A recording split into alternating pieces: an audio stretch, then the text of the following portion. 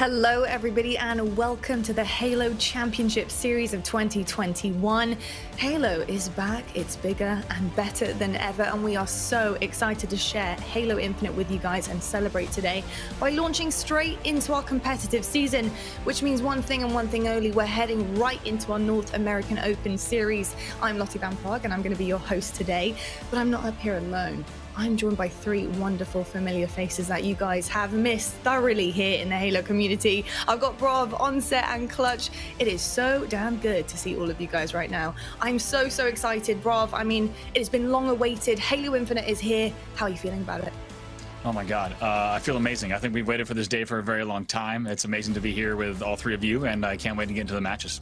It's going to be absolutely epic. Mark, obviously you have been playing from dusk till dawn. It has been absolutely epic. You got a couple hours sleep, I hope, but how are you finding the game? Yeah, just about managed to slip a few hours of sleep in over the week, but we've been playing the game a lot, and it's been so good to see the reaction of the community. I'm almost nervous with excitement right now because I just want to get into the games. This is going to be an amazing show today. It really is. And Clutch, honestly, man, I think you have put in so much time and effort and work behind this game. You've been working behind the scenes with 343. You know, to have this now on our screens, it's public, but not just public. We're into competition straight away. What does it mean to you? Man, it means everything. Competitive Halo is back. We had the best in the world competing once again. We got some prize money along the way. But most importantly, we're going to see some of the best North American teams go at it here today.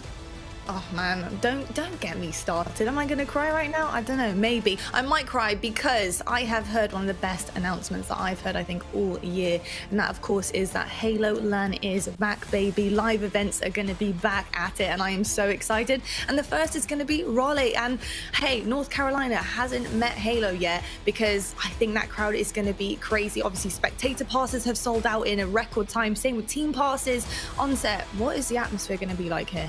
It's going to be absolutely electric, I think. It's normally a very exciting place to be, a Halo event, right?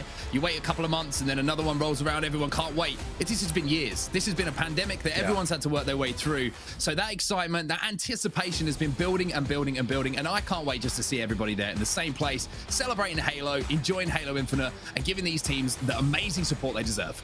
Oh boy, do we, because we have 8 giant LAN events coming your way this season, plus one in each region. We have Australia, Europe and Mexico, and we couldn't do any of this, of course, without our partners right at the bottom here. We have Face It, ESL, DreamHack, gaming partners and Esports Engine.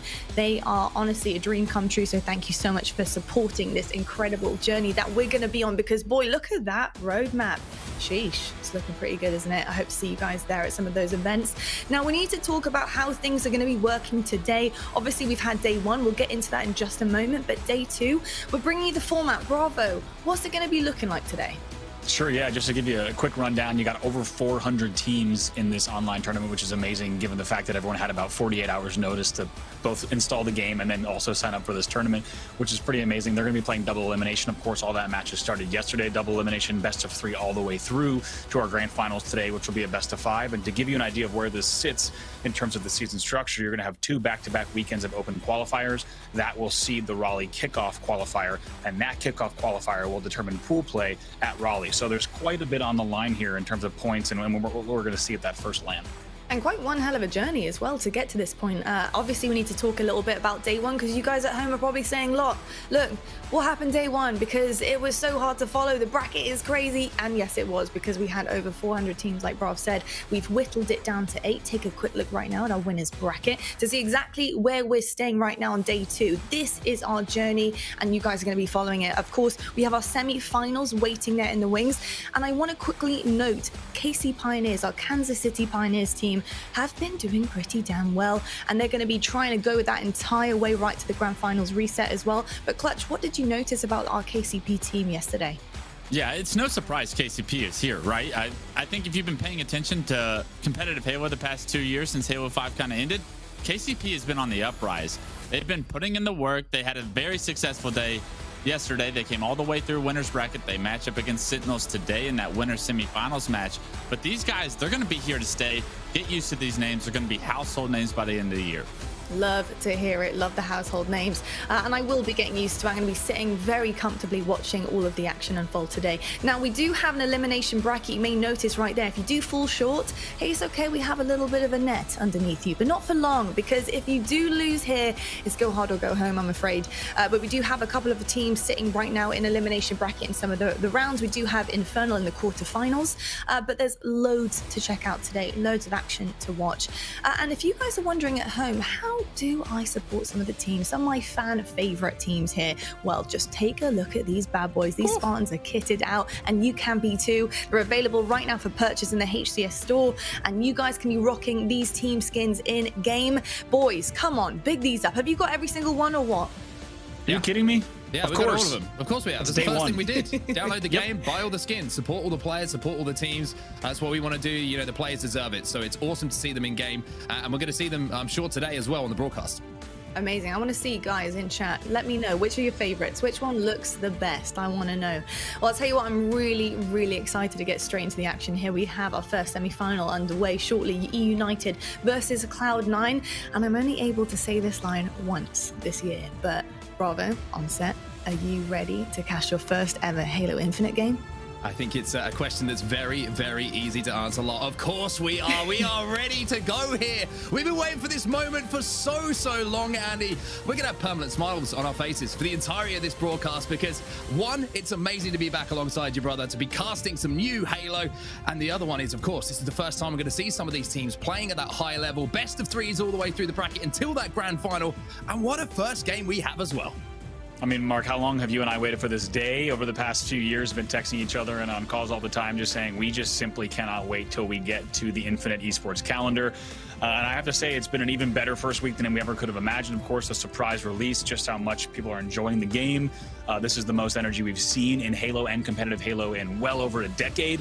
And it is so good to be right back alongside you as well. I cannot wait to get into this match. Well, I said we had a pretty good matchup to kick things off. It is, of course, an upper bracket semi-final, and the matchup itself is going to be Cloud9 taking on E-United. On one side, on Cloud9, you have 3 Halo World Champions. On the other side, you got some of the biggest names that we've had in Halo Esports for years and years now, Andy. I couldn't think of a better way to really kick off Halo Infinite Esports.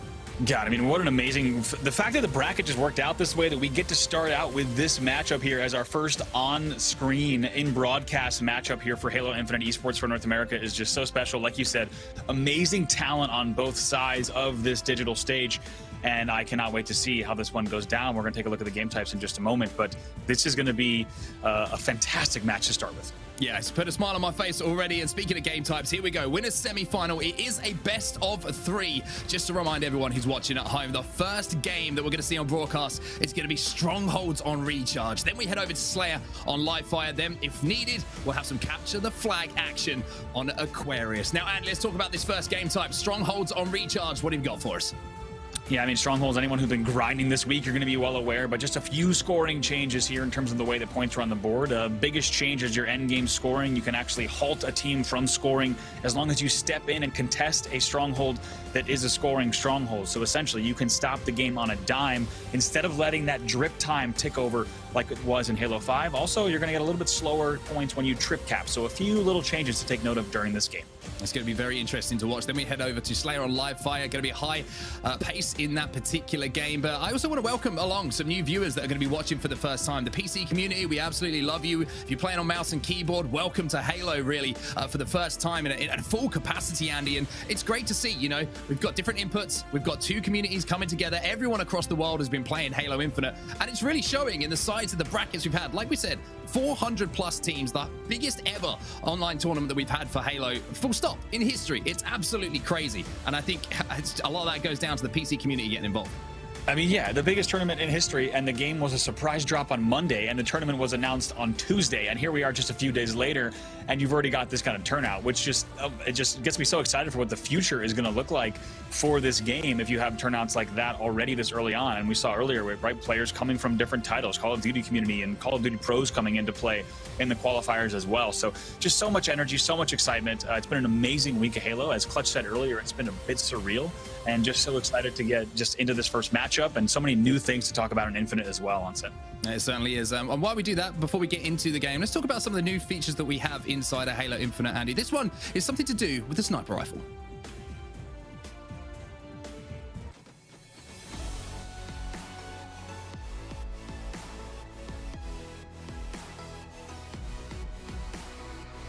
Look at that clean toss, Onset. That's a beautiful thing, isn't it? That is beautiful. It's something that is always aesthetically pleasing, Andy, to pull off in game. You run over, you pick up this thing, and you know what you can do? You can slide forward, you jump a little bit of ramp, you see a teammate there, and you go, hey, buddy, hold this for me. Hold this for me. Kobe, lovely stuff. 3 points. I'm not an American sports fan. You can probably tell. I'm probably throwing like 9 different analogies there, but I thought it was pretty close to being right. It is. Like I said, amazing little mechanic here, and it's the small things, right? It's the small things in Halo titles and Halo Infinite especially that really make the difference. And the fact that you can drop those weapons for each other, no longer do you have to find a carbine, find another weapon to be able to swap out and kind of make an annoying little roundabout in order to trade weapons. Instead, you can just drop weapons just like that to share them with a teammate. And we all know at this high of a level on set, each team is going to have a dedicated sniper, right? And even that sniper can change from map to map. So if someone off of the rip wants to be able to drop a weapon for a preferred sniper or something like that, it's going to be pretty cool to see how teams do a little bit of strategy like that when they drop weapons, even throwing a weapon if they feel like they might die. There's a little bit of layers to meta there that are going to be cool in terms of that new weapon drop mechanic for sure. So keep your eyes on that, people who are watching at home, see if we see that new mechanic in effect. And a lot of new mechanics are going to be in effect, Andy. We've got a lot of new equipment that's being picked up around the map. We have some old favorites that are back now, like the thrust, for example, which was kind of everybody had it in Halo 5, but now you got to work for it. But it is incredibly strong if you get your hands on it. Yeah, I think the way that Clutch put it is probably best. When you do grab that thrust, and expect to see teams on maps, especially like Aquarius, going front base to grab it, that thrust really should guarantee you a free kill. The way that thrust has so much acceleration off the rip, you should be able to outshoot at least one opponent. So that thrust is going to be pretty valuable in these games for sure. Well, let's take a look at one of our teams then that's going to be in our first matchup of the day. Of course, it is Cloud9 versus E United. And Andy, as I say, this is one of the biggest games that we could have possibly hoped for. We'll talk about Cloud9 because, like I mentioned, 3 of the players on this lineup are Halo World Champions. They have that ring at home. No one can take it away from them. And of course, Penguin joining this lineup, one of the most talented slayers you'll see in all of Halo. Yeah, this is a fierce roster. They're in the winners bracket still for a reason. We've seen some amazing stuff from them, and I think they're picking up where they left off in terms of the success that these guys have had in the recent years in competitive Halo. As you started to allude to, it's impossible to really even describe it in only a few words. These guys have been on top of the world time and time again over the past few years. They've been contesting, of course, that Sentinels roster time and time again, oftentimes beating them. And really, it's a question of, are these guys the real deal for Infinite as well? And right now in the winners bracket, it's looking like the answer is yes. I look across the results from the winners bracket as well. It looks like it's very difficult to beat this Cloud9 roster. Everyone was kind of expecting it coming into the game. These are names that we're going to be talking about probably in grand finals for a long time when it comes to Halo Infinite. The speed and the pace at which they play the game, Andy, is something which they kind of redefined Halo back in Halo 5, and they've carried that over if you've been watching them yesterday in the bracket. And they need to, because I think you and I have found it out, of course, grinding ranked, and I think anyone watching who's been playing as well has found this out pretty quick from the ranked playlist and watching scrims. Halo Infinite is a game that needs to be played very fast, and especially when you talk about objective game types, non-CTF objective game types, ball and strongholds, you're talking about the need to rotate very fast. So we're going to be looking for a lot of that early on in game 1 here on set. Well, here we go then. We've been waiting for this moment, and I finally get to say it. It's our first game of the North American broadcast here. The road to Raleigh begins where we're back on LAN, and starting up, it's going to be Cloud9 versus E United as we have strongholds here on Recharge. It's going to be a very fast-paced game off the break. Just like you said, we're going to be looking to see if teams start to lean more towards that AC setup and leave B, or if they try to get those trip cap rotations going. We've seen different strategies across day 1. A lot of teams already showing that there's a big skill gap early on in this game, and that's unsurprising given the amount of playtime these teams have had. But right now, here we go, head-to-head C9 versus E United, our first match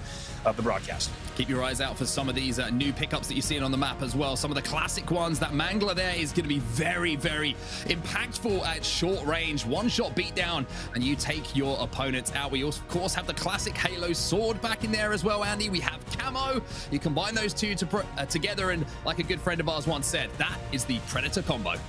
It really is, and there's so much to worry about on this map in terms of not just equipment, not just weapons, but even power positions that are quickly emerging. We saw in day number 1, the teams that were able to take advantage of those were able to get into it. Here we go, game number 1 of the series. as we jump right into Strongholds on Recharge. And the first point of view we watch here on the broadcast is going to be Renegade. If you're new to Halo Esports, this man is a little bit special, and already, he almost managed to find the camo player and he'd take him down, but Renegade will be taken down for now. Looking across the board at the start, you have 2 players already fallen here from E United, so it looks like early control might have gone to E United. However, kills did favor, by the looks of things, Cloud9. It's going to be a little AC hold, and we'll talk about the power positions through this game, and we'll take a look at just how these teams are trying to Eagle Eye the camo and able to Eagle Eye King Nick, and right there you see a very, very fast Eagle Eye. Certainly he would have gotten a call out there, but you might have heard it in scrims and matches yesterday. Players commenting that camo can be spotted, it can be Eagle Eyed, and that's what you just saw on screen there. So you might want to make sure your monitor settings are perfectly dialed. That's a very good Eagle Eye, very important play on the camo. 16-7 off the break. It certainly is. Well, now we'll watch the point of view of Stella. He's got that Mangala, but he does not have the opportunity to fire as he's taken down almost immediately here. 3 players rotating towards C by the looks of things now for E United, and it's going to be Stella who's trying to just keep a reset onto B and maybe try and out-rotate them here, work towards A with a teammate. Yeah, able to go right up to top control, just using that grapple to make sure he's able to hold those power positions. Already love what we're seeing. They're going to double back here, but run into 2 players at C. Needs to be careful. Spartan's going to back down for now. Stella, though, good call out coming in from a teammate as they move in to swoop him off the map and back into the respawn screen for just a few seconds here. And it looks like a lot of congestion going down over at C at the moment. It will be turned over to E United. So an AC hold up at the moment for them to try and hold, to try and pick up kills. A trade at the start is going to be good for them. Yeah, absolutely. Just going to check C really quick here. Start that cap. Needs to be careful, of course, all these angles that might be coming in. Knows he has to have his head on a swivel, watching both long haul and control, but actually gets back whack from sword ramp there. He will go down. Sneaky, sneaky King Nick.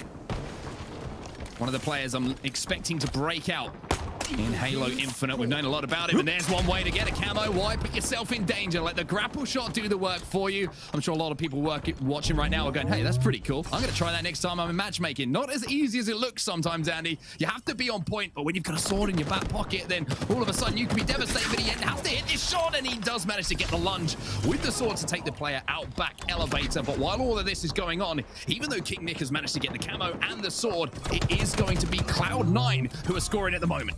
Absolutely. Do want to point out as well, as he tries to stay alive here on A, that camo was eagle-eyed again, so that's the second time we've seen in this game just how easy camo has been to spot so far for these players as they get dinged, but in the end it's very well played by King Nick. He plays that very calm, very cool, very collected as they'll maintain control of A here.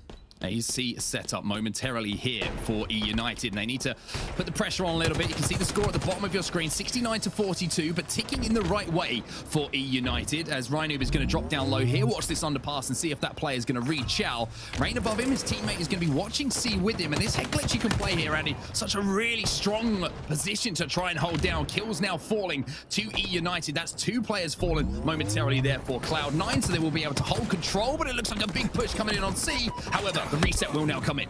Yeah, reset finally comes in. You made a great point there about C. Lots of different head glitch opportunities there when you're talking, whether you're talking about the ramp or the actual turbine itself. Pretty hard to push C if a player is head glitching in any of those spots. Can make it really difficult to push in from long haul or control.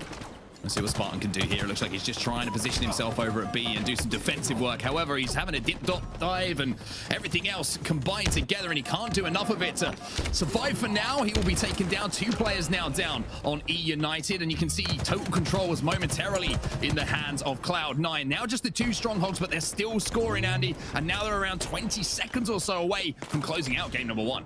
Yeah, it's a pretty comfortable lead here as they'll need to take a little bit of time on the board here. They're going to hit the 100-point mark and now trying to make sure they're able to get this kill on double stack as well. Eventually we'll go down. It's a good trade, though, as they try to win that battle bottom middle as well, and almost hitting the 100-point mark there, and a little under halfway until they close out the game here. But we'll see. It's still 104-59 now. Yeah, my mistake there. I don't know why I said that. I'm getting slightly ahead of myself. We've, of course, played to 250 here on Strongholds on Halo Infinite, but BNAing in the control of Cloud9 for now. And one thing that's been very impressive to me, Andy, so far is the ability for Cloud9 to rotate between the strongholds. They're not just making holds. They're kind of seeing where the spawns come in, and then they're backing up. They're recognizing the situation where the stronghold is available, rotating away and prioritizing getting that control, as it's going to be Renegade with the camo, who's putting on somewhat of a show. That was 4 dead momentarily as well. That's going to just let them continue to put some more points on the board here, as Renegade's also going to go ahead and camo cap on C as well. We'll get another one as well. Mangler in the hands is not a nice thing you want to walk around a corner. A little bit of a scary surprise to find. But Renegade here looking at the statistics as well. 8 kills to his name, 7 deaths as well. So just a little bit paused, but one player who's standing out at the moment. You look at Eco. He's 13 and 5 at the moment in this game, Andy. That's some nuts stuff, and that's nuts from Renegade. Gonna be very happy with that kill as well on A door. That's a big kill. Anytime you're able to get those kind of kills top A onto the catwalk, they're gonna start to open things up. Will eventually die. It's a nice play by Spartan, bottom mid to get that kill on top control. However, he'll be taken down right away.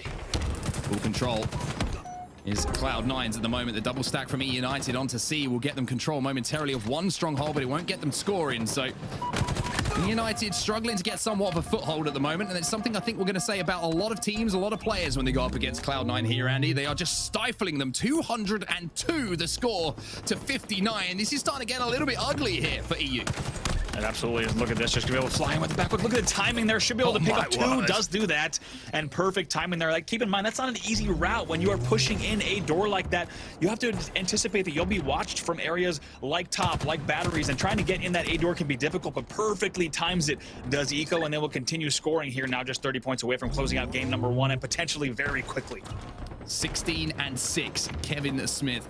Eco is playing out of his mind at the start of the tournament today, and you can see he's going to move in here, get the reset on B. The man is really doing everything as he adds another kill to his tally now. 17 and 6 for Eco, but 2 players are finally going to slow him down for now. But look at the pressure that's on C here, Andy. They have control of A, they have control of C, and E United just being forced into B here in the open, where you can only expect they're going to take shots pretty soon. Yeah, we'll see if they're able to get C here. If they do, they might make a little bit of a game of it. I think winning some key battles over there on C, yes, they will eventually get C, and they'll score for just a moment. But no room for error here, of course. It goes without saying. 10 more points before C9 closes this one out. And my God, have they ever made this a quick strongholds on recharge. It's been very, very impressive from Cloud9, like you say. And it's going to be up to Rhino to make a big play. However, he's getting double teamed immediately, and that is the buddy system that C9 love to use. They're never alone. There's always fire. There's always a friend to call upon in those battles, and at the moment I think this one might be done. One more push maybe for E United on one of these strongholds, but you can see this is a desperate push towards the end to try and get something done. Looking at A in the bottom corner at the moment, they managed to get one, but then a rotation from C9 secures them B, but not over yet. 248, yes, that's the score. They only need a couple of seconds, but it is E United in control of A and C. Yeah, there's an example of the end game scoring that we talked about. As you saw, they started to cap that, immediately halted C9 at 248. So that's going to extend the game just a little bit longer here, but really only a matter of time. It'll just take one more C9 push. Renegade doing crazy things, winning that 1v1 battle. B, C, they're going to be in control, and that means that game 1 will go to C9. And look at that scoreline, Andy, 250 to 87. That is the C9 show as they got one in the series. Wow, and was that ever a fast game? Anyone who's been playing in the ranked playlist knows just how quick that was, and the scoreline maybe doesn't even do it justice. Just an absolute dominance from them, C9. And like we said, Halo Infinite, a very, very fast rotation-heavy game. You need to be on top of picking up exactly where the enemies might be spawning, whether or not you're engaging early and forcing a split spawn. And we'll go ahead and take a look at the stats from that game number 1 as well. Yeah, not too much to talk about kills-wise from the stats we could see, but captures, it was Renegade actually doing a lot of work alongside Stella, getting inside those strongholds, doing the dirty work, so to speak, to make sure those points were ticking in the right direction. But I mean, it was a swarm. Constantly, it felt like E United just had 2 dead. They were fighting 2v4 a lot of the time on the map. And when that kind of things happen, it gives you free reign, as we now see those stats. And it's all about Eco. Like I mentioned, 17 kills, 9 deaths, most assists on his team. You can't ask for any more out of Eco. No, I mean, a 10.7 KDA, just only player to hit the double digits there, and looked so strong. Really can't say enough about how impressive C9 looked there. And I think we saw it in a few games from day 1 onset, but there's a few teams here at this event so far that seem to be playing a very different game in terms of pacing compared to the other teams in the bracket. After what we just saw from C9 in that game number 1, they are certainly and continue to be one of those teams that knows exactly where they need to be and where they also need to make sure that they get around the map. And they're just doing it so well right now. Well, they certainly are indeed, and we'll take a look at some of the highlights of that first game as well, just to remind you, if you're joining us, how the action went down, and it was pretty much all the C9 show. This was a really interesting play as well. Like you mentioned, Camo, you can spot it. The monitors have improved, and the graphics have improved in games since back when we first saw Camo involved in Halo, so not quite as devastating a power-up as it used to be, but you're still going to have the eyes, Andy. You've still got to be able to spot that Camo player out, and not only that, do the damage as well. Yeah, absolutely. Some battles here bottom middle as well, but it was just really dominating control from C9 the whole time. As you see the way they were working together, and just some great examples here of them picking up multiple kills at once. Also, just the way that they were able to team up and fly into strongholds together just made a huge difference. And I think it was pretty clear once they started to pull away around that 100-point mark that they were not looking back. One thing to point out as well here on recharge strongholds, you know, classically in Halo, usually when you cap a stronghold, it's in a little bit of a vulnerable area. I feel like you can really fight from actually inside and around the strongholds a lot more here on Halo Infinite, which makes it even more unpredictable about where players are actually going to be positioning themselves. But that's going to do it all for our first game of the day. It's time to move on and talk about our second, Andy, because E United now face falling down to that elimination bracket if they can't send it to our game 3 here. Yeah, this is, of course, do or die for them, and best of threes with this kind of format will be very, very quick, and they can be very punishing. These two teams have managed to stay in winners thus far, and they have a lot of wins on the board, very few losses, respectively. However, this is now E United's back against the wall. They need to win this to force a game 3, and you know that's exactly what they want to do. They want to stay through our winners as long as they can today, but they're going to have to show up here on Livefire, and the question is, are they going to match the pace of Cloud9 on Livefire? Will they try to slow things down a bit? When you're playing Slayer versus Ball or Strongholds on this map, you do have the option of slowing things down just a bit, but C9 is going to make that a pretty difficult task. Yeah, it's the one thing that C9 hate to do is play a slow game, and even if you try and slow it down, they'll throw some bodies at you and make it very, very difficult to set up and really find some map positioning. I think it's going to be interesting to watch this game type and how these two teams play it, because E United, a lot of the players on this team, they like to be aggressive as well, Andy. We're saying C9 are one of the most aggressive teams, but you look at the likes of Rain, you look at the likes of Ryan, those guys are sneaky, those guys are nerdy, and they'll find ways to get those flanks.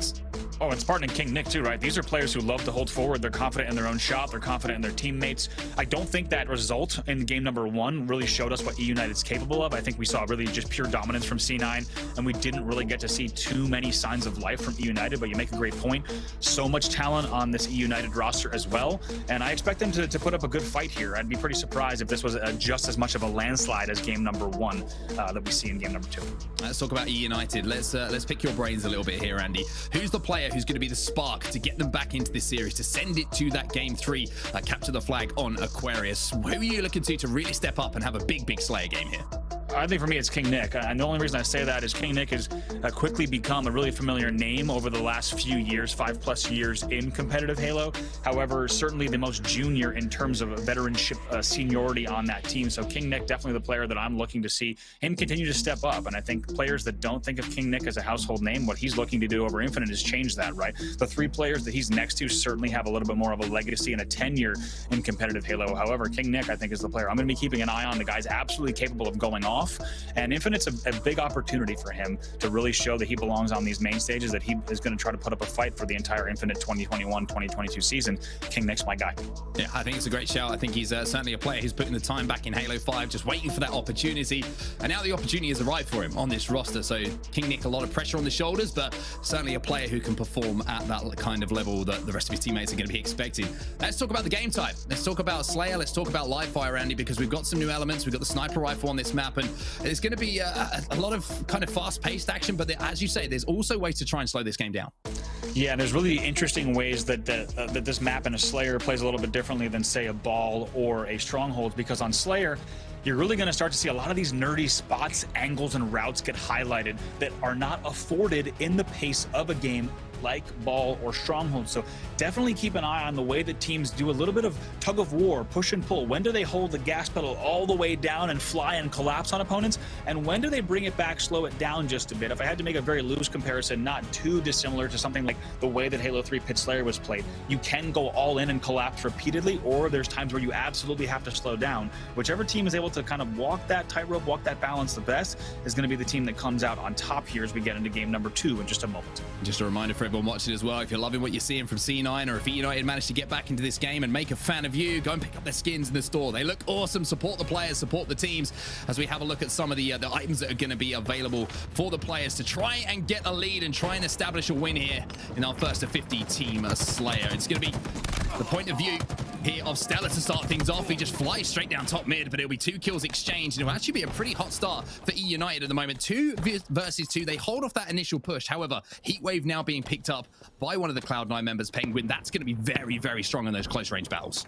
Certainly, yeah, an interesting little exchange there as they're going to trade back and forth and just try to stay alive throughout that first exchange. But interesting to see just how fast C9 did try to fly into the C base. They went straight to tower. They wasted no time. Now they're checking every corner. That's one thing I want to point out on set. Did you see how they checked those corners? There's a lot of that needed in Halo Infinite. You need to check your corners more than you ever have maybe in another Halo title. Expect teams to clear out bases entirely, check every corner left and right, and then go ahead and push out. It looks like at the moment there's a little bit of a confusion about where players are here for Cloud9. They did manage to get the overshield as well, but I'm not sure if that's been negated and kind of taken out of commission, so to speak. What a sneaky spot again from Eco. Gets some great shots here onto one of the E United players. That player will be taken down as well, so Penguin will also fall, and that'll be just kills exchanged. But 7-5, a pretty close game at the start here.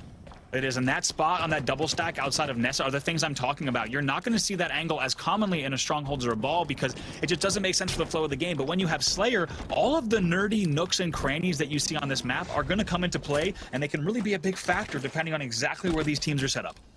Spartan's looking for a pick at the moment, just seeing if anything can get going. But look at the pace of this one, Andy. You mentioned how the game can slow down, and that's what Cloud9 will try and do if it does slow down. They will try and be aggressive. They will try and be the instigators. But this might just work into the hands of E United here. As Spartan does some good work with the Mangler, manages to get a couple of kills on the board, but finally will be pushed bottom middle here by Penguin. Nice little lead here off the break, 10-7. Finally, with a little bit of top tower control. He also cleared out Nest and B right now, so just going to try to go ahead and try to get across the map if they can. A few more kills on the board, going to give them a little bit of a cushion here. Let's see how they play this. If they try to apply pressure right away to Garage, another kill goes to them. So now actually doubling their opponent's score. For just a moment, a very good string of kills coming in for E United as they step up in game number 2. Renegade just trying to stay alive here for Cloud9 at the moment. However, he's just getting beamed from the top of the tower at the moment. His shields are getting melted, but wow. I mean, talk about confidence. You know you got a teammate there. He recharges and he manages to pick up one. But again, that's going to be a couple of players falling for Cloud9 here. And they are falling into that trap that E United is setting. They're playing a little bit more passive. They're waiting for the mistakes here of Cloud9, and they're capitalizing on it. Yeah, I mean, take a look at Spartan and King already. 6 kills and 8 kills respectively there for them, and just great numbers on the board this early in the game. Keep in mind, their opponents have 10 kills total, and these guys are running with 14 kills right now. Absolutely controlling the game, King, Nick, and Spartan. Shots coming in. Oh, wonderful shots coming in from Spartan as well. That's going to be a double kill for him. And I'm sure if we were at a live event right now, or if this was Raleigh itself, you would be hearing Spartan making some noise across the stage. But for now, the kill will be exchanged. It's 13 kills here for Cloud9, 19 for E United. So a pretty solid start for them. However, Sniper Rifle, the ultimate game changer here, and it's fallen into the hands of Cloud9 and into the hands of Stella. Yep, fresh snipe on the hands. He did see the spawners there on dummies, by the way. You saw that on his screen. He was able to get that, but right away lit up. It's a great set of pressure from E United right away. They don't waste any time. Tries to get the change on the wave. Not going to come out, but the kill will be cleaned up as well. So it'll stay pretty close. 21-17 here in favor of E United. Eco going back tower here, trying to see if he can find that sniper rifle, but it looks like it might have escaped to the hands of everyone at the moment, as all of a sudden this game's got a lot tighter, Andy. 21-17, a couple of kills in a row going down to Cloud9, and have started to make this a lot more interesting as we see a 1v1 top middle. The repulsor comes in to send Eco back to have a think about that challenge, but look where he ends up, right behind another player bottom mid, and it actually works out in his favor. Yeah, sometimes you just get repulsed to somewhere else on the map and it ends up working out well for you. That's a rare example of that, where in the end they're able to pick up a few kills. But like you said, this game much closer than maybe it should be if you're a fan of E United, because they did just have that 7-point or so lead. It's been diminished now to just 3. Just 3, and you can see in front of a C9 player, Renegade, who we're watching right now, has managed to pick up that overshield. He's still got about half of it left as well. He should be able to solidify this kill. He does not back down, this man, and when you give him extra layers of shield, then he's going to be even more confident as well. So that's a big, big moment here. As you can see, he's trying to push in behind the garage as well, and if he can catch a flank or just stay alive, he's going to be a real thorn in the side here of E United. Yeah, fakes garage for just a second, then goes top mid sandbags, forces the player off of front sandbags. Very well done here. And also you see one thing we saw from Renegade jumping off of boxes when he had overshield, making sure to not get into that melee range. As anyone who's been playing Infinite knows, the melee range is where things get messy, and you really want to avoid that, especially if you have an overshield. Win these battles clean. Do not force those melee trades. Instead, try to win the battles from a distance. But just like that, it's a 1-kill game. Look at this flank coming in here as well from Renegade. He manages to do the damage for his teammate to move in and pick up one, and now he's going to be chasing down this player bottom middle. What a push this is from Cloud9, and now we have a lead exchange. A C9 find themselves up by 2. You hear that half-game music there, just like you said, 25-24. A miss of the no-scope coming in from Stellar, going to try to pop up, but does find two. Needs to be careful here, and actually gets away somehow with the Ryan Noob kill as well. Tries to go pillars and manages to still get away, stay alive, just like that. Cloud9 has taken the lead here. That's heartbreaker already for the side of E United. After we said up by 7 or 8 kills earlier on, just like that, their lead is gone. Now they're trailed by 2. Now the question is, can E United do what Cloud9 did to turn this one around once more? Still very, very tight here, so a couple of kills is all it takes. However, every single time that you see a player get picked off, it's good news for E United if they get that first kill. But those shots from Eco, this man, he's not missed a beat since every time I've watched him ever play Halo. He just doesn't miss, and he's always making the right decisions. Love that play from Eco there. He just sits in the notch. Notice he does not drop down if he doesn't need to. Instead, just holds. Always can drop down if the opportunity needs to come through, but now going to have to challenge it. Power up the back whack comes in there from Renegade. That's a huge double team there. Crucial moment in the game. They will extend their lead even further. Yeah, that's absolutely huge. That was a chance for E United to do something special, but all of a sudden, when that power-up that you've worked so hard to position for and getting your hands is eliminated almost immediately, it leaves a little bit of sour taste in the back of your mouth, to be honest with you. 31-27 the score at the moment. Still pretty close, but a 4-kill deficit. That's a full team wipe here that needs to be picked up for E United without taking any damage themselves. And with the way they're moving at the moment, it's looking like Cloud9 is still picking up those kills, and 3 players now full spot and last alive. Yeah, trades going in there. Let's take a look back at the sniper rifle here. You saw a few kills there off screen all the way over at dummies as well as bottom mid. They will be exchanged, but now just like that, 35-28. And C9 is looking to just continue this exact pace that they've now set. Sniper rifle control as well. Look at that. Not content holding tower. Instead, going to get a little more interested in these angles that might be available top middle. Try to see if they can find anything front sandbags front A. Stellar just staring through that garage door, seeing if you can get any kind of a indication there's going to be a forehead or a little bit of hair atop of the helmet, whatever it might be. He's going to take that opportunity should it present itself, but the game has slowed down a little bit here because E United are more than aware that Cloud9 do have that sniper rifle in their hands. Renegade did get taken down, so it's now 4v3 on the map in favor of E United. And it looks like they might have picked up another one as well, so there might be some pressure coming on the tower pretty soon. You can see holding back tower at the moment with that sniper rifle is going to be Stellar. But E United doing a good job not to give any easy kills away yet. Absolutely. As we take a look there, a few different angles that are being challenged, but just staying alive here. Now still a 5-kill game. Let's not count E United out of this. They've had an unlucky side of the streak there. Nice finish on the back pillars from Stellar. That's a big kill, but let's not count them out just yet. They've had a definitely less than ideal stretch these last few. Looks to see if Stellar can try to hit this headshot. Gonna try to get cheeky on that overshield as it does pop. Oh, Stellar. You just knew it was gonna happen. It was written in the stars there as Cloud9 show that every single member of their team can do something special with a power weapon in their hands. Now they'll pick up that overshield. It's Eco who's going to be able to pop that one as well. So this is looking like all of a sudden it's got out of hand, as now you're going to see Stellar pushing forward, doing damage, working with his teammates, and this is just classic Cloud9. It absolutely is, and that was the moment that we were wondering if things would break open, and my God, did they ever. It was just a 5-kill game. Now it's 46-34. Only 4 more kills for Cloud9 to 2-0 here in the winner's bracket. Make that 3 as one player falls. Eco picks up the kill on King Nick. There's going to be a player flying forward with the heat wave, but again, the teamwork is exemplary from Cloud9, who wrap up the series 2-0 with a 50-35 win. 15 kills there from Stellar, the largest on his team there. And you know what, I have to say, I'll eat my words. 50-35, pretty dominating scoreline in the end. Certainly more signs of life from E United. We saw them with a pretty great lead early on, and we actually saw them pushing those rotations well. But Cloud9 just playing that so well. A little bit of a tortoise versus the hare there, as they just played so confident throughout the entire game, and they close it out with a huge scoreline, 50-35. Like we said, 15 kills from Stellar, 14 from Renegade as well. Yeah, so well done across the board, to be honest with you. You mentioned King Nick, and a decent game from him, but unfortunately Rain having a little bit of a stinker in that particular game. Not what he would have wanted to see, but I think it's more the C9 show. This is what we can expect from them, Andy, moving forward in Halo Infinite. The pace at which they play the game when they put their foot down is so impressive, but also one thing I was impressed about was, you know, their ability to actually slow things down in this game as we take a look at the highlights. Yeah, absolutely. We'll take a look here at exactly how that game went down. And you'll remember early on, United just looking like they were poised to just get this series to 1-1. They were already looking to game 3, but quickly things changed off the break. It was pretty even here as we take a look at that opening rush, as you'll remember, but things changed right around that 20 kill mark on set. It started to look a lot different.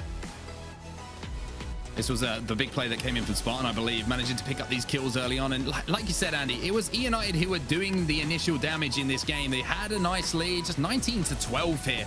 And to be honest with you, I don't know if it's a credit to E United trying to keep that pace up, trying to put the pressure onto Cloud9, or if it was Cloud9 just being able to negate that and then just being able to rack up the kills. One of the most devastating things in Halo full stop has always been if you lose 3 or 4 players consecutively, because then you get those spawns, you get the staggered spawns, and you're fighting in difficult positions. Cloud9 got that once, I think, in the game. And when they did, it was around when Stella got that sniper rifle. It was over before it almost E United had a chance to get back into things. And this was that last power-up exchange. As you see, the game is going to tick down here. And essentially, this is the last set of battles that actually was the game decider. But my God, as we bring everyone back in here, as we take a look at that last game result. And 2-0 C9 off of the break. Lottie and Clutch, they're looking pretty good. My goodness, they were looking pretty amazing. I've got to say, Cloud9, just the sheer dominance that we saw from this team was pretty outstanding. I mean, I've got to say also, just being honest, I didn't take a huge amount away from this Cloud9 team right now. I don't think they gave a lot away, and I don't think they had to against E United. And that's no disrespect to the E United boys whatsoever. But I think from what we saw in that strongholds, right, you know, the objective, I think it was so incredible the way that they were able to dominate like that. I mean, not just to mention the slays, but the rotations, the fact that they had control of all the power-ups and power weapons so easily, it really just looked pretty breathtaking from my point of view. Clutch, I got to ask you about that, and Cloud9, what did you take away the most from that series?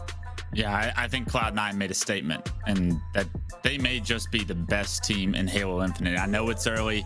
I know the game's been out for 5 days, but they look like they did at the end of Halo 5, and that was the scariest team that we had seen, because they were able to take down Sentinels with pretty much ease going into that 3rd World Championship. And it looks like they have their eyes set on going potentially back-to-back for the World Championships here for Halo Infinite. They do indeed. I gotta say, they're definitely the one to watch right now. Cloud9 are looking pretty damn exceptional. Let's take a quick look though at the winners bracket. So this is where we're at. Cloud9 take down E United. E United find themselves in the elimination bracket, and Cloud9 are waiting in the winners finals. Currently, we do have our semi-finals where Cloud9 will meet either Sentinels or KC Pioneers. But I mean, it's gonna be pretty epic. No matter what happens, that Cloud9 team are ready. They're waiting, and they're waiting to get a couple more slays, I think, too, because this team ain't stopping anytime soon. We do need to take a look right now though at the elimination bracket, just to see exactly where that one is standing and where E United have ended up as well, because of course they do have a second life here. They still have a chance to make it back into our grand finals as well, so it's going to be pretty epic. I think we'll actually take a look at the elimination bracket in a minute. It's okay, no problem. We'll move swiftly on past the elimination bracket. Who cares? I gotta say, first of all, we just watched, I mean, Clutch is setting a tone for himself for the year, because we just watched one match of Halo Infinite, and Clutch is already making world championship calls here. Best team again. He really is. I've been watching scrims, and if you've been paying attention over the past 5 days, Cloud9 has been putting in a ton of work, man. I mean, these guys don't get off the game, and I think they just gave you a little sample of what we're going to be in store for a long time. I think right now that Cloud9 team, I think this is honestly the way that I'm looking at them. They fit just so well together. I think there's a difference between putting 4 incredible individual players in together, but having a team that actually gel and work together in terms of play styles and their mindset. This Cloud9 team makes that the difference here. That is what they are doing. They're not just talented, but they work really well. Let's take a quick look though. Right now, I have the bracket ready for you guys. Don't worry, I have it now. I've got it. Here we go. This is what we're looking at. This is the go hard or go home bracket. That's what I like to call it. We do have our Infernal waiting in the quarterfinals there, and now we see E United meeting Optic Gaming. So we do have the OG in Halo Infinite, which is absolutely wicked. I can't wait to see that matchup. It's going to be amazing, and we're also waiting to see who is going to end up in the quarterfinals up there as well. Now, something that is really epic for you guys, you probably heard earlier this week that team passes, of course, for Raleigh are sold out in something like a crazy 40 minutes. Well, what if I actually told you guys that there is one available for your team? That is right, listen up. All you have to do is sign up for the Game Pass that has PC games for a Halo Infinite tournament happening on December 11th, and it's a 2-day event featuring 128 teams online, and one of those teams will win the grand prize and an all-expense paid trip to the first Halo Championship Series live event in Raleigh, North Carolina, of course, which includes your flight and sign-ups are now open over on smash.gg/Xbox. I gotta say, what more could you want? Look at that. Thank you so much, Xbox. Thank you so much, Halo. Make sure you guys sign up for that one. Well, I'll tell you what, gentlemen. Oh, sorry to interrupt. I gotta say, that is the ultimate last chance qualifier. That event is like right before Raleigh. So if you grind as much as you can if you're out there. Yeah, grind as much as you can if you're out there, because that is, you're gonna get a phone call immediately after winning, and they're gonna be like, hey, we need to buy your flights right now.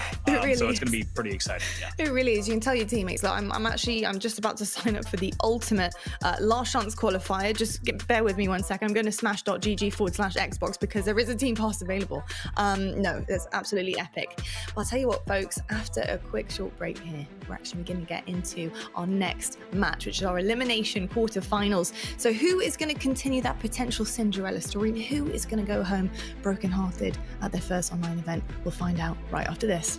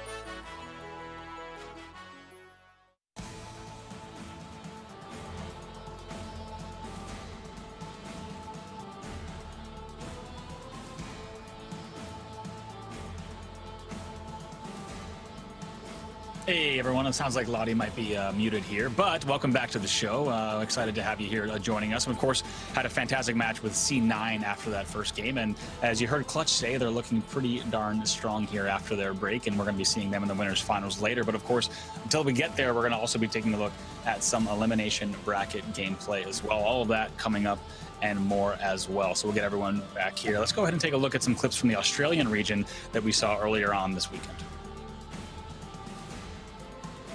Rockets are spawning. Yeah, I think overall it's just been positioning that's been the crucial part in this game so far. There hasn't really been any super flashy power-up weapon plays. And just as I said that, we have the my triple God. kill Oh with my the hook. That's God. what you love to see. Look at that, boys. He gets a hold of those rockets now, and he has the grapple hook. Can we see a bit of Rain of Death? That's absolutely nuts. He finds another kill and he's on the killing spree. He's got another rocket to work with. He gets a double, not able to get the second triple, but that was actually incredible. I'm back, everybody. Don't worry. Don't panic. We're back on. I tell you what, that was nuts, though, wasn't it? To talk about rocket play. I mean, Are we what's watching exciting Halo here? or Rocket League? What's exciting here is the fact that we're just scratching the surface. Like the fact that you see grapple triples like that of someone grappling all the way to finish a kill. Like the potential, and Clutch knows this better than anyone as someone who's helped work on this game for the past many years. The potential that we have for comboing weapons and equipment and multi-kills and all that is just so high this game. It is going to be wild. Yeah, I mean, it's pretty phenomenal. I think there's so much to work with in this game that is so unique and exciting. I think from an FPS perspective, it's going to be even better, I think, than any Halo we've seen before in terms of the kind of uniqueness of it. I mean, like you said about the grapple opportunities that you can get, the kills, just how flash. We have a lot of flash players here as well in our pro scene. So I think the flashy clips are going to be out in full force in no time for sure. But I tell you what, gentlemen, it is just about that time we throw to our next game. So I'm going to hand it over to the wonderful duo now of Onset and Clutch as we head into our elimination quarterfinals. We've got E United going up against Optic Gaming. I think there's going to be a lot of Optic fans in the chat here, so we need a bit of E United love, gentlemen. That's very, very true. Well, people ask, when will Optic play? When do Optic play? We've got the answer for you right now, okay? Wes, it's an absolute pleasure to have you alongside me to cast this game. The first game that you get to cast of Halo Infinite. I can't stop smiling, mate. I'm sure you're exactly the same. You're trying to keep it cool, but like I can tell there's a smile under there somewhere. I mean, there's a lot of emotions going through me right now, and I'm just trying to make sure I focus on the task at hand, and that's focusing on these two high-level top NA teams. I mean, this is going to be potentially a big rivalry because we always talk about Sentinels and Cloud9 competing for first, second. These are like the two teams coming up on third and fourth that really want to break into that finals, but they have to go through each other, and they're going to have to do that all year. So get used to these two matching up. It's going to be Optic Gaming versus E United. I love the fact that we've got to see the opportunity, well, we have the opportunity, excuse me, to see Optic Gaming playing as well. The reason they're down in that lower bracket is, of course, because of the fact that they lost to Cloud9, who we've just seen beat E United. So this is a kind of a who's going to be able to take the one of two teams who lost to C9. And I'm sure we're going to be saying that a lot of times throughout the year as well. This is the series layout, Wes. What do you make of this one? Yeah, I think starting on Bazaar CTF, we're going to tell very quickly if these teams have been able to adapt over the past 5 days, having such little time to figure out what kind of strategies they want to kind of implement here in this early tournament. I think if I'm going to go in favor of one of these two teams, it's got to be the one with Ryan New, because they are always focused on what can we do better, what can we move on and improve on. Optic Gaming, I'm not sure if they have that leadership. They're going to have a lot of raw individual skill. I mean, when you're talking about APG, Pistol, Wasayan, like those guys don't miss. It's just a matter of have they caught on to this specific map Mo combo yet. So it'll be very interesting to see which metas kind of have formed over the first 5 days. It's very, very true. And when you mentioned the player saying, just remember, he's evolved into Lucid now. We've had that name changed. That's how he's become a new beast. He's a new man on this lineup. But I think one interesting thing to kind of throw into the mix here, Wes, is the fact that, you know, this is two teams. One of them is going off the back of a win, coming through that elimination bracket, a couple of wins on board. And the other is E United, who have just taken a little bit of a beating from C9 to fall down to that lower bracket. Do you think that's going to affect them in this series? It was not a little bit of a beating. That was a beat down. That series was not close, and they have to figure out a way to shred that off immediately, right? Like Optic got beat down yesterday by Cloud9. They've had some time to recoup, to like hit the chamber, like regenerate, get back to their form, get some confidence going. Cloud9 does not, or I'm sorry, E United does not have that same benefit, right? They have to jump into the next series immediately. Luckily, Spartan playing pretty well, usually an emotional player. Hopefully his emotions are still like high, because he played very well against Cloud9. He's going to need to duplicate that performance if they want any chance against Optic Gaming. Well, let's see if Spartan can light the fires under his teammates then. Let's see if E United can brush that loss against C9, excuse me, off their shoulders and take down Optic Gaming, who on the other hand are probably thinking, hey, this is our opportunity to really strike here and keep moving through that elimination bracket. Bazaar capture the flag. It's going to be our first game of the series. Wes, talk us through a little bit of strategy here before we see the first shots fired. I always view Bazaar CTF as a two-step process. It's very different than anything that these players are going to have competed on before in CTF throughout previous Halos. You got to get control of the middle of the map, then you got to kind of pause, wait for them to spawn, and then start to overwhelm their base. It's kind of like walking into a fortress. It's going to be very difficult to breach that fortress if you're not doing it as a team, if you're not doing that with the overshield, the power weapons, and the rockets, and the lightning grenades. And then we're going to see how successful they can be so early on in this game being released. Well, here we go then, straight into the game. We're watching the point of view of APG, and he's immediately going to manage to get away pretty much unscathed with a power-up, and that's going to be a massive start for them. You can see he's taking a little bit of damage, only a slither of OS left, but he's going to pick up a beatdown. Important kills already going in the favor here of Optic Gaming. Yeah, Optic Gaming not only gets the overshield, they get rockets, they have the flag in their hands as well. Actually, that's going to be, yeah, it's Optic Gaming. They go down, so it's not going to be a successful flag run, but already primarily picking up the overshield and the rockets. You can tell that they have a great opening strat. Let's see what the rest of this game entails. On the other side of that, you have to say, even though United did not get hold of those, they've done a pretty good job to hold off that initial flag cap without taking any damage themselves. The flagpole didn't get too far, and now it's just kills being traded across the board here. A couple now fall into the hands of United, but as you can see from the point of view here of Lucid, he's just trying to find that Bulldog, get a little bit of weaponry in his hands. And we've been talking a lot about Halo Infinite West in the build up to this tournament, and you've always said pretty much any weapon gives you a situational advantage that you can pick up on the map. Yeah, absolutely. That was a main focus of the design for competitive play, was to make sure that we give players opportunity to have situational advantages that they can gain, right? Lucid, this guy scavenges better than just about anybody. I've been watching his stream just for the past 5 days, and he's been going absolutely bananas. A beautiful use of that shotgun. Unfortunately, the kill is traded out, and that was a great job by United to flush him out of that bar area, because that's a very powerful place for an opponent to be. Early on here, it seems like a lot of pressure has been coming in from Optic Gaming. There's been a few attempts at breaching the fortress, as you put it quite rightly, but nothing that United haven't been able to kind of hold off for now. As now we see Pistola, we've seen this man, he's got that competitive drive flowing through his veins at the start of Halo Infinite. He'll be taken down as we now see King Nick, one of the newest additions to the HCS. Let's see what he can do. Picks up the beat down there onto APG, retreats back to his hut here. Now he's asking for help from his teammates just to survive. Great job by King Nick here to stay alive. Does spot the overshield player in Trippy bottom middle, and unfortunately the dynamo grenade's going to fry him to death. They're going to get rid of King Nick, and now this is a real opportunity for Optic Gaming to advance on the map. Yeah, let's talk about the dynamo grenades, Wes, because you said to me, treat these things like power weapons. They can clear out bases. They can clear out the likes of the treehouse that we can see Pistola staring at right now very, very efficiently. Yeah, when you talk about trying to push into a fortress like the map Bazaar, it's so important to try and lead that push with grenades. The dynamo grenades are going to give you so much damage, so much information as far as where these players are, how weak they are, due to the audio cue that you get. It's going to be so interesting to see how they're differently used. Trades coming through. APG picks up a double in the kill feed, and Optic Gaming, they've been able to control the middle of the map. They've got rockets in their hand with grapple right now on APG, and he's looking to push and potentially get this first flag out the board. Big opportunity here for Optic Gaming to pick up the kills they need. That's going to be 3 down now on United, but is anyone healthy enough and with shields and in position to get into the base and then pick that flag and throw it out the front? Oh, lovely shots from APG. That's a spree for him. 5 in a row without response. Yeah, unfortunately, he's going to lose his life, but beautiful shots. If you know anything about APG, it's he doesn't miss, and it looks like that's carried over to Halo Infinite very early. So once again, United, the story of this game so far, Wes, has been they've withheld all of the pressure from Optic Gaming. Can United now move forward? And a real devastating moment here for Optic is they've had these advantages. They've had the pressure on the base. If United get one scrappy run going, that could cause them some problems. That could really demoralize them.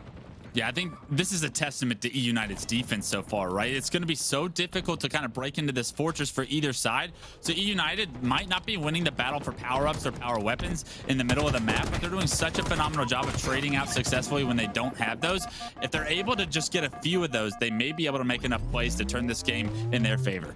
Well, Trippy working well with Lucid here to try and get that first kill that we were talking about, to get into the base. Lucid will pick up another one as well, and all of a sudden, E United players are starting to fall one by one. This is the last player alive, I'm pretty sure, and this is a huge opportunity now for Optic Gaming to run this flag. Talk me through where you're expecting these players to be respawning. The flag is out. They're spawning back of their flag right now, and it looks like nobody's going to have a real position to make a play on that flag carrier. So it's going to be punched in, and finally, Lucid gives his team the first lead of the series. Big plays coming in from Optic. All the kills falling one after the other, and that's the one thing you don't want to happen if you're on a CTF game. Ola doing a good job here to stay alive. Spartan trying to spot him out and finish off the kill, but now it's up to E United. They've given away that flag cap. They've been withholding pressure for the entirety of the map. Can they flip the scales here? Can they seesaw that pressure back towards Optic? Yeah, this is a great position for Spartan to be in, but unfortunately, he's knocked to very low shields. Needs to be very weary of a player pushing out of that treehouse at him. Does spot a player, bottom shield, bottom middle, no shield, finishes that kill, but does he expect this player to be tree? The answer is no, but good shots to back him down, and I love this corner control. It's one of those middle steps as far as progressing on the map, but he needs some of his team to back him up before they can push in.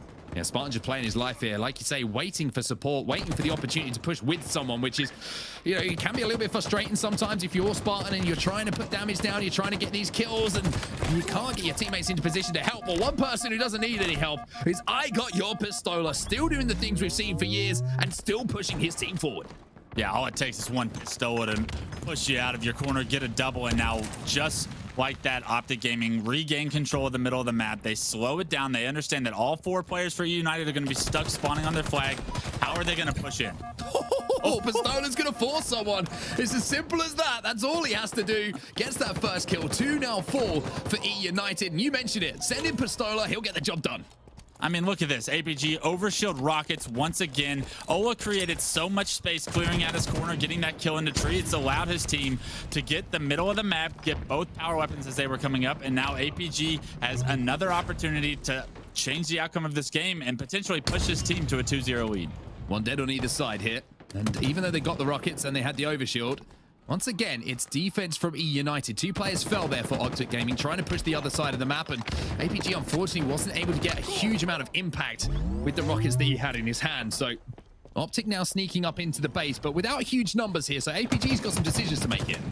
Yeah, I would prefer him to be playing sneaky, but he fires off a couple of shots at the players crossing top bridge, gives away his position. He tries to relocate front the base. You can be a real nuisance if you can stay alive front the base. It's going to be very difficult still for E United to push out. 2 immediately get taken down there. A player spawns back thrust, and APG is hot on the press. He certainly is. 2 players spawn together, though, as they try and collapse in. Lucid will pick up 1, so a couple of players falling once again in quick succession here for E United. Let's talk about Trippy as he's pulling his flag as well. He's currently 14 kills to his name, 7 assists and 10 deaths. The man is playing some incredible Halo, but Lucid 19 and 7 at this point. Yeah, Lucid absolutely going crazy right now with the 19 and 7. Haven't had too many power weapons in his favor, so he's doing it all just with the BR. Typically an unbelievable performance halfway through this game for him. But with only 4 minutes and 15 seconds left, we need to see some life out of E United if they have any hope in tying this game up. Yeah, the concern for E United is they haven't even kind of got past the halfway point on the map at the moment. They haven't managed to get into the flag. Those kills that are coming in, though, all in succession. The double we saw, it might have even been a triple just as we moved away. We'll secure them the overshield, and finally, we see the swarm now coming in from E United. They've got some map control. They want to push forward, and they need to be aggressive and take advantage here. Here's the first chance with a real power-up that they're going to have. Overshield on the flag. They're able to slay a few out. It's 2 dead for Optic Gaming. You see the flag being pulled. Rain going to run it right down bottom middle. His overshield's starting to dwindle, so they're going to have to slay out one more time. He does get a trade, but nobody's going to be there to run that flag, and I'm not sure if E United is going to have any chance to get this one on the board. Yeah, it's going to be a return coming in. If Rain wins that 1v1 and doesn't trade it out and stays alive, maybe, just maybe, there's an opportunity to double back and get that flag moving a little bit more. But the trade was absolutely huge from APG. He did not have the first shot in that battle and managed to still make it work somehow. So for E United, that's the first time we've seen them going forward. And hello, is that David Walsh? No, it's Lucid, the Needler, back doing damage. I told you he was so good at scavenging for different weapons. He's used the shotgun already, now the Needler. Lucid is using the entire Infinite sandbox to have success here. Lucid moving in. This man has been playing some lights out Halo Infinite, 23-8. And you can see it in the confidence as well. Make that 24. The man is destroying United right now. And Optic are going to be feeling themselves as he gets yet another. I mean, his shot is so crisp right now. One of the best players in Infinite, hands down, and he's giving Optic Gaming all the life they need to take this game 1. So finally, a little bit of calm as Lucid is taken down. I'm sure when he gets back to his feet and re-engages, we'll be getting all kinds of excited again, but not for the first time in this game. This has been the story. Rockets have constantly been in the control of Optic Gaming and constantly in the hands of APG as well. But unfortunately, he can't get any kills this time. King Nick will take him down, and there is still one rocket down there. However, who's going to stop him? No surprises. Lucid once again back joining the party. Once again, he's got the Mangler, he's got grappling, he's got overshield grappled to him. He doesn't have to overextend at all. I love this play by him. Now, let's see if he can try and get into the corner, maybe apply some pressure here, but he gets immediately melted from Spartan in the boys bottom middle. E United has a minute 45 seconds left, and the Spartan has just gave them an open. He has indeed, and the good thing for E United is even though they're being heavily outslayed at the moment, it's just one flag, Wes. They haven't managed to put that second in here, Optic Gaming. So E United, like I mentioned, it only takes one pull. Yes, they've only had one pull themselves and got that flag moving once out of the base, but it only takes a couple of kills falling very quickly, and the talent that's on this team might be able to turn that into a 1-1. It's not over yet. E United knows what they have to do to get this one in. They just have to figure out a way to successfully get all 4 dead, find the spawns bottom pink, and then potentially run it. But unfortunately, there's just so much help from Optic Gaming. Every time you see one kill go in their favor, they are able to trade the damage, they're able to trade the kill, and because of it, E United never has the numbers they need to get into the flag. Commando here in the hands of Pistola, trying to do some long-range damage, and the survivability of Pistola is something that's almost folklore at this time in Halo history. And the man doesn't know how to die without going down without a fight, so he's moving forward at the moment. The rest of his teammates kind of just holding the middle of the map once more, and Pistola's just looking to put pressure onto the E United base. Even if EU move forward here, Pistola is going to be such a thorn in their side. Yeah, Pistola's going to be on the flank, and I do not think that E United is going to be able to sniff him out. There's 27 seconds left, so every one of these kills is going to matter. Oh, with the flank. Oh, with the double. The Commando doing absolute nuts. Ola stays alive as well. Rechallenge, and that just shows the confidence. He knows he just made the game-winning play to solidify his team this first game 1 win. It's going to be all up to the last 2 players on the United, and with the flag so far away, I'm not sure they're going to be able to close the distance. It has been so good. However, they got to be careful here because that flag just got moving. And even though we're giving the game away here, a big win from the man on your screen, Rain, and maybe he can get that flag moving once more, but who else but Lucid? I think I might be saying that quite a lot in this series as he picks up 2, will stop the last desperate pull coming in, and Optic Gaming will go up by 1 in the series. Only a 1 flag win, but Bizarre CTF goes in their favor, Wes. Yeah, that score was not representative of what that game looked like, right? That was a 1-0 win that looks very close on the scoreboard, but it was all Optic Gaming. It felt they've controlled the power-ups, the power weapons, the middle of the map. They basically just couldn't figure out more ways to get the flag run successfully. E United was lost for strategy, looking for answers as far as how can they get some objectives on their own. They're going to have to switch something up very quickly because Lucid 33 and 14, that's very hard to stop. And when you translate that to his game 2 Slayer, that only means that he's going to dominate even more. A KDA of 21.7. Sheesh. I mean, Tommy, the name change is working for you, buddy. Forget about saying this is the Lucid show. That is a monster stat line coming in from him. And to be honest with you, everybody contributing across the board for Optic Gaming. For E United, though, concerns, you have to say, really struggled just to find any kind of footing in that game. I don't know if it's just a game type that they don't fancy, if it's something that they need to work on. They know they're weak on it. But that's 1-0 down in the series, and when you're in a best of 3, Wes, you can't afford to make too many mistakes. No, the best of 3 can end just like that, right? You can feel like you didn't even get an opportunity to really compete. And unfortunately, this is going to be their tournament lives on the line. We're in the elimination quarterfinals. E United has to win this game or they are out of the tournament. They need to push this series the distance, and they have only a Slayer to do so.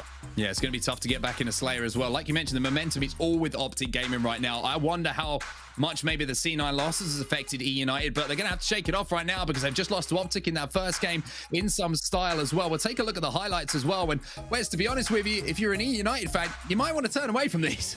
Yeah, close your eyes, take a break, run to the restroom or whatnot. Get ready for game 2 because game 1, you have to chalk it up. You cannot continue to linger on it because it was all Optic Gaming in the kill feed. It might not have been too exciting as far as the objective was concerned, but every single time the Rockets were up, we almost saw APG have control of them every single time. And it was because the rest of Optic Gaming was creating so much space for these power-ups and power weapons to be picked up so easily, right? Like Ola, Lucid, they're all up in your face. They're trying to apply as much aggression. Like that 4 from Ola was nasty. The Needler kill. Shout out Dave Walsh. Lucid doing his best impression here. 33 and 17 to match. Whenever you see a Needler kill in competitive Halo, there's always a chant, almost a ghostly one of whoa, she, in everyone's head. I know it's there. Trust me, I've been there. But one thing that I want to talk about with Optic Gaming is, yes, it was a dominating performance, Wes. Slays all heavily in their favor. Control of power weapons, power-ups. Is there a concern for you that it was only a 1-0 game as we look forward to our next game, which is going to be Slayer on Aquarius? As we go into game 2, no, but in the future, potentially. You have to figure out Bizarre CTF a little bit better in order to dominate that hard. You need to be able to translate it in the score line, but they're done with Bizarre CTF for this series. They're moving on to Aquarius Slayer. They were winning a majority, and when I say a majority, I mean like almost all of their gunfights in the first game. So the Slayer on Aquarius, it shouldn't be anything other than a 2-0 in this series if you're an Optic Gaming fan. Well, let's see if Optic Gaming can close this out 2-0, or if it will be E United who send us to that game 3 and keep their tournament lives alive. Remember, this is an elimination bracket game, so whoever takes this game, this series, I should say, will stay alive, and the other team will unfortunately fall out and have to look forward to next week's tournament. But talk us through Aquarius, Wes. We've got a lot of dynamic spawns across the map. You've really got to keep your head on the swivel. Absolutely. Keep your head on a swivel. Control the thrust. They're going to be such a pivotal equipment you want to pick up to win some individual fights, to get your team a little bit of an advantage with numbers. You got the dynamo grenades on one side, the heat wave on the other, and active camo is going to be top middle. Well, unfortunately, we're going to have to wait just a few more moments. You can see the players. This isn't a strategy, by the way, everyone watching right now. That's not something they planned beforehand. It's a new game, right? We've got to get these little kinks sorted out in the custom games. But it gives us a little bit more time to talk through Aquarius because it's the first time we've seen it on broadcast today. And it gives you, someone who's been playing a lot of games over the last few years on Aquarius, a chance to kind of break it down. Yeah, absolutely. I'm a big fan of having one player on your team anchor a base on Aquarius and then start to progressively move up once you get a pick or two. It's a map where you have dynamic spawns in Slayer, and dynamic meaning you can spawn on any side of the map after the game starts, right? It starts on even footing, and then you're open to spawning anywhere. What does that mean? That means strategically, you want to get a kill and you want to push the rest of them out in order to not be flanked by the spawners that are potentially spawning behind you at the end of the map, because they're not going to spawn on the same side you killed them on. It's going to be very difficult for that push to come through, but professional teams, they understand that if they wait too long, the timings are going to be all off. So look for the first pick and then absolute aggression after. Well, if you haven't played any Halo Infinite, firstly, free to play. Get downloading, get playing. And you've watched some previous Halo. Think a little bit like Midship if you're a Halo 2 fan. Think a little bit like Onslaught if you're a Halo 3 fan. Obviously not a flag game type, but a very similar kind of map design with a top middle area. You have the 2 side bases, the ramps up to it as well as obviously the 2 flag bases itself. So a classic arena style map for some classic Halo style game. And we're underway here. And we're going to start off with the point of view of APG. He went bottom middle, saw nobody, understands that there's a player below him, but this top middle area is going to be so important for him to control. He does have to get back down by these players in the closet, but his teammate actually going to be aggressive. So APG looking to work with his teammate in this closet, apply some pressure onto these players in the flag, and they're going to have these players on E United trapped into this flag. I love the aggression early by APG, and he's hunting them down, finds one, finds a second, but wisely doesn't challenge, waits for his teammate Lucid to get the kill, and now they're flipping the map back to the other side. Same old story. Lucid, he started this game. He's 4-0. He's 4-0, Lucid. The man doesn't know how to die. He only knows how to kill, as APG will finally fall 8-3. What a start this has been to Optic, Wes. I mean, if you watched game 1, you saw the slays go in favor of Optic Gaming. They're starting off game 2 just how they picked up from game 1. So finally a little bit of a foothold in the game here for E United. However, that gets stopped down almost immediately, or as I say, that will actually be 2 kills going in their favor. So Rain's the player we're watching right now. He's going to take some shots from behind, but has found that heat wave, which can be absolutely devastating on this arena-style map, Wes. Yeah, it'll be very interesting to see how Rain wants to use this heat wave. It's an up close and personal weapon, but you can use it from a medium range as well. I love the fact he's going to go into the closet, close the distance on these players' flag, and if he's able to get behind them, this could be a potential moment swing for E United that they really need. Unfortunately, he only finds an assist. And he finds an assist, but while he was making that flank, his teammates have done a really good job of pulling this back. Now 10-8 as E United make this a 2-kill game. If you're watching for the first time and you're wondering how Slayer works, it's the same as it's always worked. First team to hit 50 will win the game, as we see a beatdown exchange here. Ola will win the battle though, and that'll make it 13-8, and that might be the opening here that Optic are looking for to push. Yeah, Optic winning the battle for Camo right now. You see Lucid gets away with it, no shield. If he can stay alive, that would be massive. He ends up staying alive, and unfortunately, Rain gets taken down as well. A very frustrating moment for Rain right there, knowing that he tried to stop Lucid from getting this Camo, and now we're going to have an opportunity to see Lucid Rain tear. 7-1 Lucid in this game. He also has Camo, as if it's not been difficult enough to stop him at the start of this game. Sidekick not going to connect this time, but you can see the kill almost immediately traded out by Pistola. So one thing that's really stood out for me, Wes, is the amount of trades that have come in for Optic Gaming. When one player gets taken down, there's no relenting. It will be cleaned up almost immediately. Yeah, phenomenal job there by United to get rid of the Camo, but unfortunately they haven't got any space to really work with. They're getting pushed into this flag. Now split spawners coming across the map, and look how fast Optic understand the situation and are able to realize that. Trippy immediately does a 180, gets great damage, which has allowed this push from Pistola to get the double. Pressure onto a third, and these 2 players stuck back flag have got to run for their lives because Optic Gaming is on the prowl. I mean, this is just confidence personified here by Optic Gaming. They don't just want a 2-0, they want to make a statement against E United. Now you're going to see APG moving in. Surprise, surprise. He manages to pick up another kill, and this one started to get out of hand. It was just a couple of kills a few moments ago, whereas as APG lands a beatdown and should be able to pick up another kill after he picks up a reload, and now it's 27-28 to 15. You can run, you can hide, but APG will gun you down. Phenomenal job continuing the push. It feels like United hasn't been able to get all 4 players alive or have any space to work with throughout this entire game. And not only that, but they're losing their one-on-one gunfights. Lucid once again coming out on top, back on with APG. He's got top middle control, actually misses the jump, but at this point that's the only thing he's missed. Yeah, that's the only thing that's been missed by many of these Optic Gaming players, and now he's going to make up for it. Jumps back up, all eyes on the camouflage that's going to be coming up in just a few seconds, but it's just one-by-one pushes, Wes. It's looking a little bit like matchmaking this for Optic Gaming at the moment, because every time they're in a fight, they have 2 BRs, and unfortunately for E United, it's just the 1. I mean, look, E United trying to push out front their base, but APG denies the push. They're stuck back flag once again without an answer on how to get out of here. Optic Gaming has applied so much pressure throughout this game, too, that it is looking like E United's tournament lives are going to be shortly lived. Another push coming in. That's going to be 3, and that's going to be Lucid once again.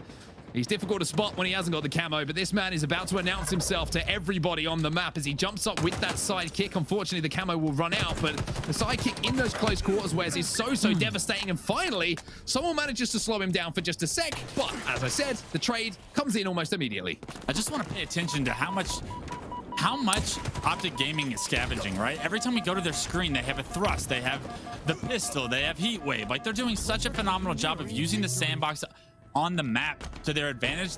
And they're gaining their situational advantages, and from there they can turn this lead into a legit stomping. Ryan though picks up a big win.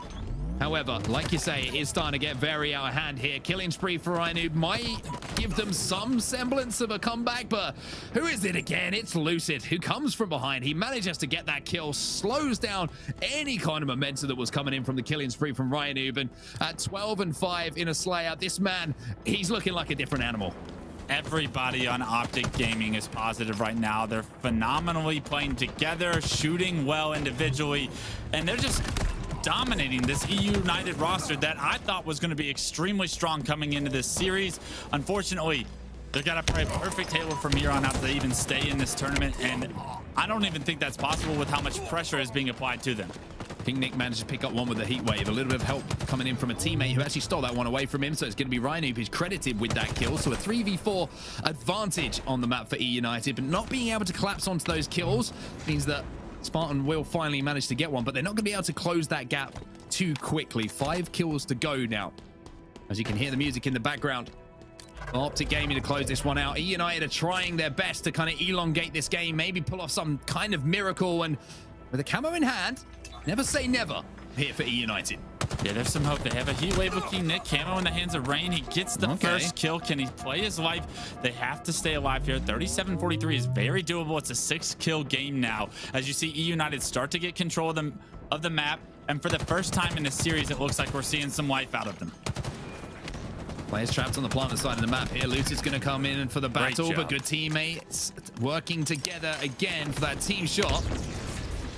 And this is how E United needed to play about 5 minutes ago. Finally, it will be kills going down here to Optic Gaming. They're looking to close this one out pretty quickly, and just 3 kills away now, Wes. You have to say maybe this one, they've just let themselves too much to do. Yeah, unfortunately, losing their lives in that closet could have been the end of the start to the end of their tournament. Lucid, of course, the one that pushes them in. APG going to be applying pressure to this closet, and with perfect shots, Optic Gaming take the game 2 and the series 50-39. Question for you, Wes. What was the more impressive performance as Optic Gaming take the 2-0 sweep over E United? Was it the one that we just saw from Optic Gaming, or does the one from C9 still catch your eye? I think C9 is still the team to beat in this tournament. They looked absolutely dominant yesterday. They continued that under the first series of the broadcast today, and they're waiting in that winners finals for another chance to prove themselves. We're yet to see the new map Streets on broadcast yet, because quite simply we haven't had the opportunity to get there. Here is the stats from the game as well, and one of my favorite stats that's been put into the game, where's the ones that we're seeing? Damage dealt, but also damage taken as well. Yeah, absolutely. Damage dealt's by far my favorite stat. Looking at the stats, Lucid 4,359, almost 1,000 over some of the other players. That is so much damage being applied by one player in a team Slayer. When you see one of those numbers incredibly higher than the others, you know that that player was doing work. It certainly was. It's a little bit like when you and I play matchmaking, Wes, and, you know, I put up those big numbers and you're just lagging behind a little bit. But, you know, it's fine. We can talk about that another day. Let's take a look at some of the highlights of that map number 2. From the series itself overall, because it was the Optic show. A little bit like it was the C9 show earlier. Unfortunately, E United have had to play second fiddle in both of the series.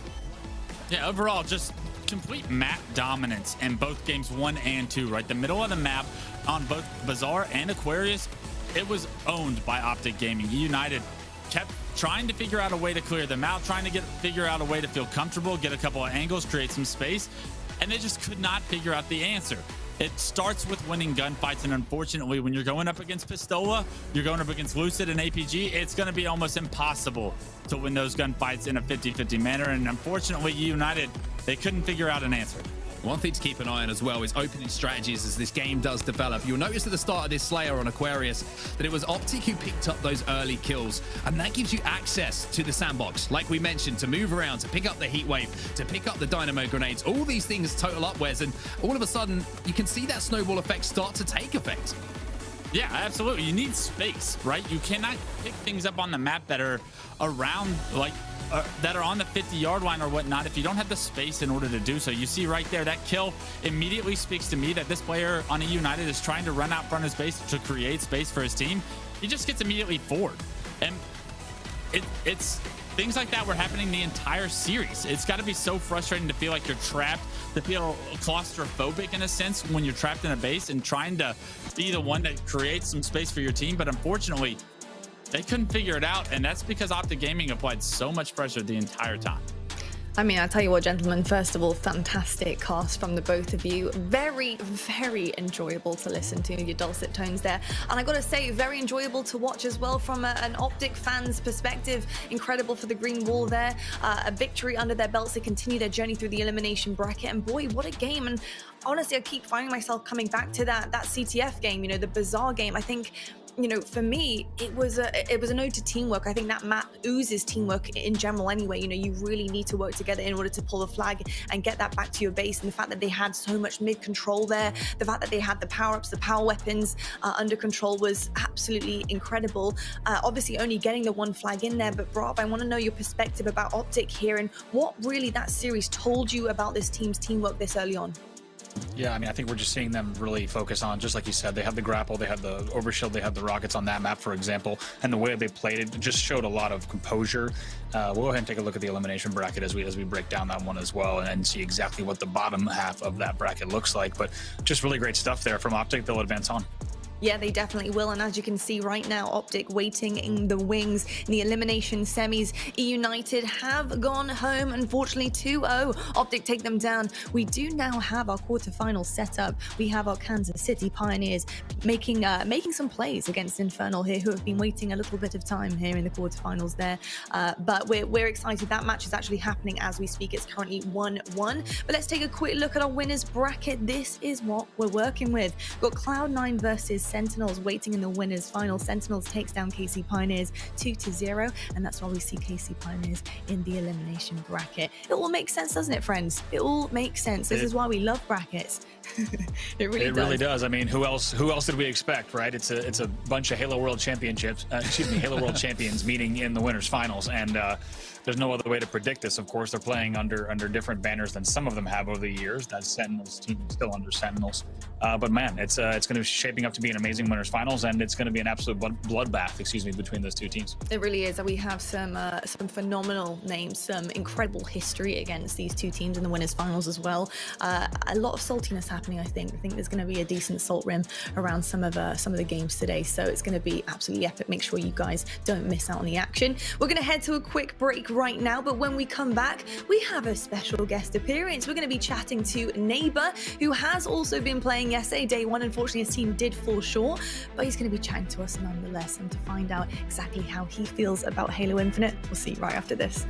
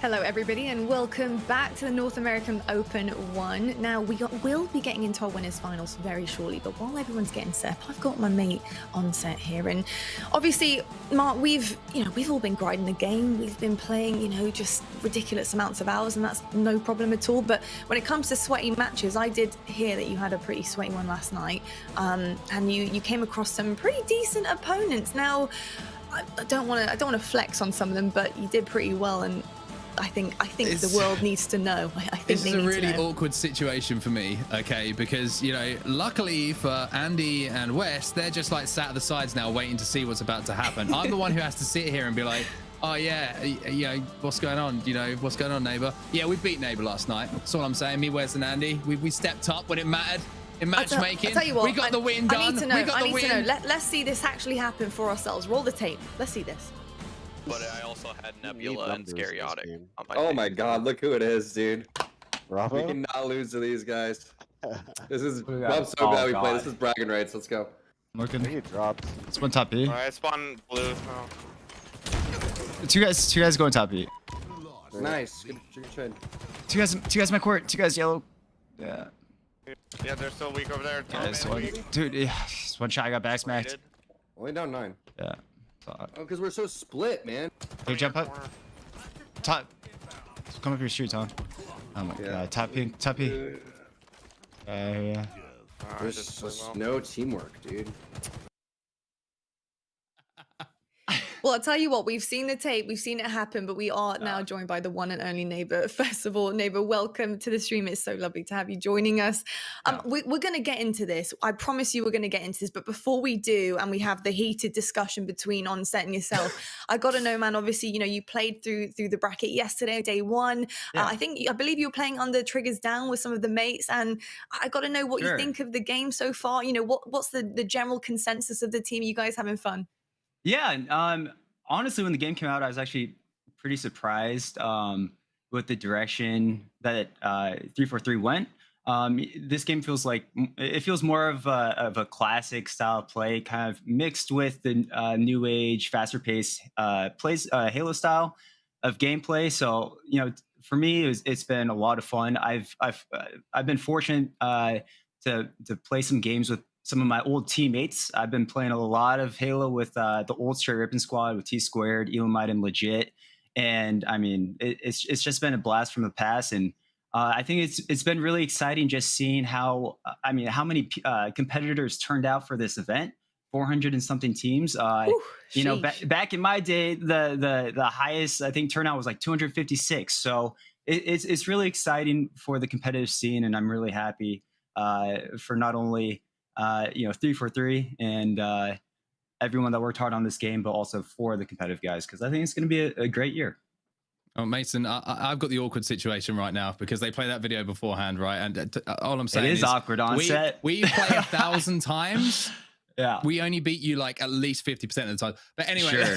Yeah. Well, let me just say this. Yesterday, I took a lot of loss. My question, Mason, my question to you is, what's your excuse?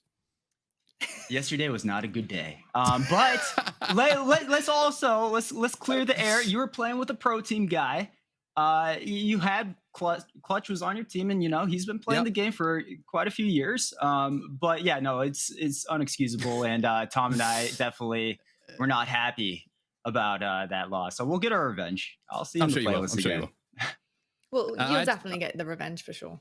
I just have one more question, just to throw in there, just about more Halo Infinite related. What maps are you loving at the moment? What's your favorite game type as a team that you've been playing in the tournament, and just overall? I mean, the map that I probably enjoy the most, we call it the Straight Rippin' map, is Behemoth. Obviously, it's not the competitive, the actual competitive settings for the playlist rotation, but that map really feels like a Halo map to me. There's a lot of open lines of sight, but I think the maps that out of the competitive playlists, probably Aquarius, CTF is my favorite personally, and I think it's fun to watch as a spectator. I think that last game was great. I think the Bazaar game, watching Lucid utilize all the new weapons, and I mean, just it is fun to, as a spectator, it's fun to watch. Yeah, it definitely is. I think the game honestly is just super fun at the moment. I think all of the, the extra add-ons that you're getting right now in this game, mixed in with the classic Halo, modern Halo coming through with the grapple, etc., makes the game super unique and super fun.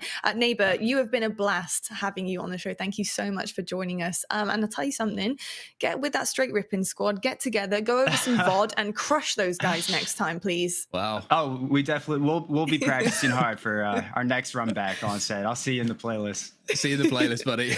Amazing. Thank you so much, Mason. See you guys. Well, what a great guy. Love to hear from Neighbor. 120 ping, by the way. Golden. 120 ping I was playing on. Just saying. Look, honestly, now that he's gone, me... now that he's gone, he can't answer back. I'm gonna now I'm getting big about it. All right. I was just about to say you can give me all the excuses in the world, but you won. So hey, I'm gonna let it slide. Phenomenal stuff from the team, from the broadcast team. Phenomenal stuff. Look, it's good to know that you guys still got it. You guys still got it. Gentlemen, though, it is just about time to hand over to our next pair of casters. We're rotating our duos here today because we're all friends. And I tell you what, the boys are doing a phenomenal job. But it is time for Bravo and Clutch to cast our wonderful winners finals. And we do have some legends going up against each other. We do have Sentinels versus Cloud9. It is going to be absolutely epic. I hope you guys at home are ready. Let's get right into it. All right, thank you so much, Lot and Clutch. A pleasure to be joined by you here. Amazing cast out last series as we got to see another 2-0, but this is really going to be the test for these two teams right here as we get to I think the winners finals between these two squads that everyone pretty much predicted would meet up at this point in the bracket. Yeah, I mean, if you took a snapshot 3 years ago in the 2018 Worlds and saw the two best teams in the world, it was Sentinels, it was Cloud9, the formerly known as Splice roster. And these guys have been on top since, right? It's two juggernauts that know how to play Halo at the highest level, and both of them coming in so strong into this winners final. Absolutely. I cannot wait to see game types because just exactly what you say as we take a look at those game types right now, actually. Just like you said, they're coming in so strong, and these game types are really going to determine how this goes, just given the strength of these two squads. As we look across here, Oddball Streets is going to be our first game type. But any thoughts on that first one, Clutch, of what to expect between these two squads? Yeah, it'll be very interesting to see how long these rounds in Oddball go, because this can feel like a marathon if it's going to be a highly contested battle. But if one team has the leg up in the meta right now on Streets Oddball and is able to end this game one quick, I mean, in a best of three, they give themselves such a heavy advantage as far as knocking out the other team to the elimination bracket. So we're going to have to see how much practice, how much strategy these guys have developed in such a short period of time. We've seen Cloud9 dominate so far on the live broadcast. First time seeing Sentinels. Let's get it started. That's right. Here we go. Sentinels versus C9. Your winners final here in the HCS Open #1 from North America. Welcome along to the stream. So many of you joining us here with all the Halo Infinite hype, and we welcome you here wherever you're watching because it has been an amazing day so far and only more amazing matches to come. Sentinels versus C9. We're jumping into Streets on Oddball for the first time. We'll talk about things like the rules of this game type and all that, but first we'll just get into the opening battle here. First kills do go in for Royal 2. Yeah, shocker. First kill goes to Royal 2, one of the greatest slayers in the history of Halo, picking it back up for his 6th Halo. He's gonna go pro at, I bet. He's already got Rockets, gonna make his way towards the Oddball, finds a nice kill on the Stellar, forced to back up though through the Stalker rifle up top. They do get the ball, however, out of that precarious position, and now they're gonna be able to rack up a little bit of time. Yep, Neon Cut's not the easiest place to pull the ball, just like you said, but they do go up Neons. They bring it all the way to Cafe, and they're just going to sit in Cafe, try to bait this. They'll get the trade there, which is going to be good, but it looks like going to try to be a push here from Eco as well. He's going to try to push back A. They will get another kill back Elbow, which is going to give them a little bit more time as well to coordinate this push. So Sentinels gets the first opportunity to really get an Oddball set up the way they want it, and immediately it felt like Cloud9 applied some good amount of pressure, but they fend them off. They get the ball in the hands once again, and now they're racking up time. I love what we're seeing out of Sentinels, being able to rotate to help that ball carrier after he went down and still hold on to this objective. Absolutely, blocking back A spawns. Doesn't look like PD spawns either, so right now they're just going to continue holding A and B, but B push is coming in right now, so they're going to need to drop and shoot here from the court. Balcony kill comes in there in the feed. It's a nice push, so once again going to be coming around from the back. That's lethal. Wins 1 in A, though. Needs to be very careful here, and he will go down as well to the hands of Stellar. So now the push will be coming from B and Neon Streets, respectively. Yeah, the fact that Lethal was able to find a kill, though, is massive because Cloud9 not able to rack up any ball time as the rest of Sentinels coming off spawn to the cafeteria area spot a few of these players. They're able to trade a couple kills, and the big difference here was Cloud9 had the tower side of the map with the ball on it, but haven't gotten any ball time. You saw Sentinels rack up a little bit of time, and now trades, every single time they traded, denied Cloud9 from being able to pick it up. The ball actually resets. It was on the ground so long, and because of it, Sentinels keep their early lead. Rocket grab here does come in there. That's going to be Snakebite. Pulls that away, able to pick up one. Challenge on B stairs, though. Second rocket will not connect. Rockets will be out. And an exchange of kills there. Early on, 29-1 still in favor of Sentinels, as they will have all of the points on the board. And as we're already seeing, Clutch, you'd know it better than anyone, Halo Infinite already becoming a game of inches. Things like the trades that come in, things like the melees that come in, already being such a big factor in whether or not you're able to get control on a map like Streets. Yeah, kills coming in either team right now. The ball not being too, neither team being too objective oriented, right? They want to get their slays first. Cloud9 feels very comfortable when they know that they can freely move this ball out, but unfortunately, Sentinels hasn't given them any room to work with. And it's a pretty interesting moment here, right, Clutch? Because we're actually seeing, despite the fact that a 29-point hold there, as a trade will happen at A, despite the fact that we saw that early hold, it's actually been just teams looking for slaying control for the past, 2 minutes or so. It's been quite a long exchange. Finally, a ball grab will come in for the side of Penguin. He will rotate Cafe, check his B angles, and they'll have to hold here for just a moment. Yeah, we saw 3 dev for Sentinels, so that was Cloud9's cue to get the ball, finally rack up some potential time, but the pressure, it's going to be on. Roll 2, he gets taken down. Great job to stay alive here, find a kill for Penguin, and he's already been replaced Shotzi on this roster. It's just a matter of time for them to be able to compete for another championship, show him that he can do the justice to Cloud9 fans that they deserve.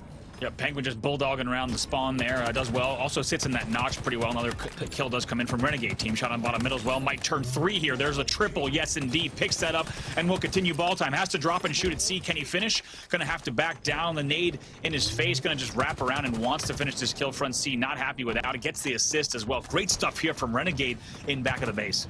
Yeah, we can talk about Lucid. We can talk about Frosty, but if we mention those two, you have to refer to Renegade. Those 3 really competed for the best player at the end of Halo 5. It's no shocker that all 3 of those players are in the top 3 of this tournament so far, and they've all showcased their skills. Renegade doing it just like he used to back in Halo 5. Picking it back up, looking like an absolute monster. Stellar able to also make the most of the rockets there. A double kill there on Caution. Picks it up, rotates back B Streets. Great angles here from him. He does have one that does sneak in Streets. That's where L2 has to be cleaned up, and has some help as well from Penguin with the ball there to do the job. And just like that, folks, what was once 29-1 is now 37-29, as it looked like C9 was just waiting for their moment to strike. Well, as Sentinels got the first 2 set of rockets, they were able to fend off Cloud9 for a long period of time, but Cloud9, they get 1 set of rockets, and you're seeing that entire game shift in their favor, because now it felt like they finally had control of the game. They finally had a lot of space to play with, a little bit of power weapons, and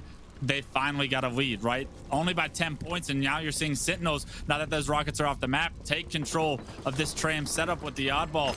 He's in such a good position here, Lethal is, to be able to rotate this ball out if Cloud9 push down the street, but unfortunately they get cut off. 3 members go down for Cloud9, make it all 4 dead, and Sentinel's gonna rack up this time as they get closer to winning round 1. Yeah, absolutely. Now they do cross the halfway mark. You hear that music and look like Lethal will be ready to drop and shoot when he needs. This is a great angle from Tram. Look at all the options he has. He can challenge all the way into B. Does see Snakebite there, has to run back, so knows that there's going to be some B Street pressure, but able to drop and shoot from so many different angles there. And Frosty keeping an eye on B Street as well. Needs to be careful. If he's the first one down, that could bring an opening for the other side. Yeah, here comes Cloud9 looking to break this setup. They've got a few kills under their mate. The thrust comes through, but the shots are followed by, and that was Snakebite off screen. Now we're hopping on board with him, and we just saw him create so much of an opportunity for his team to break this Cloud9 setup. Absolutely. It's a great job there for Snakebite. You said it yourself, Clutch. That thrust really should guarantee top players a kill, and that's exactly what it does for Snakebite. He's able to win that battle, and you can see just how much it meant for them. Now also continuing to challenge at Neon. Looks like Renegade in a little bit of trouble as well, and Snakebite just going to continue to pressure here on back A. Not happy with the control they had. Actually turns it into a killing spree as well. The killing spree, the route. He's being such a nuisance front of space. Never does someone come front tower from bottom middle, but Snakebite does. He gets the killing spree. He opens up the map, but Cloud9, they've been able to sway out. Not only that, the ball is going to be incoming. Rockets are down as well, so much left to be decided in round 1, and unfortunately, it's going to continue that way as 3 members for Sentinels go down. They come off spawn, though, and Cloud9, they lose a few of their own. Penguin eventually naded out, as you saw. The Rockets do come back into play, and just like that, 64-61. You really couldn't have asked for a better game 1 here. Everyone watching at home between these two sides, Sentinels and Cloud9 in our winners bracket finals. If you're just joining us here, neck and neck, only 2 points separating them in round 1 of Oddball on Streets. Here's the push here from Renegade. Does see a player back C, knows he needs to clean up these kills at Tram. Able to pick up Frosty is the first one. Trying to find the second, has already been cleaned out. That will mean ball time for them, as we'll take a look at where the spawns might be, and they look like they're back A, back caution, and from B. So going to be coming from both sides of the map here on this push. Now pay attention to the clock, ladies and gentlemen, because it stops when you're holding onto the ball. You're playing either to 100 seconds or till the round clock ends. 19 seconds and ticking as Renegade gets another kill off of the ball, picks it back up, but you're able to play both stories now. Absolutely. Look at this now. Just 14 seconds left. Going to get help on that kill as well. And just going to sit and hold. You see, not actually grabbing, instead just baiting. Doesn't know that all the players are at quite a distance here as this clock is going to tick down here. It's going to go all the way to 1 second. That will be the first round that is going to go in the hands of C9. Ladies and gentlemen, that was round 1 of game 1. We're still got 2 to go. If Sentinels has anything to say about it, it was highly contested from the start, but we saw Cloud9 find so much comfortability in that tram setup. Ooh, looks like maybe players not moving off the break here. We'll have to see exactly what might happen, and if we'll have to see if we can jump into another match restart here. But as indicated by the players, not doing too much. Looks like it could be a match restart if I had to guess, based on what we're seeing here off of the rip. But maybe not. We'll see. We're going to continue on until we get word from our station referees. Yes, indeed, that will be it. As you see, first round though is going to be going in. I'm not sure. Oh, hey, what's up? What's up, Onset? Hey, what's up? How you doing? I managed to get back on the show. What's up? I'm not Wes. Just to let everyone know. Back into this show. You did sneak back into the show. We're probably going to get Clutch right back in here in a moment as we get ready for that. But I tell you what, it's a pretty good round 1 from Cloud9, and just continuing on there, Onset. Yeah, it is. It's great to be back. I'm sorry, Wes. I didn't kick you off. I promise. It wasn't my doing. But I just wanted to cut some Halo, Andy, so I'm jumping back in. I'm not really. Don't worry. Wes will be back. But what a game 1 it was. What a round 1, I should say.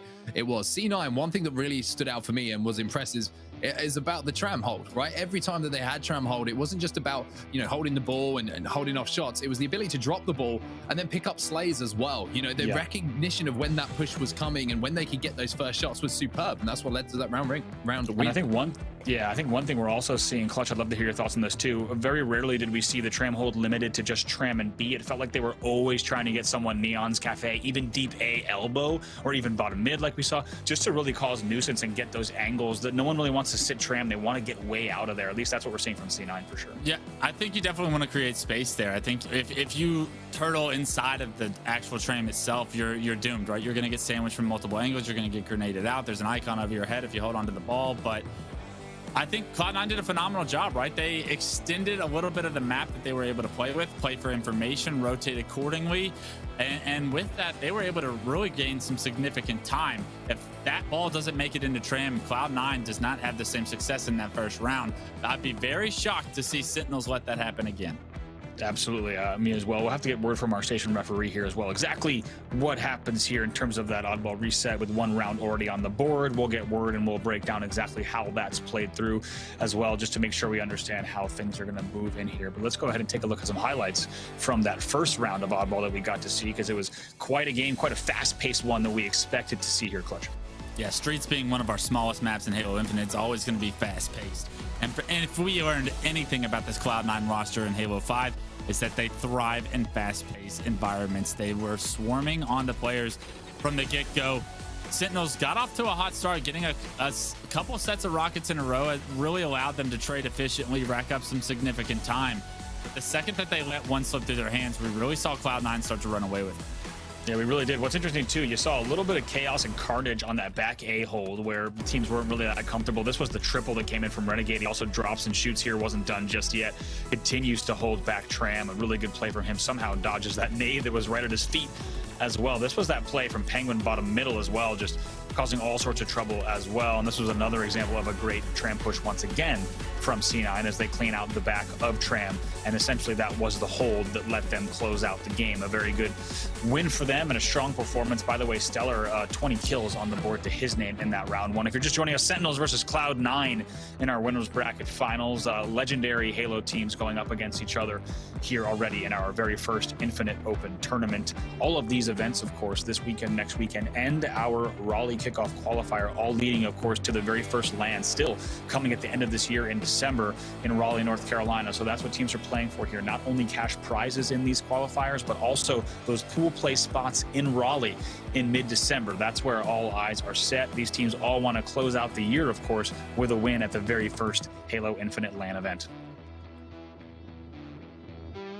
Two teams not probably focused on just making it into pool play are the two we're featuring here in the winners finals. They have such high hopes, not only for this tournament, not only for Raleigh, but for their Halo Infinite careers. These guys want to be the best to ever do it. Sentinels, they've had such a long road of victory, so many wins throughout their Halo 5 days, even extended past throughout the past 3 years, where we jumped across from Halo to Halo to Halo, and they seemed to never back down. But it was this Cloud9 roster that was the thorn in their side at the end of Halo 5 and has been there ever since.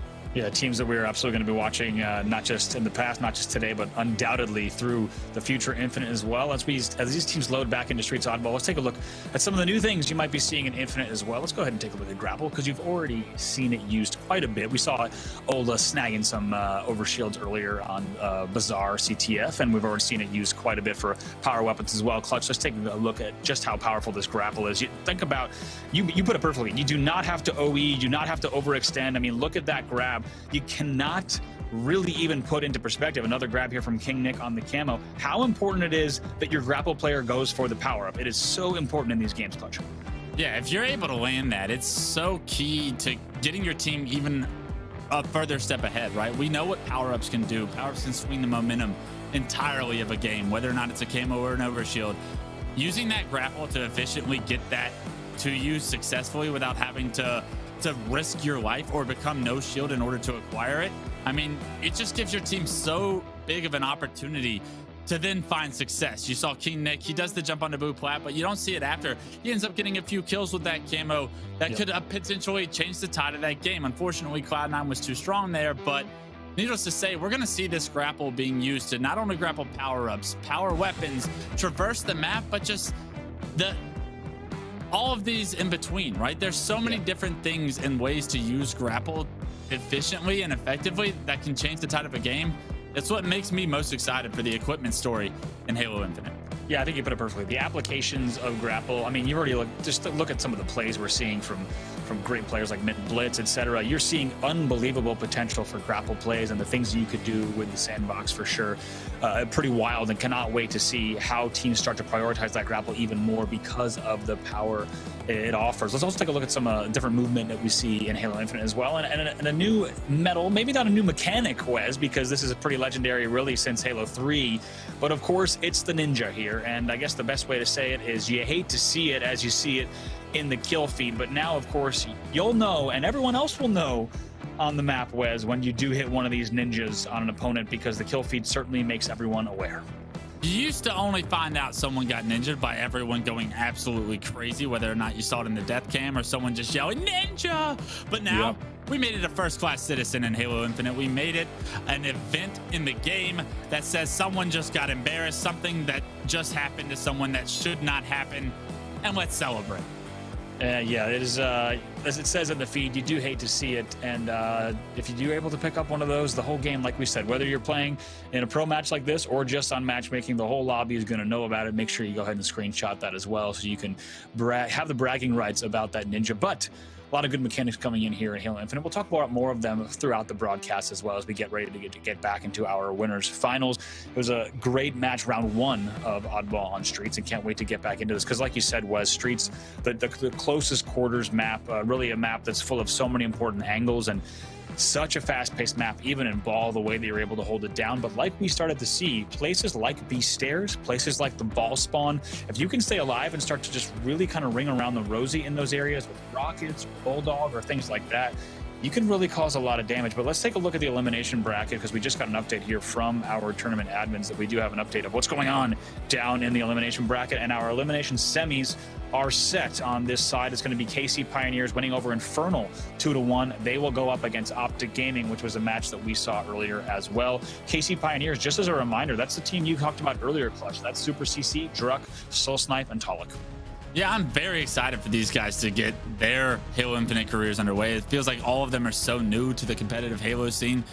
And they really haven't had an opportunity on land, so Raleigh's going to be a big moment for them as well, but they're giving themselves a great seed for Raleigh already accomplishing that top 4 here this weekend. Absolutely. Sentinels versus Cloud9. We're jumping back into game number 1. This will be round number 2 on your screen here of Ball. As a reminder, Cloud9 able to take that first round of Ball, meaning they will only be 1 round away from closing out this game. Sentinels facing elimination in this specific game here. They will lose game 1 if they lose this round, as we jump in right away. Once again, Sentinels versus Cloud9 here. It's Oddball on Streets. If I'm Cloud9 here, I'm trying to get that ball into Tram as fast as possible, because they had nothing but success once they were able to do that in the first round of game 1. Here, a great opportunity for Lethal to not only pick up the kill, pick up the ball immediately, start scoring points. And once again, Sentinels has a great starting strat to get them an early lead, but what will they do with it this time around?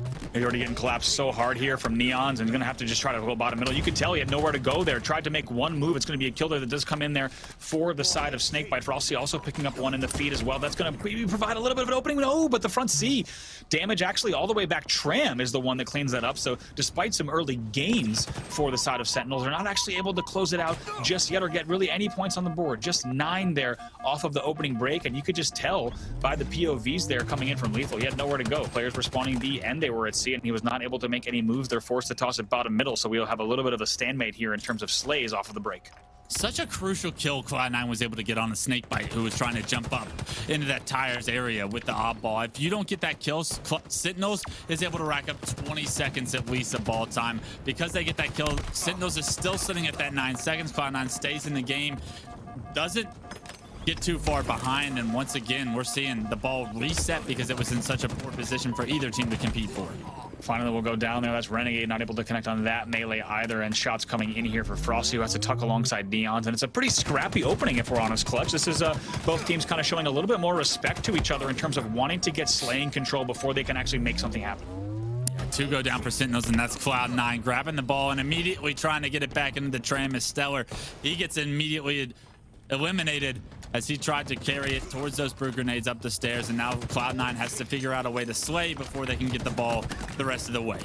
Yeah, Renegade able to pick up one, finds one at B stairs and tires. Needs to be careful. They will hold for just a second at Neon Cuts, but they know the pressure's coming from Cafe and from back B. Those players are still there and just going to try to hold middle. We're seeing C9 use bottom mid. Actually, both teams really using bottom mid quite a bit here to, like you said, be such a nuisance and just flank around to pick up some extra kills, clean up those one-shots. Rockets do go into A, and C9 just going to hold here. They do see a player on balcony and A, and they'll lose that battle. However, the ball hold will continue, and it's a bit, admittedly, a bit of an awkward one. Still sitting right on the ball spawn, but to be honest, you're going to see Cloud9 happy with that. They take the lead here after Sentinel's only able to put a few points on the board off the break.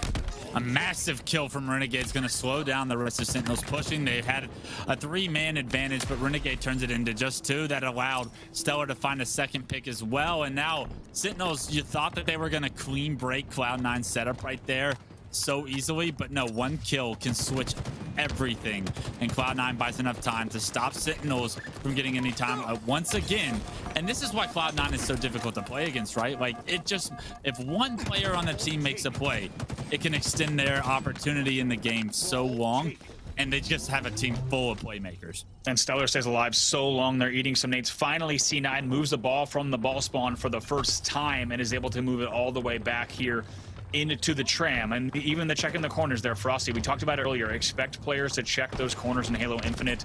Probably been the most important it's been in a very long time in a Halo game, to make sure that there aren't players around these nooks and crannies as you clear out bases. And now finally, Sentinel's going to be on the prowl once again. They're going to be pushing here on balcony. The ball will finally go down front. It's a little bit of a semi-play ball, but Renegade in the back of Tram there takes him down. Renegade was actually the ball carrier. He threw it over the bridge, trying to make it very difficult for Sentinels to guess which way he was coming from. He's able to find a kill, stop the push from Sentinels again, and with this ball being in trim, you see Cloud9's score has shot up to 47. Yeah, just like that, really unanswered points. As you saw, we started the game off 9-0, so C9 picking up right where they left off after round number 1. Frosty's going to sit B stairs, just desperately trying to still get an angle on Stellar. Doesn't see anything, though. Does see a player PV on caution. Has to double back with the thrust. Wins the battle so nicely. Was down a shot, however, using that so well to win that battle. Now still going to try and see once again. I mean, Frosty is waiting for the rest of Sentinels to catch up so that they can push together into this space. But unfortunately, Sentinels hasn't been able to make it across the map. Frosty is forced to sit back because he knows if he goes in there alone, he's going to be dead to rights. But the entire time, you see Cloud9's score has continued to climb. It's up to 85, and now with just 10 points needed to end this game. Absolutely perfect hold. This is exactly what they wanted to do. The second they finally got the ball to Tram, it looked like the writing was on the wall. 5 points away for them to close out this second round and the game. Clock will tick down. 0 pressure on Eco. He will have some celebratory melees there as they will take that round and game number 1 due to that restart. They'll close it out with a score of 2 rounds to 0. And I got to say, Clutch, Eco just looking way too strong there. Very dominant performance from all of Cloud9, really. I mean, it was Renegade making the plays with the ball back to base. The second they got white, Stellar got a few kills when he probably shouldn't have. And because of it, I mean, this Cloud9 team continues to build momentum off the individual plays that they make. They're such a strong, aggressive team. But apparently, when they get that ball into the back of Tram, they know exactly what they're doing. And that was a little bit interesting there, Clutch, because admittedly, there was a little bit of strange hold bottom middle where we actually saw C9 get their first 20 seconds or so on the bottom middle hold.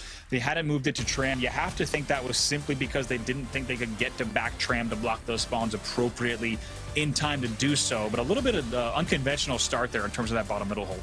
Just shows you how aware that these players already are 5 days in the game. They knew that they weren't going to be able to transfer the ball into the Tram with the angles that Sentinels was going to have from the top stairs in the middle of the map. Yeah. They forcibly just stood still, waited for Sentinels to kind of overextend, push, have an advantage pushing towards them. And then Cloud9 was able to get a few kills and capitalize, rotating that ball perfectly into a position that they now want to hold for the rest of the game, in which they did. Let's go ahead and take a look at some highlights from that last round that we just saw. And in the end, the score was pretty similar, but as we said, a bit of a different start here. We'll take a look and walk back through some of those moments here. And this was the opening that we talked about. Really strong one this time from Sentinels here. As we take a look, actually, I think we got game 1 highlights as well here. Excuse me, round 1 highlights as well. So we're seeing from the entirety of those 2 rounds as we took a look at, once again, a little bit of an interesting start too, because we also saw a back A hold in terms of back elbow hold from that first round as well. So unsurprisingly, it took a little bit of time for the teams to get comfortable, but once they did, it was really all C9, all back Tram, Clutch. Yeah, absolutely. I mean, it was sparked by Renegade, right? That triple kill in round 1 kept his team afloat, allowed for his teammates to come off spawn and continue the setup that they had. They have such a good idea of how to keep this ball in the back of Tram and how that player drops the ball and slays and stays alive to buy his team time to spawn up and flank. I mean, it's perfectly executed from Cloud9, and to be so early into Halo Infinite and already see a setup that strong, you're gonna have to see other teams adapt and evolve around them because they have no reason to change as of now. Yeah, I think you make a great point. We talked a little bit about it at the beginning of the show. As you saw that clock tick down, that'll be a clean 2-0 for Cloud9. But we talked about at the beginning of the show that there is definitely a skill gap this early in the game between these sides. And one could say we're already starting to see that develop and be on display here. Slayer on Recharge is up next here, Clutch, a game type that you and I haven't got a chance to cast just yet, as we're going to see it on display. Obviously, it's going to play, once again, very different from Ball and Stronghold in terms of the pacing and the flow of the way that these pushes are going to go. I've had an opportunity to watch Cloud9 play Recharge a few times, whether it was Slayer or Strongholds, and they do such a phenomenal job of anchoring top Yellow and top Commando. Whichever side that they spawn on or want to control, they do such a good job of peppering down damage and making it easier for the rest of the team to find multi-kills. If they're able to have that same success, this series could be over shortly. Sentinels, on the saving grace of what you can look at for their team to have success, they got off to 2 hot starts in those rounds. They need to continue to get off the hot starts, but they have to figure out a way to keep those legs standing as we enter the mid game. Of course, and now Slayer Recharge. This is going to be a time where we're really going to start to see the power up on display here and become a much bigger factor than it is sometimes in Strongholds or Ball, just because when you do have a lot of priorities like that, camo tends to become a little bit secondary, and then the power up bottom middle becomes a little bit secondary, but instead we're going to be keeping an eye on exactly how all of that plays out and the angles that these teams will need to watch. You see, of course, Grapple will be on display as well. That camo bottom middle team's going to be gunning for that because it can really create an opening, especially in a map like this where the angles and the routes will be so important. Swords spawning out back behind that C turbine as well, and some manglers on the wall, and we'll have to see if a team like Sentinels can bounce back here and force us into a game 3. We admittedly haven't seen too many game 3s throughout this broadcast just yet here, but Sentinels certainly going to want to send this one the distance if they can. Sounds like we're going to go ahead and get into that game in just a minute, but Clutch, any expectations here off of the rip between Sentinels and Cloud9? You talked about Top Commando, Top Yellow, how important those are in the Slayer. What are the other things that these two teams need to be working with and worrying about? I think the obvious one is camo, and I think that typically every 2 minutes when that power up is coming up, you're going to see hyper focus on that camouflage coming up and how teams go about trying to successfully accomplish not only getting the camo, but keeping your guy alive that gets the camo, because it being bottom middle, it is just it's a contestable spot from almost anywhere on the map. It's going to be very difficult to secure that without a few kills in favor of your team in order to stay alive once you get it. The other thing on the map that may come into play, it may not, is the sword. The sword can be extremely powerful, especially because you can't get kicked out of sprint with it. But sometimes these high-level games are going to be so fast-paced that players are not going to think that the sword can weigh heavily enough into it being worth to go all the way out of your way to go pick up. Right, it does feel like it is definitely one of the secondary, if not tertiary, priorities on the map compared to other items that we see on display. Another note there on grapple on screen, of course, you do need to rotate quite heavily to be able to actually grapple the power up to you, which is an interesting note. We'll see if teams do try to get the grapple away from batteries and more like around A side, around tower and around blue and control to actually use that grapple power. We're jumping right in now, taking a look here at Lethal's POV off of the break. Yeah, Lethal gonna try and contest mid-bridge right here. He sees a player blue plat and top yellow. He's forced to back up, knocked the no shield. He's got two players pushing that player top yellow, which should mean we see Sentinels come up with a few kills here, potentially get a little bit of space top yellow, but unfortunately Lethal just forced to kind of slow play it. Nobody going for camo as of yet, and this could be the opening Lethal needs, but unfortunately he's surrounded. Wow, player pushes elevator. That's Stellar, who looks like he might be able to pick up 2 here. Yes, he does. Stellar able to pick up 2 in the back of elevator. That's going to be big, and that's going to open things up for them, as now we take a look at Penguin's POV, and now taking a look all around teammates and finding that players are going to be all around top A, also top yellow and top attic still. Yeah, it was going to be Cloud9 that was able to secure that camo. I believe it's one of the other players other than Penguin, but Penguin wisely playing slow is able to find not one, but a perfect shot. It's a triple kill for Penguin, and that's exactly how Cloud9 wants to press this Sentinels team in game 2. And they're going to keep this up. Another kill assist does come in. Now seeing players all spawn around plat, all around back blue. They're going to be around that sword that we talked about. Going to have a pinch here from the attic angle as well. Up 8-2 at this point. Finds Snakebite early. Snakebite able to get some good shots off, but not fast enough after being down a shot. Killing spree here for Penguin off the rip. He leads the game in kills by quite a margin, and going to be very happy with his angle. Look how they fly in towards A together. Now rotating right away to pipes. Going to check to see if anyone's coming there. Not just yet, but knows that there's going to be players around here in the back. 2 red X's means he has to be very careful around the corner. Lethal was ready for the pipes push. He will pick that one and try to keep it within a distance, but my God, it's already double the score of their opponents here for C9. I thought Cloud9 was going to be in such a good position there when they had those players trapped top elevator, but they opt to push in on them, and unfortunately they trade kills. In that situation, when you have complete map control, you're not looking to trade. So good job by Sentinels to weather the storm. Now only down 6. It could have been a lot worse for Sentinels fans from the Cloud9 perspective, that they weren't nearly as aggressive, but that's Cloud9. They don't stop. They just keep pushing. That's it. Nice little grappled sword play there from Frosty to show that off for just a minute, but not going to stop them from being down by 5 at this point. 16-11. Renegade challenging Frosty bottom middle is a nice win from Frosty on the double stack. He will stay alive and see if he can continue to rotate with the team here. Now just a 3-kill game. Sentinels starting to answer back. Frosty has players above him, able to spot Eco, land a nice mangler shot onto one, turns around, might hit the stick, doesn't actually, but stays alive, and a few kills go in Sentinel's favor. Unfortunately, player drops down on Frosty, takes him out, and Frosty could have had a real opportunity to flank those Cloud9 players. Absolutely, and maybe even a repulsor opportunity there as well. I think you and I are probably thinking the same thing, maybe sending a player off the back of the map. It doesn't come through this time, but this is right back into the thick of it, despite being down by 6 earlier. Sentinels answering back, showing why they are also one of the most talked about teams, not just in North America, but in the world in terms of competitive Halo here. Just like that, it's an 18-16 game, and we have a fantastic game 2 on our hands here. Battle right now over Control.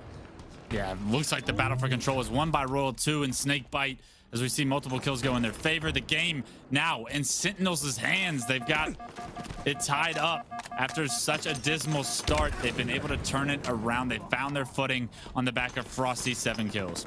Lethal will finally go down there on the attic. Penguin starting to push as well. He does have some teammates also pushing in back blue, and you saw a player starting to make the long haul push as well. Penguin wisely checking back Turbine and Whirlpool, and does know that the players are here, just hasn't spotted them on screen yet. Now here they all are at once. It's a good team shot that wins that one. Stellar is able to pick up 1. Can he pick up 2? Grapple goes out. Maybe could have hit the melee too late in the end, and a nice double team comes in from the side of Sentinels, keeping this game very close here, 23-25. That's the second time we've seen Cloud9 trap Sentinels top elevator, and they continue to push into elevator and trade unsuccessfully. They have to figure out that that's not the strategy to work with, right? If Sentinels is trapped in elevator, like, there's no reason to push them, right? They're not going to go anywhere. You're going to have sight lines on any exit that they potentially have.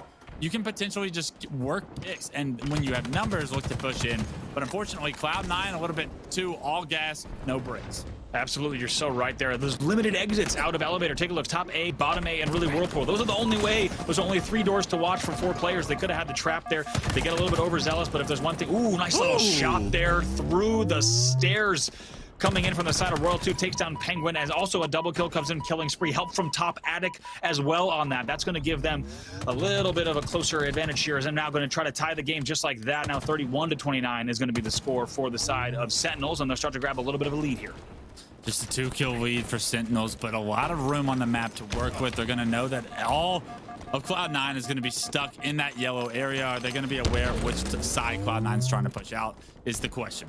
Absolutely. Now taking a look at top batteries, also taking a look at top attic. The nades do go through, not aware that the opponents are actually, as you can see, not exactly where they're thinking around top attic. So head on a swivel, just a 1-kill game here. An amazing game number 2 recharge Slayer between these 2 teams in the winners finals. Stellar with a first base slide, trying to fly in there and able to land a few nice shots. Very difficult to track that opponent. Shots coming from top yellow as well from Eco. That will be Royal 2 going down to Control. Pretty important position there. I mean, Sentinels just had so much map control, and they lost it on the flank of Renegade, going bottom knockback, flanking around blue and working with Stellar to clear out those players in Control. If they weren't able to do that, Cloud9 was going to be probably looking at a few kill deficit, but now they have once again, they have Sentinels stuck towards elevator, pushing pipes, and this is exactly where Cloud9 wants to be. Unfortunately, Sentinels able to push through pipes fine too, and now regain the lead once again.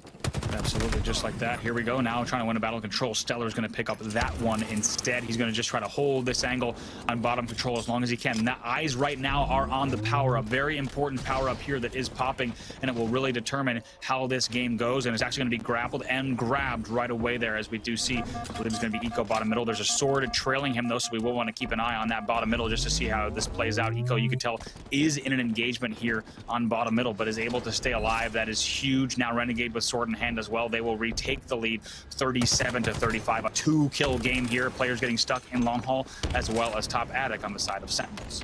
I think what we saw there was a Sentinels player grapple camo to him, and as soon as he activated it, Eco was there with sword to get the kill quickly to where camo was eliminated from the map. That's such a crucial kill because that camo player would probably be wreaking havoc on Cloud9 right now. Now it's Eco still staying alive with this sword back. Who's going to try and get the kill. The player pushes in, and Frosty doesn't expect Eco to have that sword in his back pocket. Here's Snakebite checking on that as well. Going to see what might be left. It's Renegade. He's going to be able to pick that one up. Finds 3 players. He's able to pick up 2. Does he get the stick? No, can't turn 3. So this game will stay within 2. 41-39 right now in favor of Cloud9. Looking to close this out despite, once again, the earlier lead from Sentinels.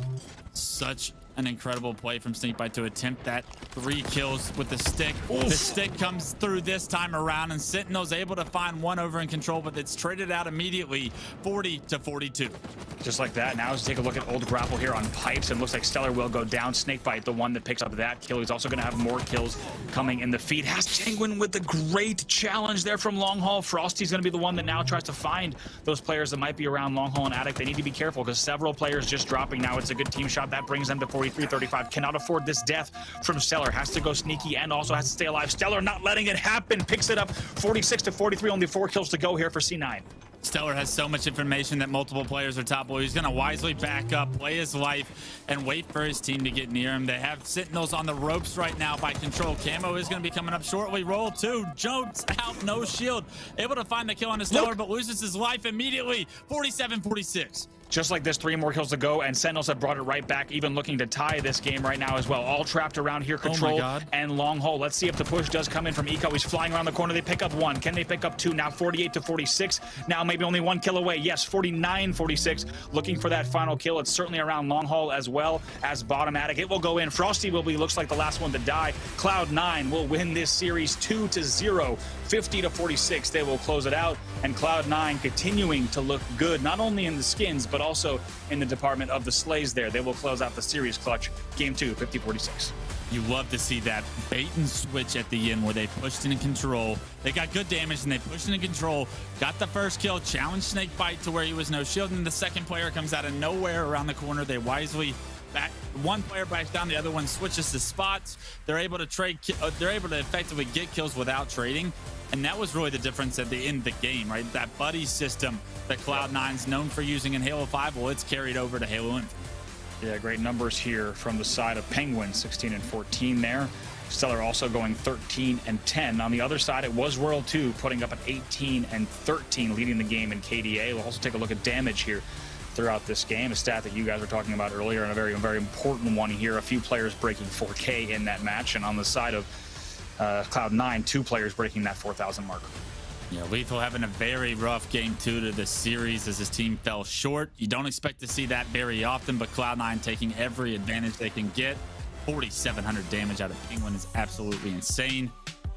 And he was the difference maker in that game 2 for Cloud9 to take the series 2-0. Absolutely. They'll win 2-0. Clutch is the team you've been talking about for a while. We've been watching them for quite a while as well. Let's take a look at some highlights while we break down exactly what we saw in that series. But I got to ask you, Clutch, as we do take a look at the highlights from games 1 and 2, is this what you expected in this series between these two squads? Yeah, it honestly is. I've seen Cloud9 on scrimming every day, grinding till like 5 in the morning. And Sentinels, they've had a little bit of a travel week, right? They didn't maybe expect the game to come out so fast. And because of it, they've had a little bit of unorthodox practice regimen, I would say, coming into this. So maybe not looking their best. Cloud9, they don't care if you practice or not. They're worried about one thing and one thing only. That's themselves. And they look very dominant doing so. Yeah, they certainly do. And we talked about it here. This is a special time, just in case you're just joining the stream. This is a very unique time because early on in any given esport, but especially in a Halo title, you're going to see some less conventional strategies, less conventional holds and routes as these teams, of course, with this game less than a week old, as we take a look at game 2 highlights as well. Less than a week of play, of course, on this game and on this on these maps, you're going to start to see teams that are really starting to separate. And Clutch, you put it perfectly. There's teams that are a little bit further ahead, and C9 looks like that team right now. And really, right now, if you're talking about a difference of 10 hours or more of scrims, that might be the difference between these teams. That's going to make a huge difference in these teams' respective understanding of the games and how these maps are played. Yeah, it was very evident that Cloud9 felt very comfortable with the oddball being in the back tram. It almost looked like Sentinels hadn't seen that setup before, and because the game's so early, they may not have. And they didn't have an answer on how to break it. The game 2, it's 50-46. You lose a very close Slayer, and you can kind of chalk that up to either way, right? I think it's important for everybody to understand that the meta is going to continue to evolve exponentially over the near future. It looks like Cloud9 has started to create that meta, but it's anybody's game as we enter the next few weeks into Raleigh. It really is, gentlemen. I mean, phenomenal stuff from 2 top-tier teams, and it was really cool to see them battle it out like that in close quarters. I just want to talk about real quick, you know, with Cloud9, I felt like with that Slayer, obviously it was a very close scoreline towards the end there, but I do feel like they have, you know, they do embody that fast-paced Halo. You know, we saw that in Splice with 3 of them, you know, back in H5. They just throw themselves at people with complete confidence. I saw that quite a few times there in that Slayer, and a couple of times didn't work for them. Actually, the control completely flipped because they were pressing an elevator. There was absolutely no need for it. The control flipped, and that's when Sen started to kind of walk away with a bit of a lead there, and they obviously had to regain. You know, in terms of the pacing, I think Onset, what do you see from Cloud9 right now? Are they able to kind of pull that back a little bit, regain a bit of patience, kind of move that pace to a different way, and then regain on that control? I think Cloud9 are always going to try and play at that pace. Sometimes it works, and it works more often than not. And the thing about playing at that kind of pace, even if it fails once, if you succeed once on the back of that, usually you see Cloud9 get people on split spawns. And when they get them on split spawns and they get an advantage of a 4v2 in any scenario, you'll see leads go from, you know, games being tied up at 14-14, and all of a sudden it's 22-14. That's why they do it. They don't mind giving away a couple of deaths sometimes with this hyper aggressive play. If they're all doing it together, they can fight again off spawn. They're quite happy with that, but they're all about getting those split spawns. And C9, if anything, I just see him getting faster and faster as they get better and better at this game. They get more accustomed to how it works. Yeah, I mean, it's the one thing I think that is the scariest about this Cloud9 team. They just run at you. They just don't care. The confidence is there. And a lot of the time, they have the slaying ability to back that up. I've got to say as well for Streets, they love that tram stair hold, don't they? They absolutely love it. The amount of times we saw Renegades in the plants, just sat there, but also being super, super patient with it as well. You know, knowing when to try and, you know, get the slays, drop the ball, help his teammates out, having that communication.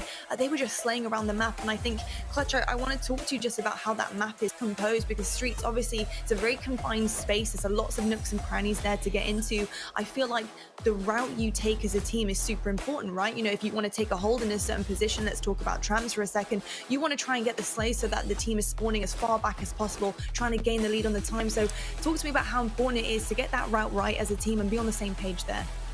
Yeah, I think we saw it from Frosty's point of view in that game, and it was probably a very frustrating moment for Frosty because he gets a kill and he wants to go into tram, but he knows he can't go in there because that tram is like a fortress. And when one player on Cloud9's there, there's probably 2 or 3, right? And when 3 players are in there, you're not going to get very much done pushing in by yourself. Frosty was like forced to wait for what probably felt like an eternity, but in reality, it was probably like 15 seconds for a teammate. And by that time, Renegade was coming off spawn with a flank, and Frosty's kind of like, I don't have an answer for this setup. Like I literally need my team here. Cloud9 did such a phenomenal job of shutting down Frosty's resources in that time, and their score resulted as far as just continuing to climb towards that 100 points. It really did. There were so many swings in that game as well that was so easily noticeable. Renegade with his flanks. Folks at home, pro players watching, watch out for Renegade because those flanks, they swing games. Let's take a look right now, though, at the winners bracket to see exactly where our teams have ended up. Of course, we've had a couple of games. If you're just joining us, welcome. It's lovely to have you at our first NA Open here. But you see, Cloud9 take down Sentinels 2-0. I would say pretty easy. That Slayer at the end got a little bit close, but Oddball is looking pretty damn good. They're waiting right now in the grand finals, but we do have our elimination bracket, and this is where the fun begins, folks, because we do have second lives on the line here. So KC Pioneers, they're going to be facing Optic Gaming very shortly, and the winner of that will go on to meet Sentinels in the elimination final. So we still have a second chance here for all 3 of our teams right in the bottom of the elimination bracket. Well, I'll tell you what, folks, we're actually going to head for a quick break right now, but when we come back, we're also going to be speaking to a wonderful, wonderful individual that you guys should know and love. He has been a pro player in his time. Richie Hines is going to be joining us on the broadcast, and I can't wait to hear about Halo Infinite from his perspective. So we'll see you guys right after this.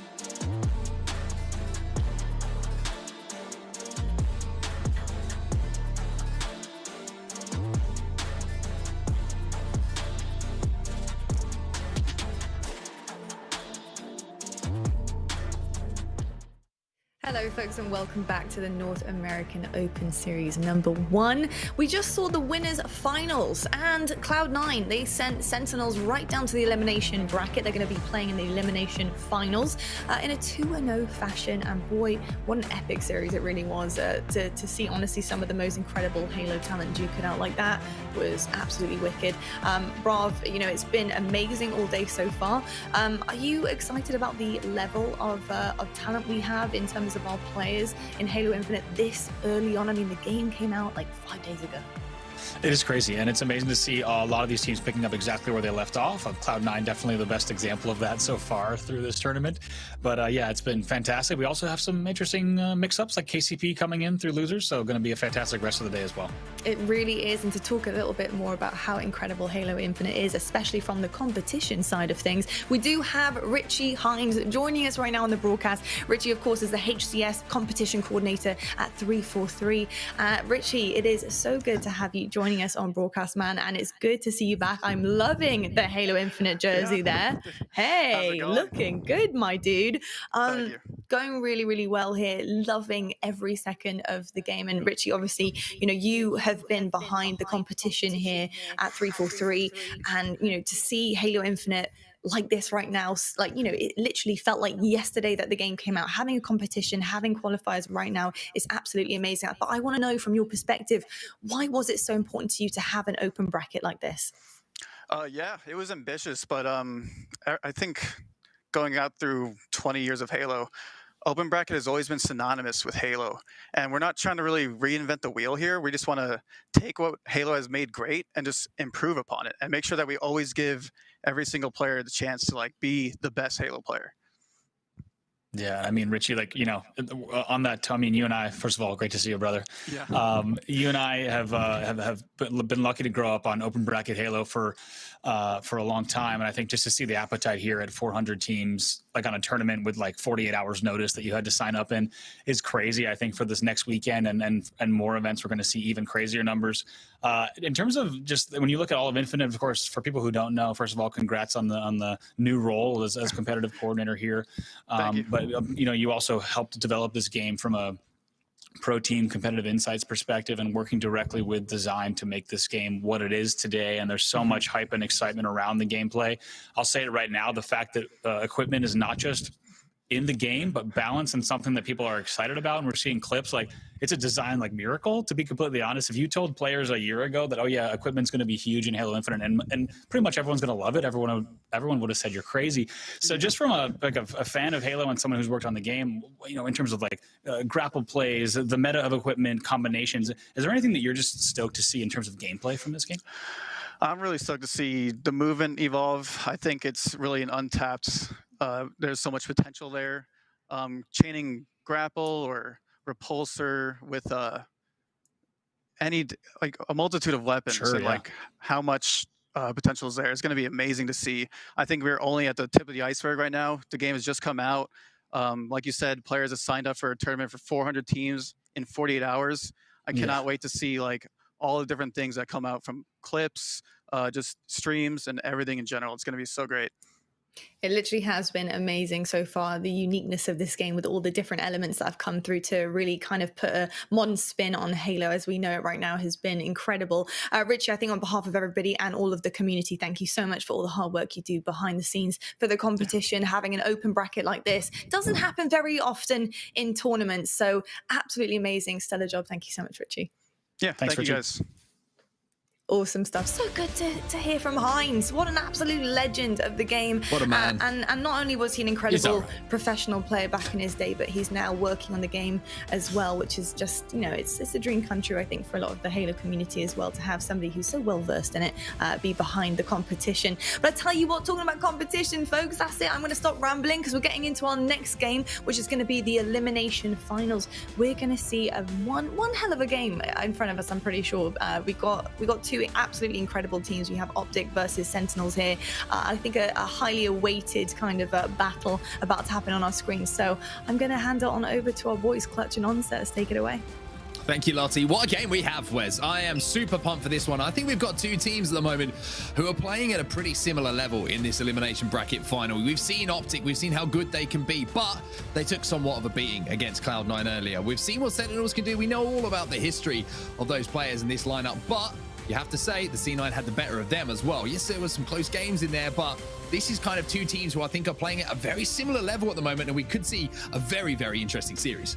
Yeah, I think for the first time today, we're going to see a game 3 here. I think both these teams, to your point, are about at the same point in their Halo Infinite mindset slash like meta understanding as we go into the series. It's honestly emotionally like strange for me to see Optic Gaming versus Sentinels, because when I coached Sentinels, like those boys on Sentinels, they were Optic Gaming, and now they're playing against Optic Gaming. It's a whole mishmash of brand. But this Optic Gaming, we've no doubt about it. They have the skill. They have the talent to compete with the best in the world. It's just a matter of whether or not they can do it together. And I think that we saw them struggle a little bit against Cloud9, but I don't expect Sentinels to be able to apply the same amount of pressure as Cloud9 did, and that might lead for more room for Optic to have a little bit more success.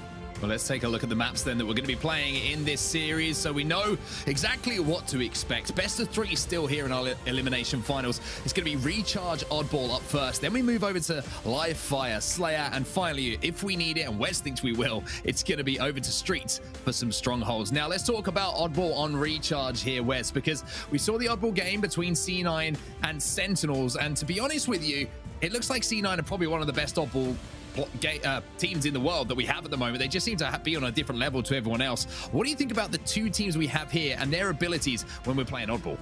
I think the biggest story as we enter the new Halo Infinite era is going to be how quickly can teams learn how to break a setup, because it's easy to play from an advantage. It's easy to play from a position of power with better weapons, with equipment, with the map at your control with so much space. We're having a hard time seeing teams break these setups, and I believe it's because they haven't had enough experience going into these setups and fighting against them to figure out the real way of how they want to break them. It's going to be up to both of these teams once they're against a full setup. How can they break this as quickly as possible to make sure these score lines don't get too lopsided? It's a great point, and a reminder to everyone as well, the winner of this will move back to have a rematch against C9, and with some experience under their belts, maybe there'll be an opportunity for a little bit of revenge in that grand final, and maybe to send it to that bracket reset as well. But I mean, what are your thoughts on this series, Wes? Talk to me about these two teams, how they're going to match up against each other, and honestly, who do you think is going to come out on top? Because for me, I think this is a really, really tough one to kind of decide. There's a lot of storylines going into this series, right? We have Big Brother, Little Brother. We have Lethal versus APG, a story as old as almost time at this point. Lethal, I feel like, always gets the better of them. We have Frosty versus Lucid, and they had a little bit of a rivalry where I don't think they get along too well back in the Halo 5 days. I'm sure that that's continued on to here. They're tired of hearing each other are better than the other in their streams, and I'm sure that they want to prove themselves today. And then we have Snakebite Royal 2. I mean, they're as classic as it comes. Trippy, I mean, he's got an opportunity here to really step up, and then one of the GOATs of all time with Ola. So, I mean, there's legends across the boards, a lot of storylines to compete with, and only one team's going to get to the better of the other by the end of the day.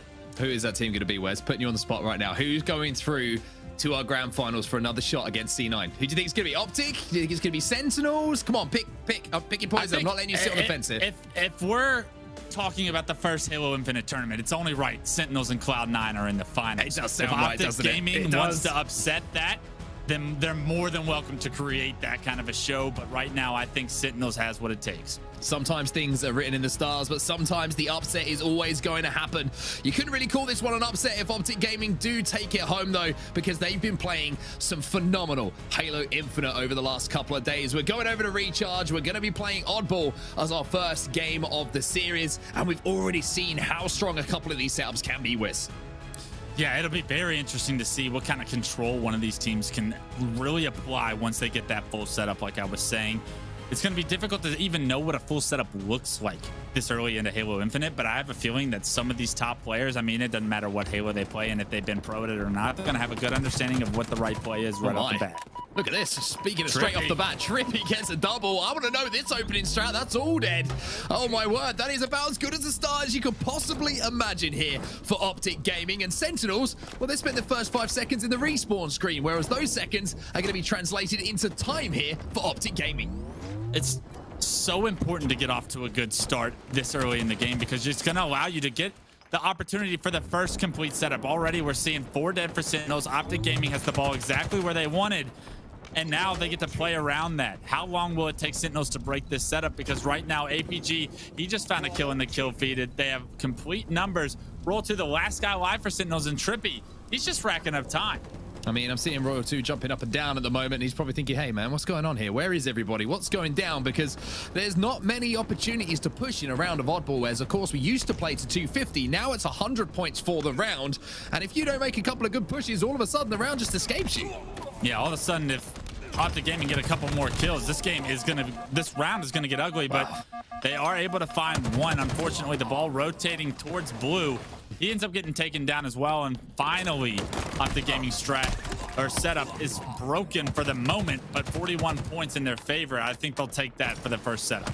Well, this man was absolutely astounding in the series earlier against United, and oh my word, take a seat, Royal 2. That's not just anyone. That's Royal 2, one of the best aims in Halo history, and Lucid just made him pay. He's so sick and tired of being put down by the Sentinels roster. Lucid is here to play. The body disrespect shows that there's a little bit of frustration between these two teams, and Lucid wants to come out on top for what feels like the first time in one of these really big moments that they've matched up in their careers. Lucid is not going to try and back down. There's one thing we know about Sentinels. You never count them out at any point. Whatever the score may be, if there is a 1 second difference between them, they can turn it around and they really can surprise you. But for now, it's just been all Optic Gaming here, looking across the stats at the moment. And that man, Trippy, you highlighted him doing a job here. Not just doing a job, he's 7-2, and he's got the oddball in his hands. Score now 47-6.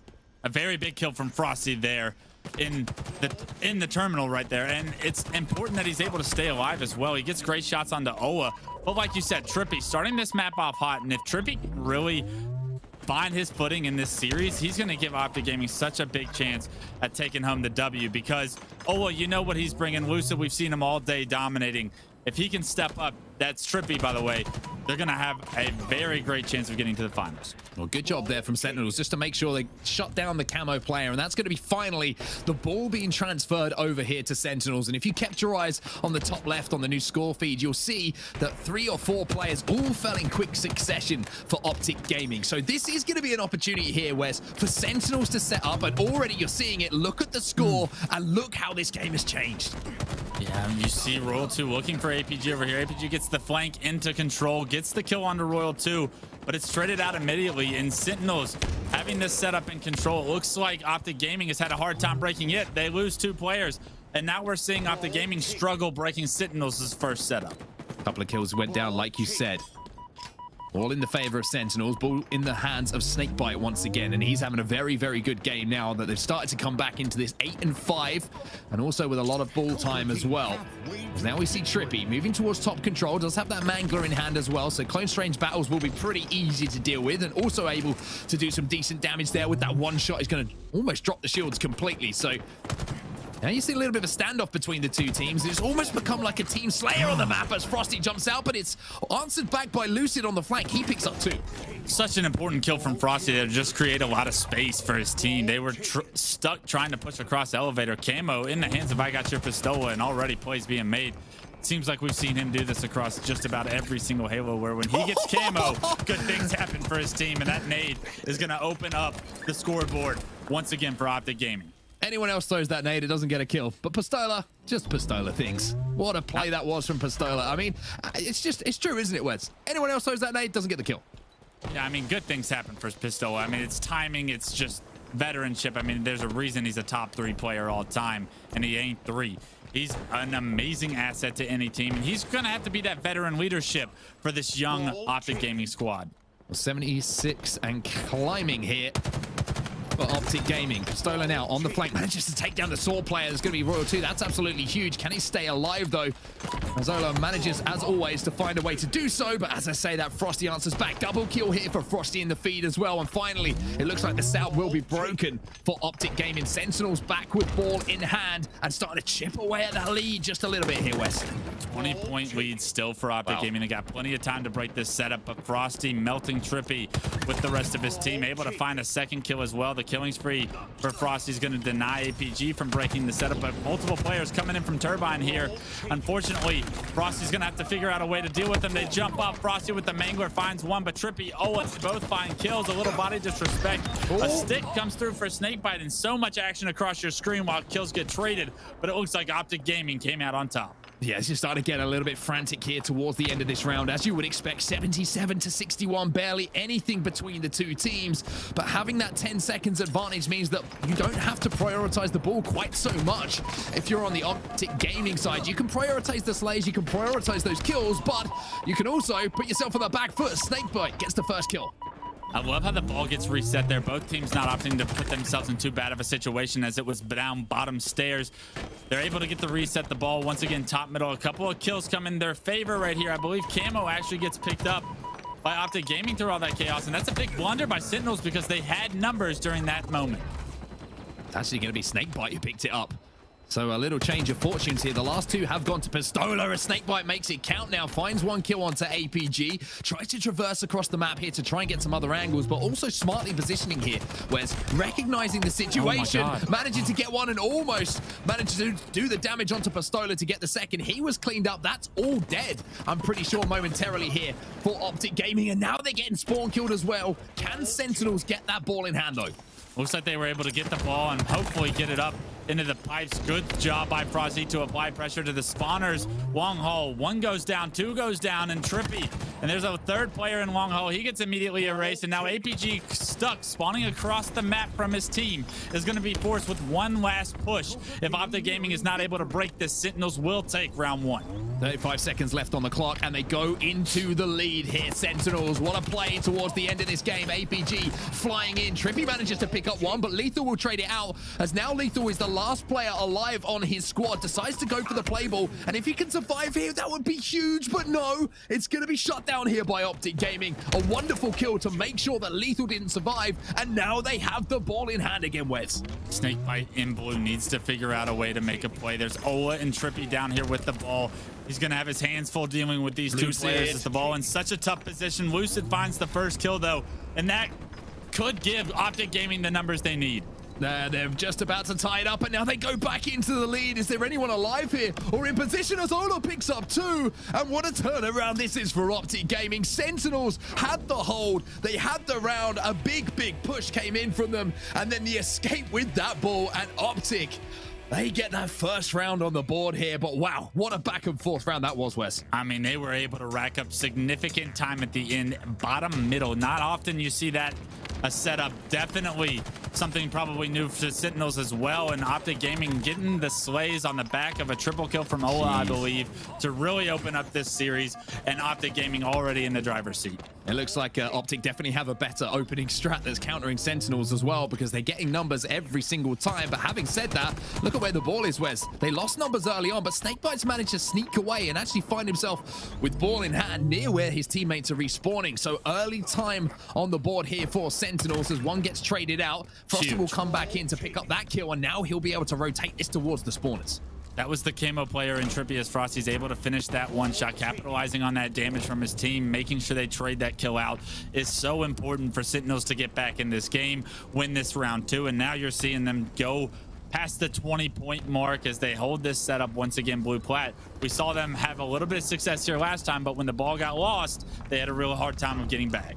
Let's see if they can hold it just as successfully as Optic Gaming did just before the end. Frosty taking a little bit of an interesting route, gets some damage done, but his teammate falls. However, Lethal there is there, excuse me, to tidy that one up. A 1v1 battle on the stairs, and oh my word, Lucid does not lose gunfights. Gunning up for Lucid. He's winning battles once again.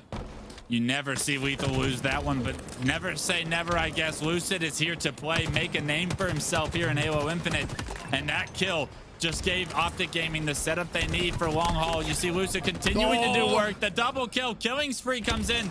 Can't get the triple, but he's done enough damage to help his team continue scoring points. 2 players just respawned from Sentinel, so Lethal is kind of alone on this side of the map. The longer he lasts, the better, but APG shuts him down. The comms on point from Optic, and now it's their time to hold. They will go into the lead here in just a few moments, and again, it's been a game of just holds and turnarounds, and it really has been a roundabout of a game where it's just teetering back and forth. Look at how annoying Pistol is being. He's able to get the ball bottom middle, able to stay alive, get his shield back, do some work on the Lethal, and now pick the ball back up. It's perfect execution from Ola. The experience across so many Halos once again pays off here in Infinite. You have the Repulsor to work with as well. Ball in hand, and this is just going to be the lead start to extend. You can see one player has actually managed to sneak through here, but Frosty gets traded out. So a good job from Optic Gaming just to make sure Pistola is safe for now. Leave him in a position where he can help out a teammate. Trippy does exactly that. And now Ola maybe thinking about a play ball, maybe thinking about sending someone for a swim. It's a play ball without sending someone with the ball. That's a big play with the Repulsor, and that's exactly what we were looking forward to seeing on the sword side of the map.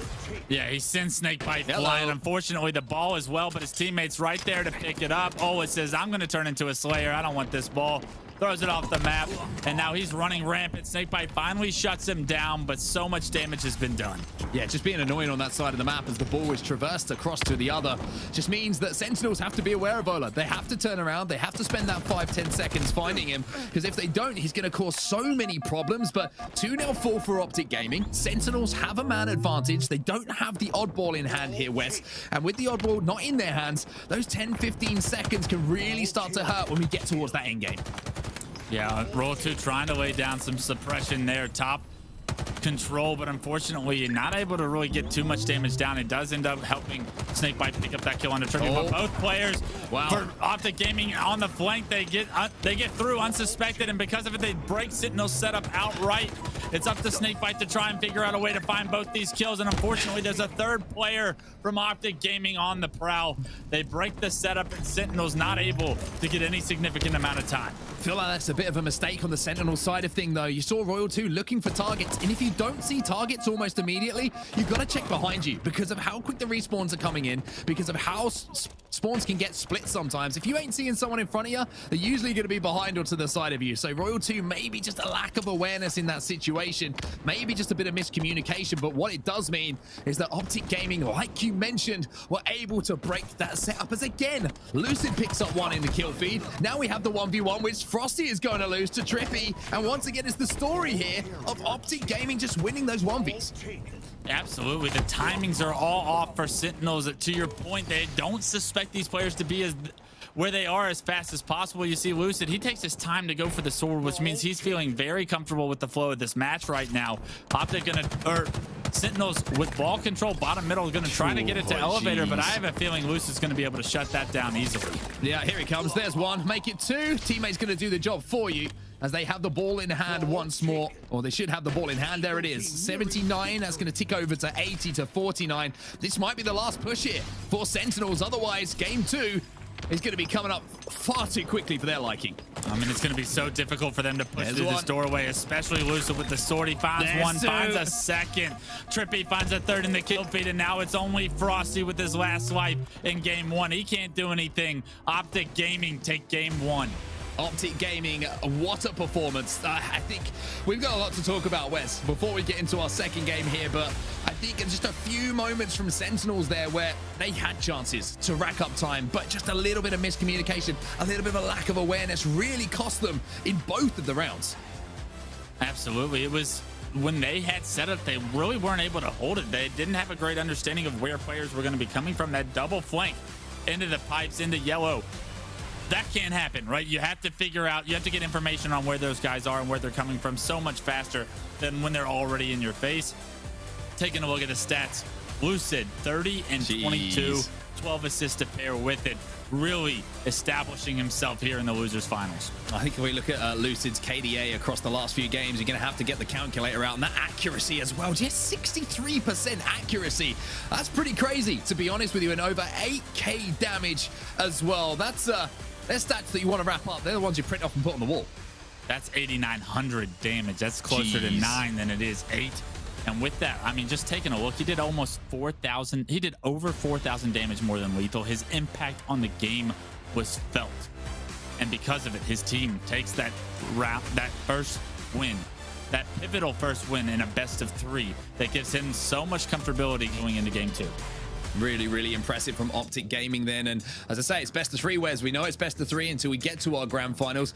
And now Optic only need to take home one more game. We'll take a look at some highlights from this map that we just saw before we get to game number 2 though, Wes, because there was a few pivotal moments, like we mentioned, where things just seemed to slip through the fingers of Sentinels, but also it was massive plays from Optic Gaming.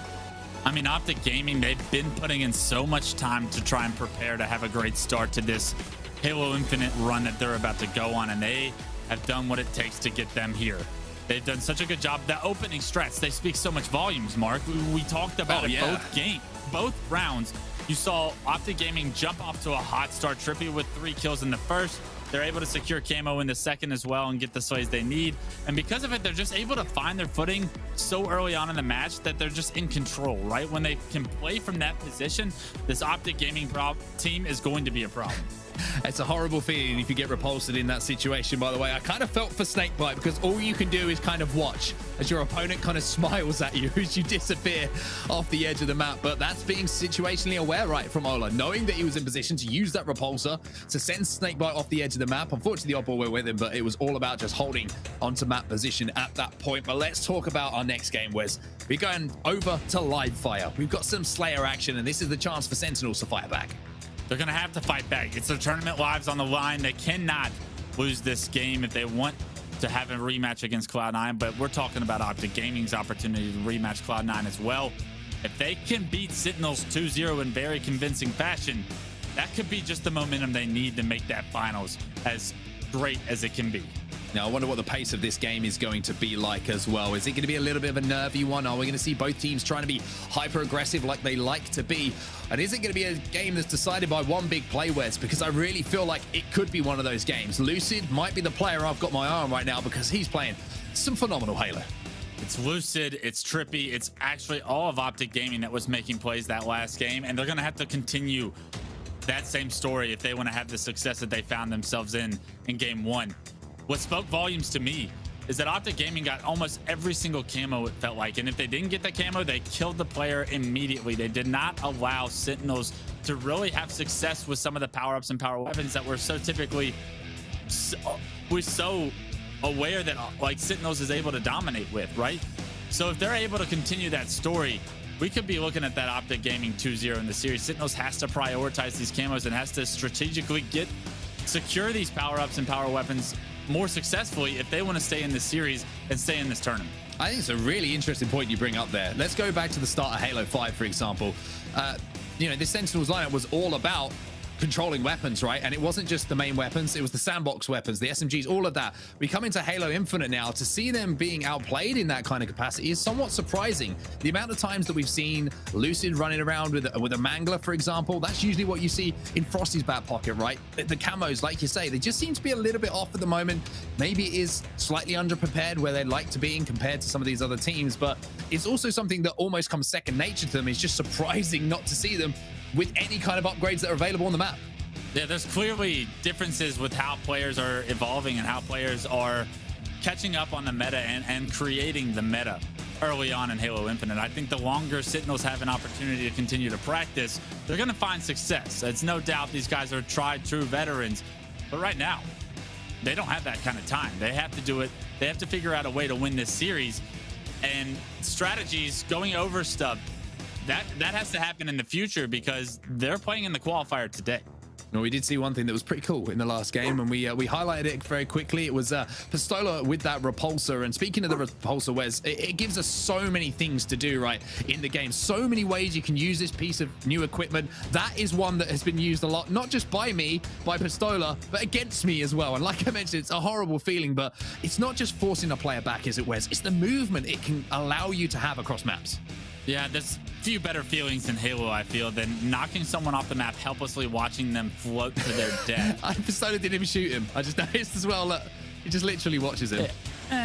It's not worth it. You're gone. If Snakebite could have potentially milked another extra second of ball time, things could have got interesting there. But in all honesty, like, Ola doesn't mean to like knock the ball off the map there, but it actually works in his team's favor because they're able to get a few kills and change their setup. It's basically a ball rotation over to pipes, as well as what happens after that. So Ola actually plays the ball, doesn't even try to play the ball, and ends up benefiting his team. I could take a page out of that book any day over.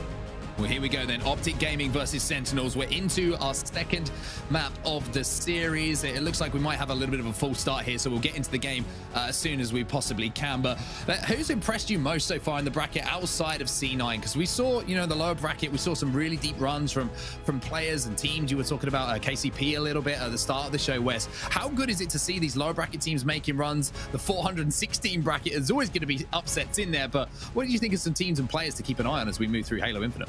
I think the biggest surprise to me was that Infernal team. That was Common, Haynes, Swish, and Name.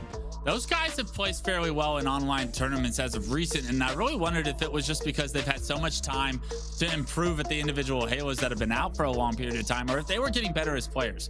I think this weekend, we can safely say that they've gotten better as players and that they've established themselves here in like at least the top 8 of North America's best teams, and that's saying something. That's a very great achievement for those guys to get in this first qualifier. They can learn to continue to build on that and establish themselves there, like solidify themselves there for the year. They're going to keep continuing to create upsets. You get the feeling it's one of those teams that you watch all year, right? And you're just like, oh, they just beat who? And all of a sudden, it's a little bit of a surprise to me when we start talking about these teams in, you know, capacity of top 8, top 6, and all that kind of stuff that comes with it. But for now, let's go back to focusing on what is in front of us. Optic Gaming versus Sentinels. Sentinels, this is their last life here, Wes. They need to win this game to send it to a game 3. I think it's so important for Sentinels to get off on the right footing here early in this game. We saw how strong Optic Gaming's starting strats were from both the elevator side and long haul side of Recharge. If they can duplicate something very similar to have the success to get a few kills, get the lead and some map control, they can run away with this series and never look back. Look at the aggression early on as well. Once again, the opening strategy looks to be in favor of Optic Gaming. Don't manage to quite clean that kill up, but look at the awareness to not chase there. Knowing there might be another player around that corner, this has been a great start once more from Optic. It's 3-1, make that 3-2 though, as Frosty introduces himself to the game, but they managed to get away with that sniper rifle, and that cam is going to be coming up soon as well.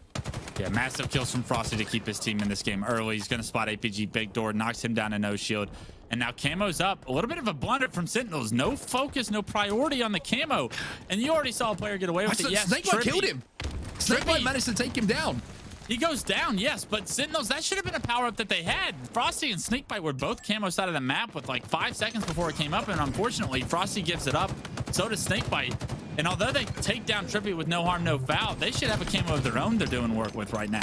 Yeah, I think it's a very interesting point you raised there. Yeah, kind of got away with it, to be honest with you, but haven't had the power-up, which, you know, we're so used to them having in their hands. But speaking of which, they don't have a power-up, but they do have a power weapon, and it's in the hands of Frosty. However, the pressure coming in from Optic Gaming did not allow him any kind of easy shot, and now Pistola is starting to put it to use himself. He's got one more bullet here in this snipe, but he's in such a perfect position to just anchor and do damage overall for his team. Love this top tower control we're seeing out of Ola. It's probably the most dominant spot on a map like Live Fire, and now Ola actually choosing to leave and apply some pressure to these players that are open field, pillars, and silo. You see Ola doing a ton of damage, staying alive, doing Ola things, and because of it, his teammates able to find a kill pillars. And look at this from Pistola. He's just such a nuisance, and I love the way he pushed up first, willing to take the damage that was going to be dealt by Sentinels in order to give his teammates those different angles and make him the focus of attention while they can put those shots in. But for now, we'll go back over to Frosty. He'll be taken into the respawn screen for a few moments. Looking at the score right now, it's 3 kills, the advantage for Optic Gaming, and here comes that next power-up, and it looks like this time it's going to be Sentinels prioritizing it like we expected for that first one. So much better of a job by Sentinels to have the numbers they need to secure this. Camo is now in Roll 2's hands. He's already found himself 1 kill. What kind of success can we see Sentinels have now with the first power-up of the series for their team?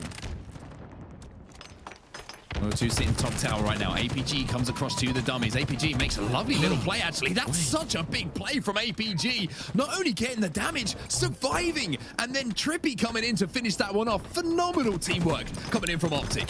Royal 2 thought he had APG dead to rights. APG gets out with just a sliver of health, and Lucid there to trade it. That camo being nullified immediately.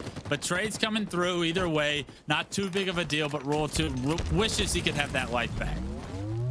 Even with that play, Sentinels do have a lead for now. However, Snakebite gets introduced to the right fist of an Optic Gaming player who just flies over the top of that. Oh, a little block in front of him. A double kill coming in now for Trippy as well. Will kind of even things up. And now Snakebite's last player alive as the game is tied up once again. 3 players spawning now as Lethal comes off the respawn. He'll be on the back pillars, jumping up towards the nest. As close of a game as we could get it as we enter the halfway mark. Control still in favor of, I would say, Sentinels, but APG's top tower raining down terror right now, and Lethal, he's kind of stuck in a tough position here as they're all starting to spawn silo. This could be where the game is won or lost if Sentinels isn't careful. Yes, it's actually Trippy POV. A little mistake on the overhead there for a second. Apologies for that, everybody who's watching at home, but Trippy managing to stay alive now. But you're quite right. Trippy staying alive here almost as important as it ever could be. 25 to 26. Make that 26 all as the scores get tied up. Ola picking up the kill on Frosty. And at the moment, Trippy's doing such a good job of just staying alive, baiting and waiting for communication from his teammate. He's playing this very slow, but Camo just came up and I got your Pistola able to secure that. So Sentinel's not in a position to really contest for that Camo. They had tower control, but they didn't apply the pressure they needed to. Oh, they're hunting Noah word. down though, and the gang's all here, bottom middle, baby. They're able to take down Ola. A crucial piece. We've seen the damage he can do with Camo already in this series. I was about to say how dangerous Pistola can be with the camouflage. One of the sneakiest players in Halo history. But one way to stop it is to send in the boys. The 2 bouncers come to the door and say, Pistola, we ain't got your ID on file, mate. You're going to have to get to the back of the line. But now Snakebite, having worked with the rest of his Sentinels teammates to pick up the kill on the camo player, is now hitting some beautiful shots with the sniper. But again, the pressure coming in from Optic. Even though he hit those shots, Wes, they won't relent. They keep coming forward, and it's that man Lucid again who picks up the kill. Lucid so lethal with the snipe, gonna land the one shot he has onto Royal 2. Is anybody gonna be able to pick that up? Yes, the 50 comes through. That means Royal 2's finished. Spots Snakebite able to take him down as well. Spots Frosty, and this information on these players is so important.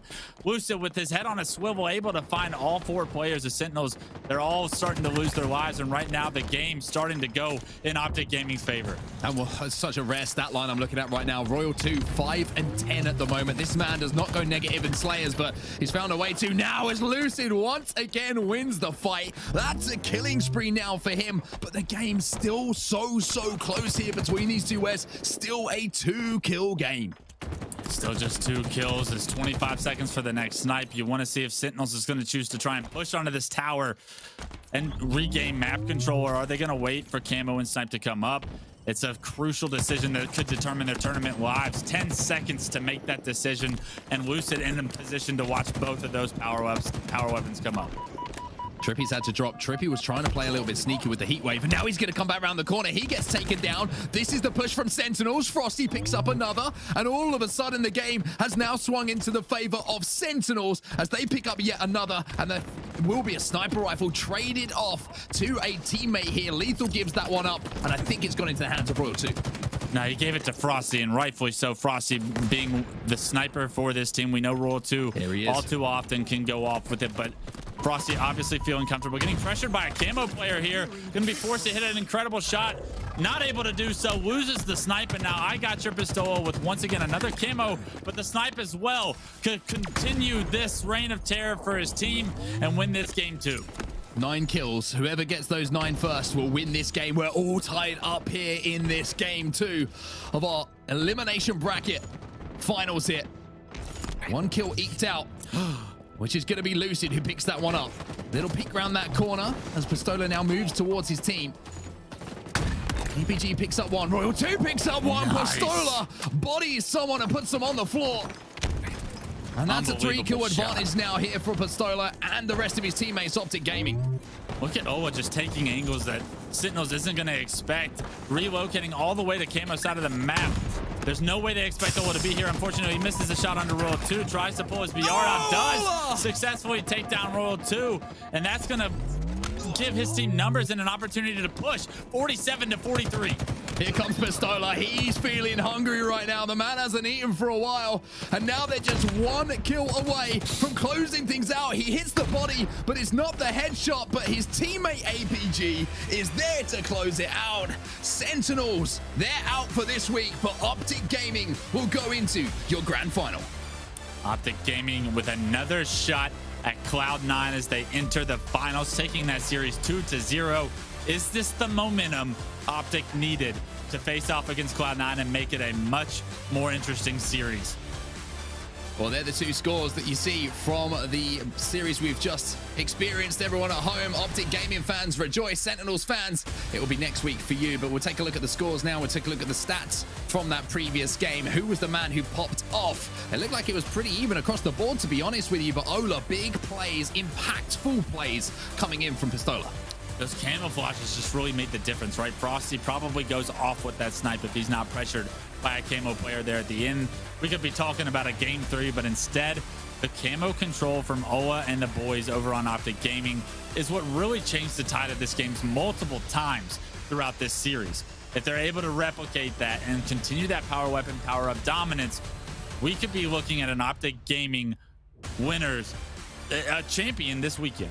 We could indeed, and is that man Lucid once more. 4,324 damage done by him, top in the game. A snake bite just behind him on Sentinels, but it wasn't enough. And I highlighted it a little bit, Wes. A surprising stat line from Royal 2. I can't remember the last time I've seen that kind of stat from Royal 2 in a Slayer.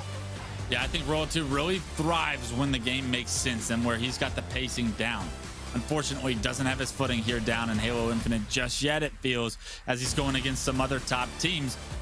I expect that to change as he adapts towards the meta and continues to evolve as a player for Halo Infinite's sake.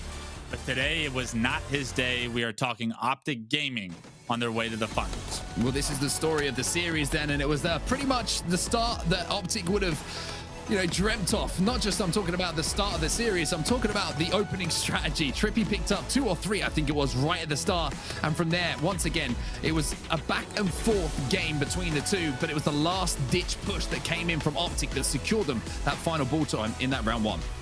Yeah, absolutely. Such an awkward opportunity they had to kind of rack up some time there at the end of that round 1, but they made it work, and that shows Optic Gaming's flexibility, right? It shows that they don't need a perfect setup exactly where they planned in order to make it work. The teamwork came through. It'll be interesting to see if Cloud9 kind of gives them that same space and same respect the Sentinels was showing them, but I think that speaks volumes to Optic Gaming's opportunity when they're playing well and things are clicking.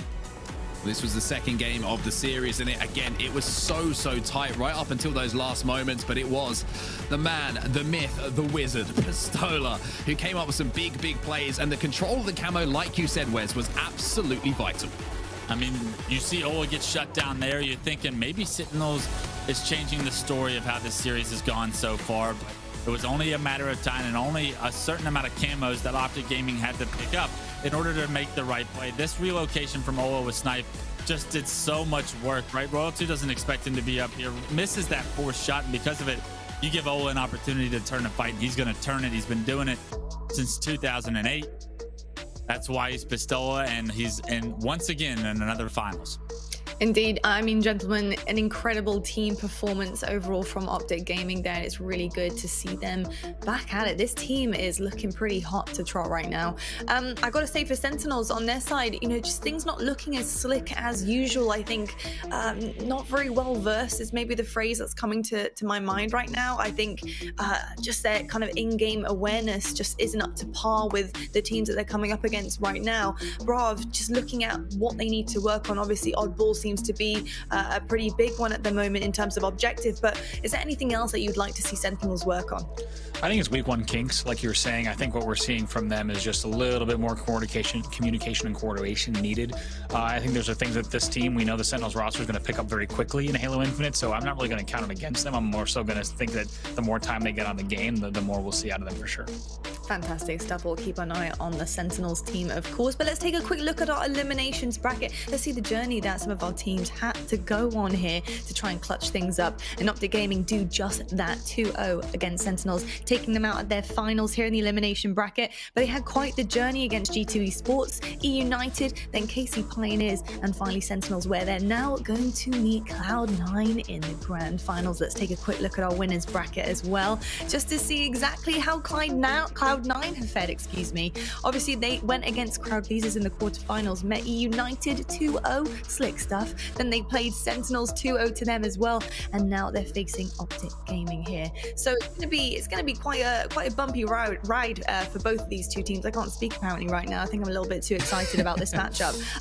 But it's gonna be a really close game if I had to guess. Just the way that you know, all of these players on both sides are playing at the moment. I think the pacing from Cloud9 and then the team effort that's coming through from Optic Gaming here, and a notable mention to Lucid, who's clearly a main slayer right now as well, which is absolutely incredible. Lucid's numbers currently are just wild, genuinely wild.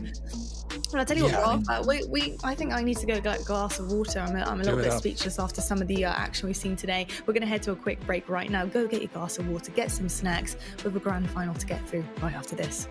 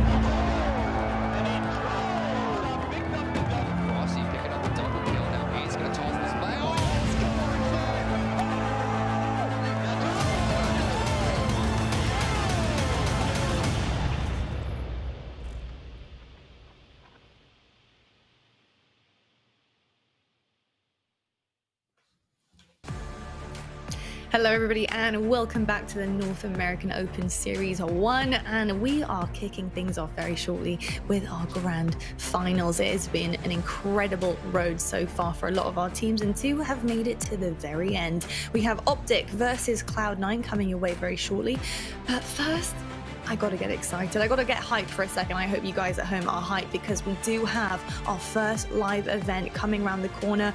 If you thought Christmas was coming early, you are right, because Raleigh is coming your way. It's gonna be here very shortly, December 17th through the 19th.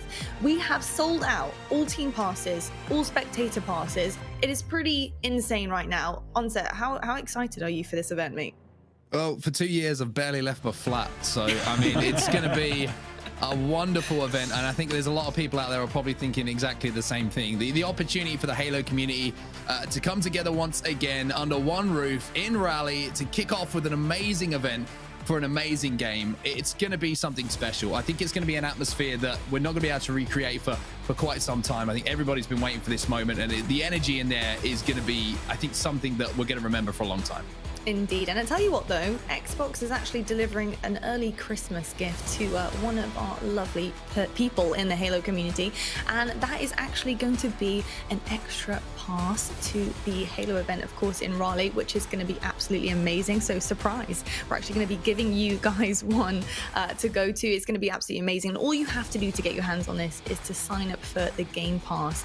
You go to smash.gg/Xbox, and of course it's a 2-day event featuring 128 teams on the line, and one team will win this to win the grand prize and all expense paid trip to the first Halo Championship Series live event.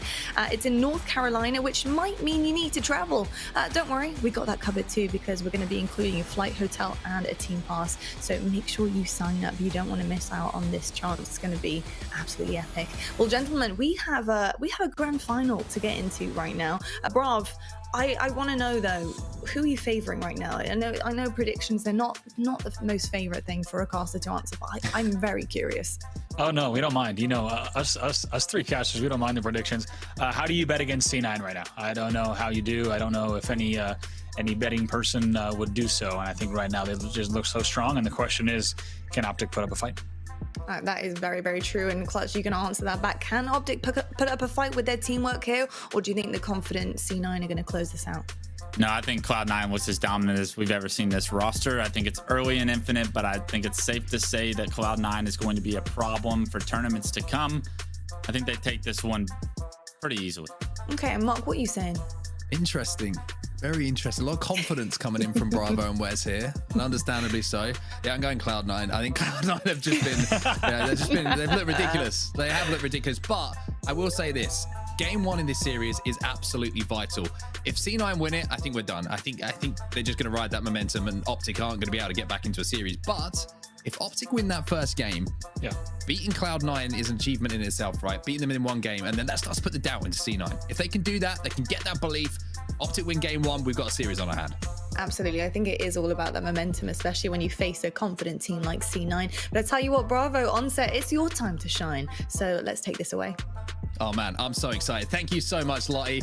And for the first time in Halo Infinite, Andy, I get to say to everybody at home, welcome to the grand finals. I cannot wait to get into this one, my friends. C9 have looked astonishing so far, with the game only being out what feels like, I don't know, I've lost track of complete time, to be honest with you, with the lack of sleep I've had playing the game over the last week. But to get to the level they've been at so quickly, it's going to be a tough ask for Optic Gaming, but if anyone can do it with the momentum behind them, it's going to be the Green Wall.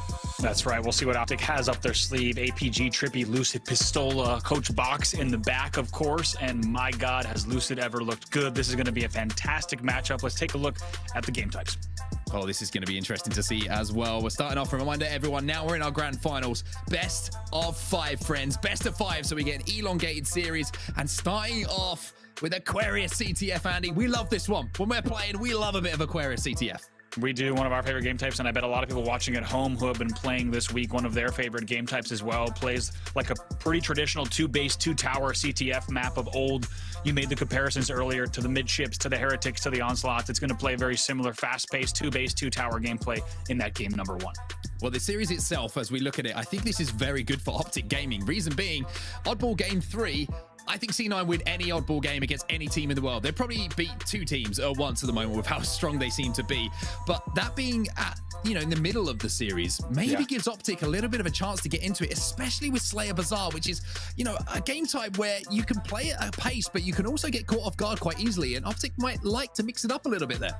I agree. Great first 2 game types for Optic. If one of those was swapped, if say the Aquarius CTF was swapped with the Stronghold Streets, etc., you'd have a very different series. This game 1 and game 2 are definitely opportunities for Optic to play pretty well. Maybe some less traditional play here. Don't play at the exact pace of C9. That oddball recharge, I agree, it's probably a C9 game. But man, if they can get those 2 games on the board, they could really send this one the distance. Let's remind everyone at home as well, if Optic does win, that will reset the bracket. We will go to a second best of 5.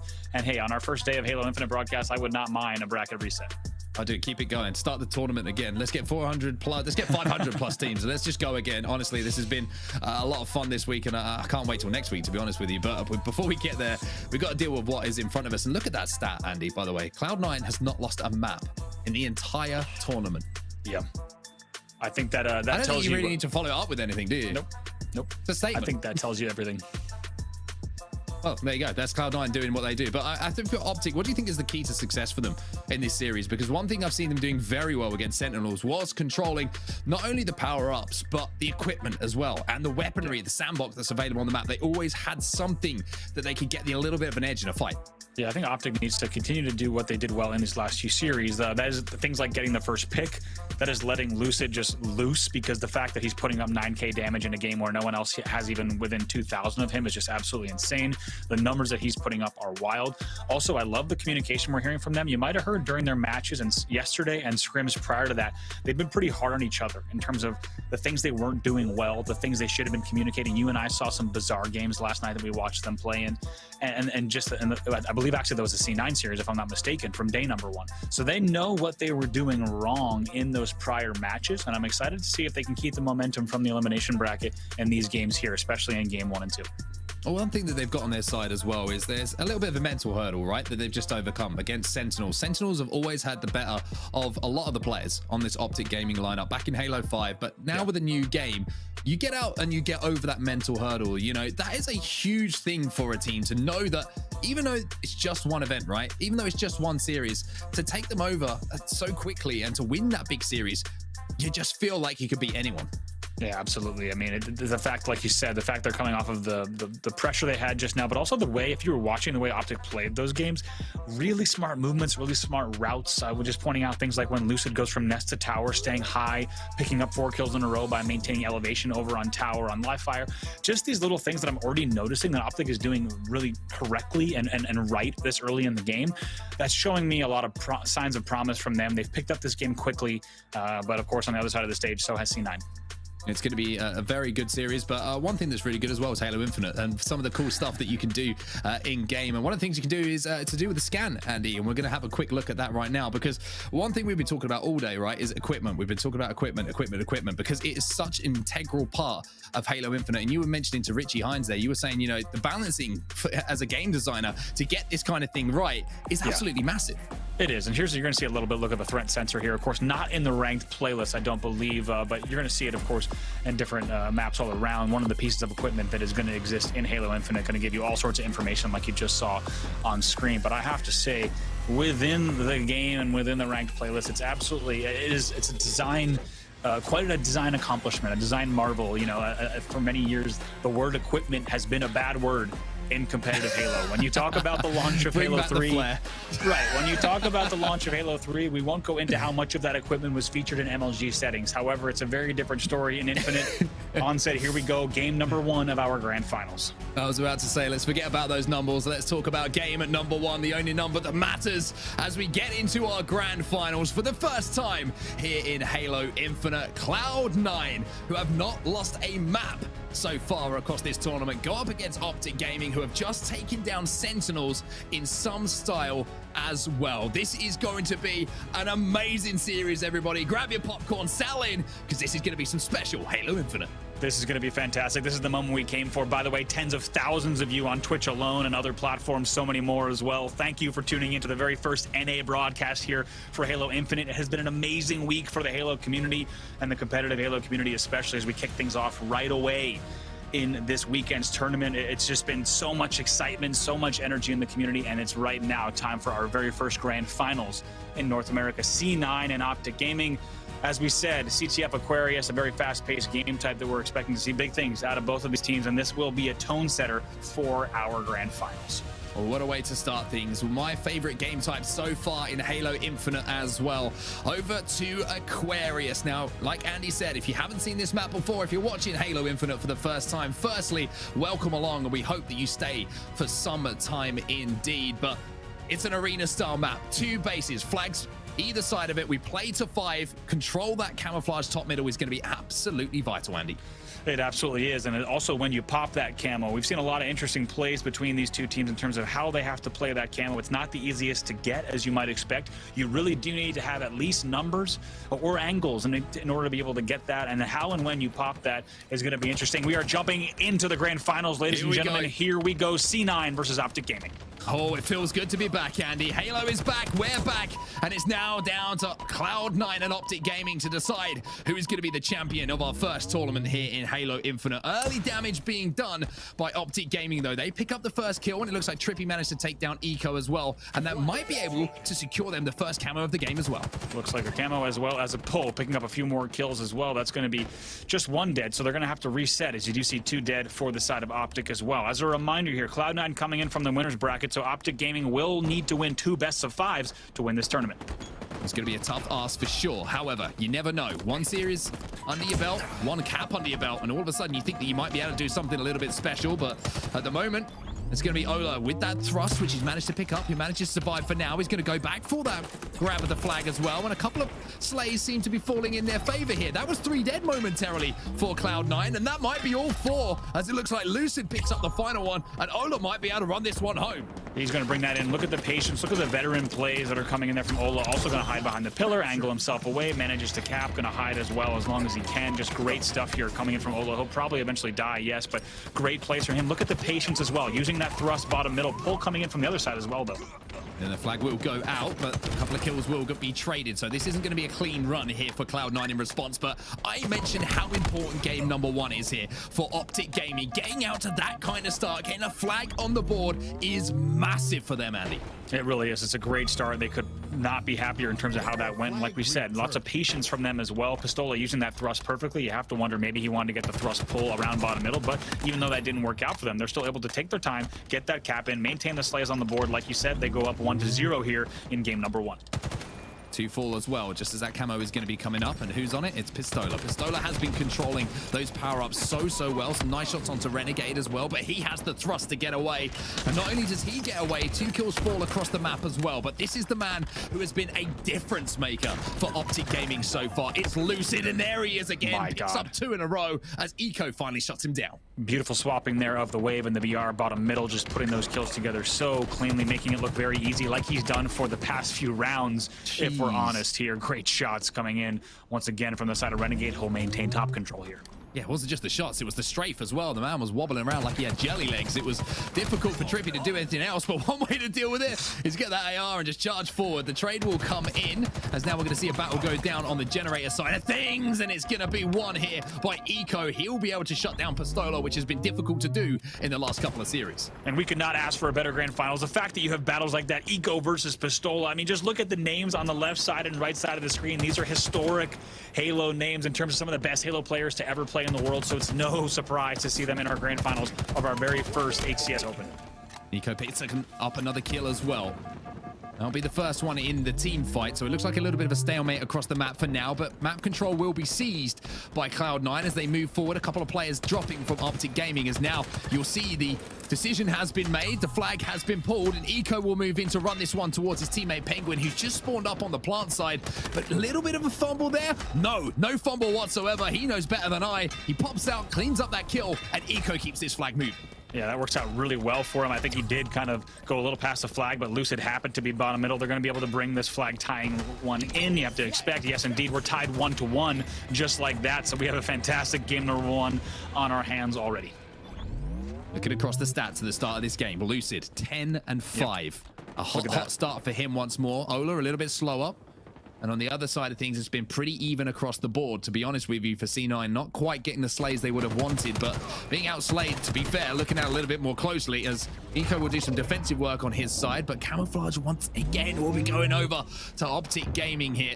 And it seems like they're doing a really good job of controlling that. They really are. They've been on top of that. And like you said, Lucid, though, also just making sure that he stays on top of the board. 11-6 right now in this game as we go on board with him, taking his time, deciding exactly when he wants to engage and timing it very well, unsurprisingly. I mean, right now, making a statement in this event, you would not be crazy to say that he's one of the best, if not the best player in the game. Based on the stats, look at the stick as well on Eco, making this look way too easy.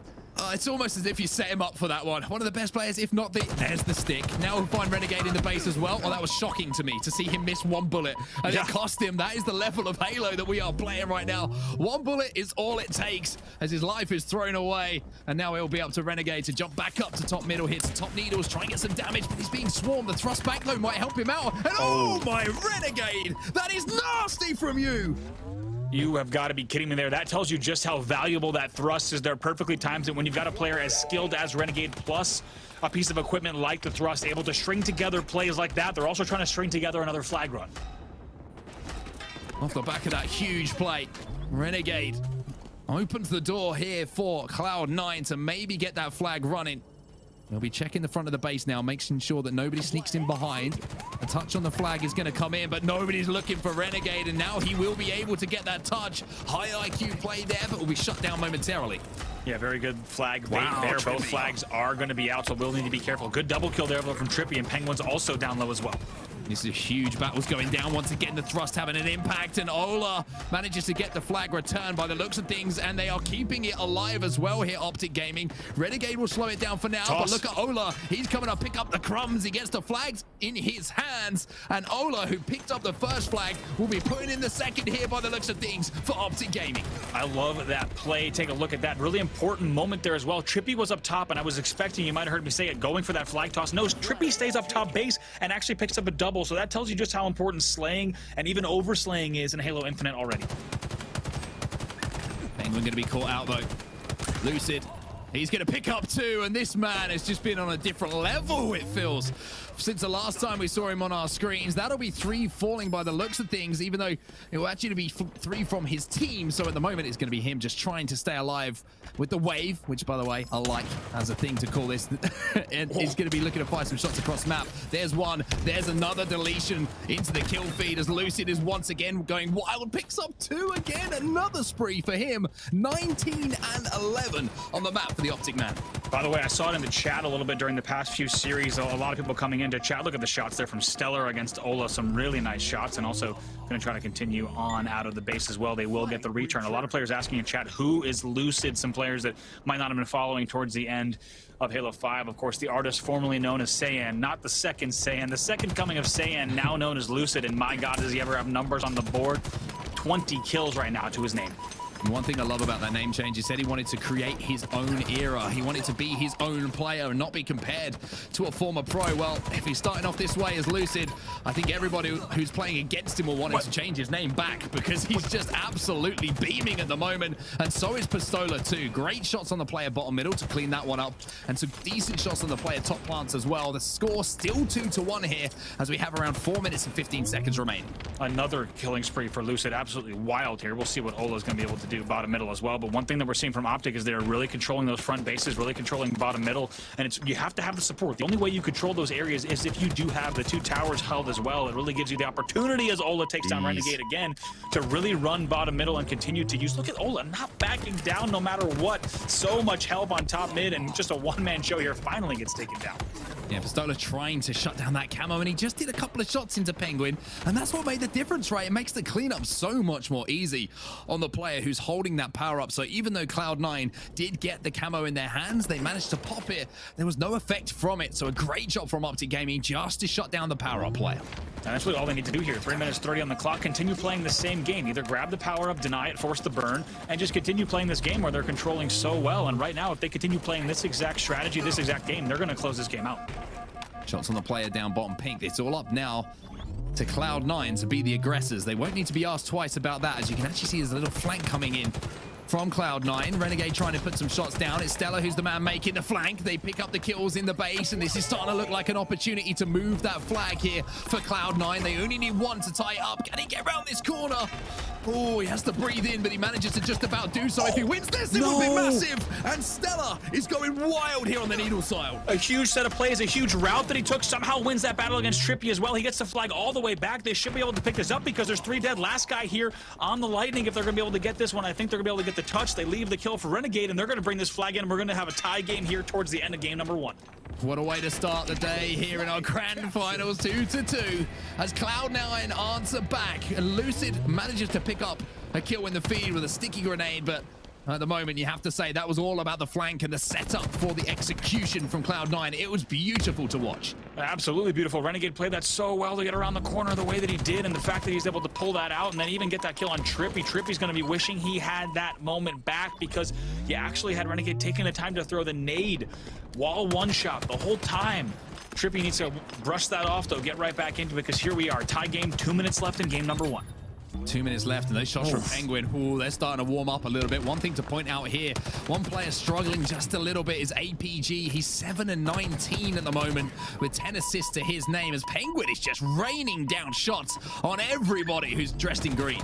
I do want to say, we were giving so much love to Lucid earlier on in the game, but as you point out, Renegade is now the player to watch. 26 kills. He will now take the lead for most kills in the game, just over Lucid. Looks like there might be another flag pull coming in here for Cloud9 as well. Optic have got to pick up kills, and they've got to pick them up quick here. Eco is going to find one, though, for Cloud9. Penguin gets taken down, and that is what was needed. Here comes Renegade, though, flying forward to take over that position here. Top plant, such a vital spot on the map. Yeah, 2 were dead for both sides just now, so you should see a little bit of just tug of war here as players on Optic kind of clean out their base, and they're able to pick up at least 1 kill in the back, so we should see them regain a little bit of control around top mid here, and now really this next push onset could win the game. Overextension coming in here from Lucid. Has the sidekick in hand as well. He's going to go for the pull towards a teammate.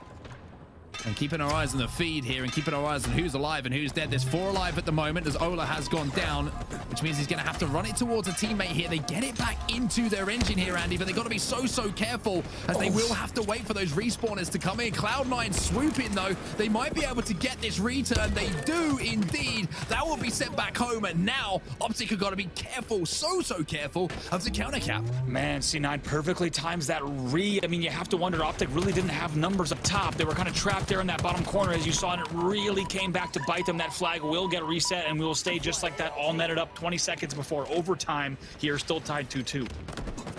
14 seconds remaining. Will anyone be able to get a flag moving? That's the question here.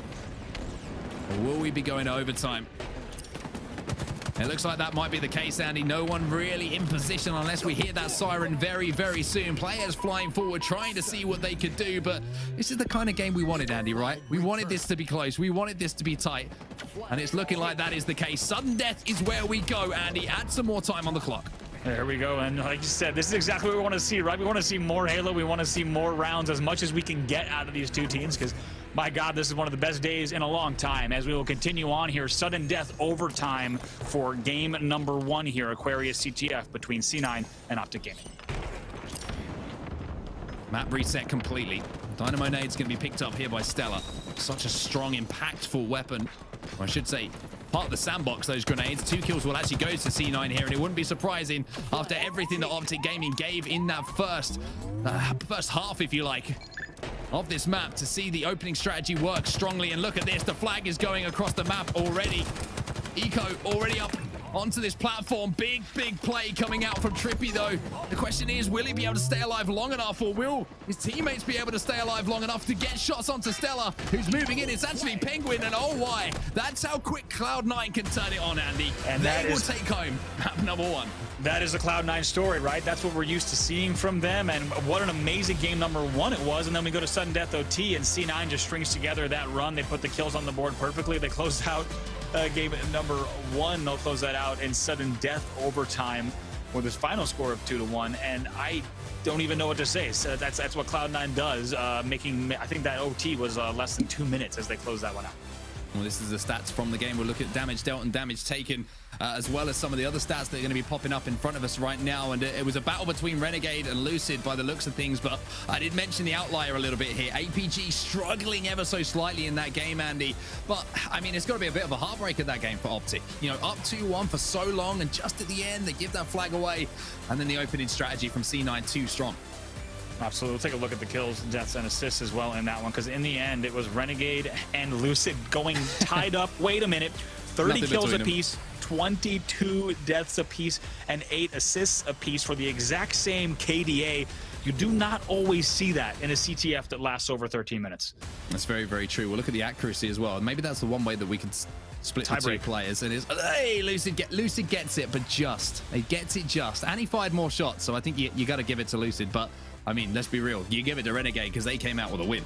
Yeah, absolutely. Those two players really standing out on their respective sides and stepping up big in a big way. Lucid was running the game for a while, and you could say that Renegade, of course, alongside the whole team, but Renegade was the one who turned it on the most for that C9 side and was a huge part of the way that they closed that game out, because for a while we did not see Renegade on the board in such a big way as Lucid, and then slowly catches up to him. So all of Renegade and all of C9 and Renegade especially turning it on there in game number 1, they'll take game number 1. Well, let's take a look at the replays of game number 1. As we say, we went to overtime. We went the full distance pretty much on Aquarius, capture the flag, but it was the hot start that came out from Optic Gaming. This is what they needed, Andy. It was almost immediately they got that first flag on the board, and all of a sudden you felt, hey, these guys are really onto something here. They're matching Cloud9 shot for shot. Yeah, and what's brutal for Optic is it's exactly as you talked about on set. They needed to come out strong here. They needed to come out hot here. That was going to give them not only the game on the board, but you know these players. When we talk about Ola, Lucid, Trippy, APG, these are momentum players. These are players that when the comms are good, look at the stick from Lucid as well. These are players that when the comms are hot, they can really turn on. And that really applies to a player like Ola. When his team is firing on all cylinders, they are going to get ready and get right into it. So it's a heartbreaking loss for Optic, but they need to bounce back. Sounds like game 2 is already ready. Well, I was going to say, I'm going to borrow a phrase from you. Get ready, we're ready. As we're heading into our game 2. Bazaar is where we're headed. Slayer is the game type. And now I start to worry a little bit for Optic Gaming. I wonder if this one gets out of hand, if the series will be done and dusted and Cloud9 will be running home as your first champions of Halo Infinite. But, as I say, Bazaar, dynamic spawns, you're going to have to be, you know, head on a swivel every single time that you pick up a couple of kills on this map, because that spawner behind you can really hurt you, Andy. They can. If you saw Optic's games yesterday, you heard in their comms that they were not happy with the way that they were pushing out of tree into corner, not having an anchor around rockets. They weren't pushing out of bar or BR enough. You heard a lot of that in their comms, so I expect them to be on top of that today. But really the big thing in Slayer is make sure they're not looking at 6-7 kill deficits that are getting even bigger. They need to maintain control, and if they start to trail a bit, slow the game down.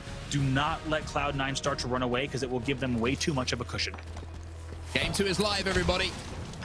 Optic Gaming chasing the series already. Cloud9 looking devastating as always. Still yet to drop a map in this tournament. And not only that, they're picking up the kills at the start here. They've got the overshield in hand here of APG. Excuse me, it's actually APG who's managed to pick that one up, as that will be a hot start for Optic Gaming. This is what they needed, Andy. They needed to get this hot start. They needed to get control of weapons and power-ups. It looks like they have done. They have done. Also, Ola does have those rockets up as well, so that's going to give them a nice little bit of an early lead. Surprising to see the fact that we were able to get Optic there with a pretty much free overshield grab. Certainly some of the kills that they got around the bridge, around that front door, being a huge part of that. And right now they'll get a little bit of lead here, 5-1 off the break.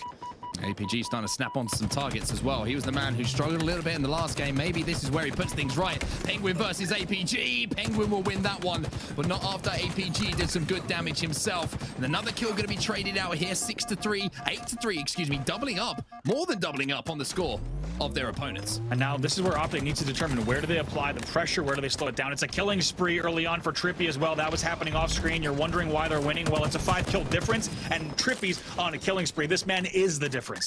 Dynamo nades going down as well. When you ask why we talk about them all the time, well, there's your answer. Throws that one into the trench, picks up a kill as well. And we talk about Sandbox, how important it is to control weaponry in Halo. Probably never been as important as it is here on Halo Infinite, as you see the Bulldog now available for Pistola. Lucid will go down now 13-6, but this is a sizable lead here for Optic, and we've seen them at this point in the tournament so far. They need to hold on to this. They need to understand when to apply the pressure and when to slow the game down. Right now, if they do start to get the right picks, they will need to collapse. You do not want to give C9 the room that they're looking for.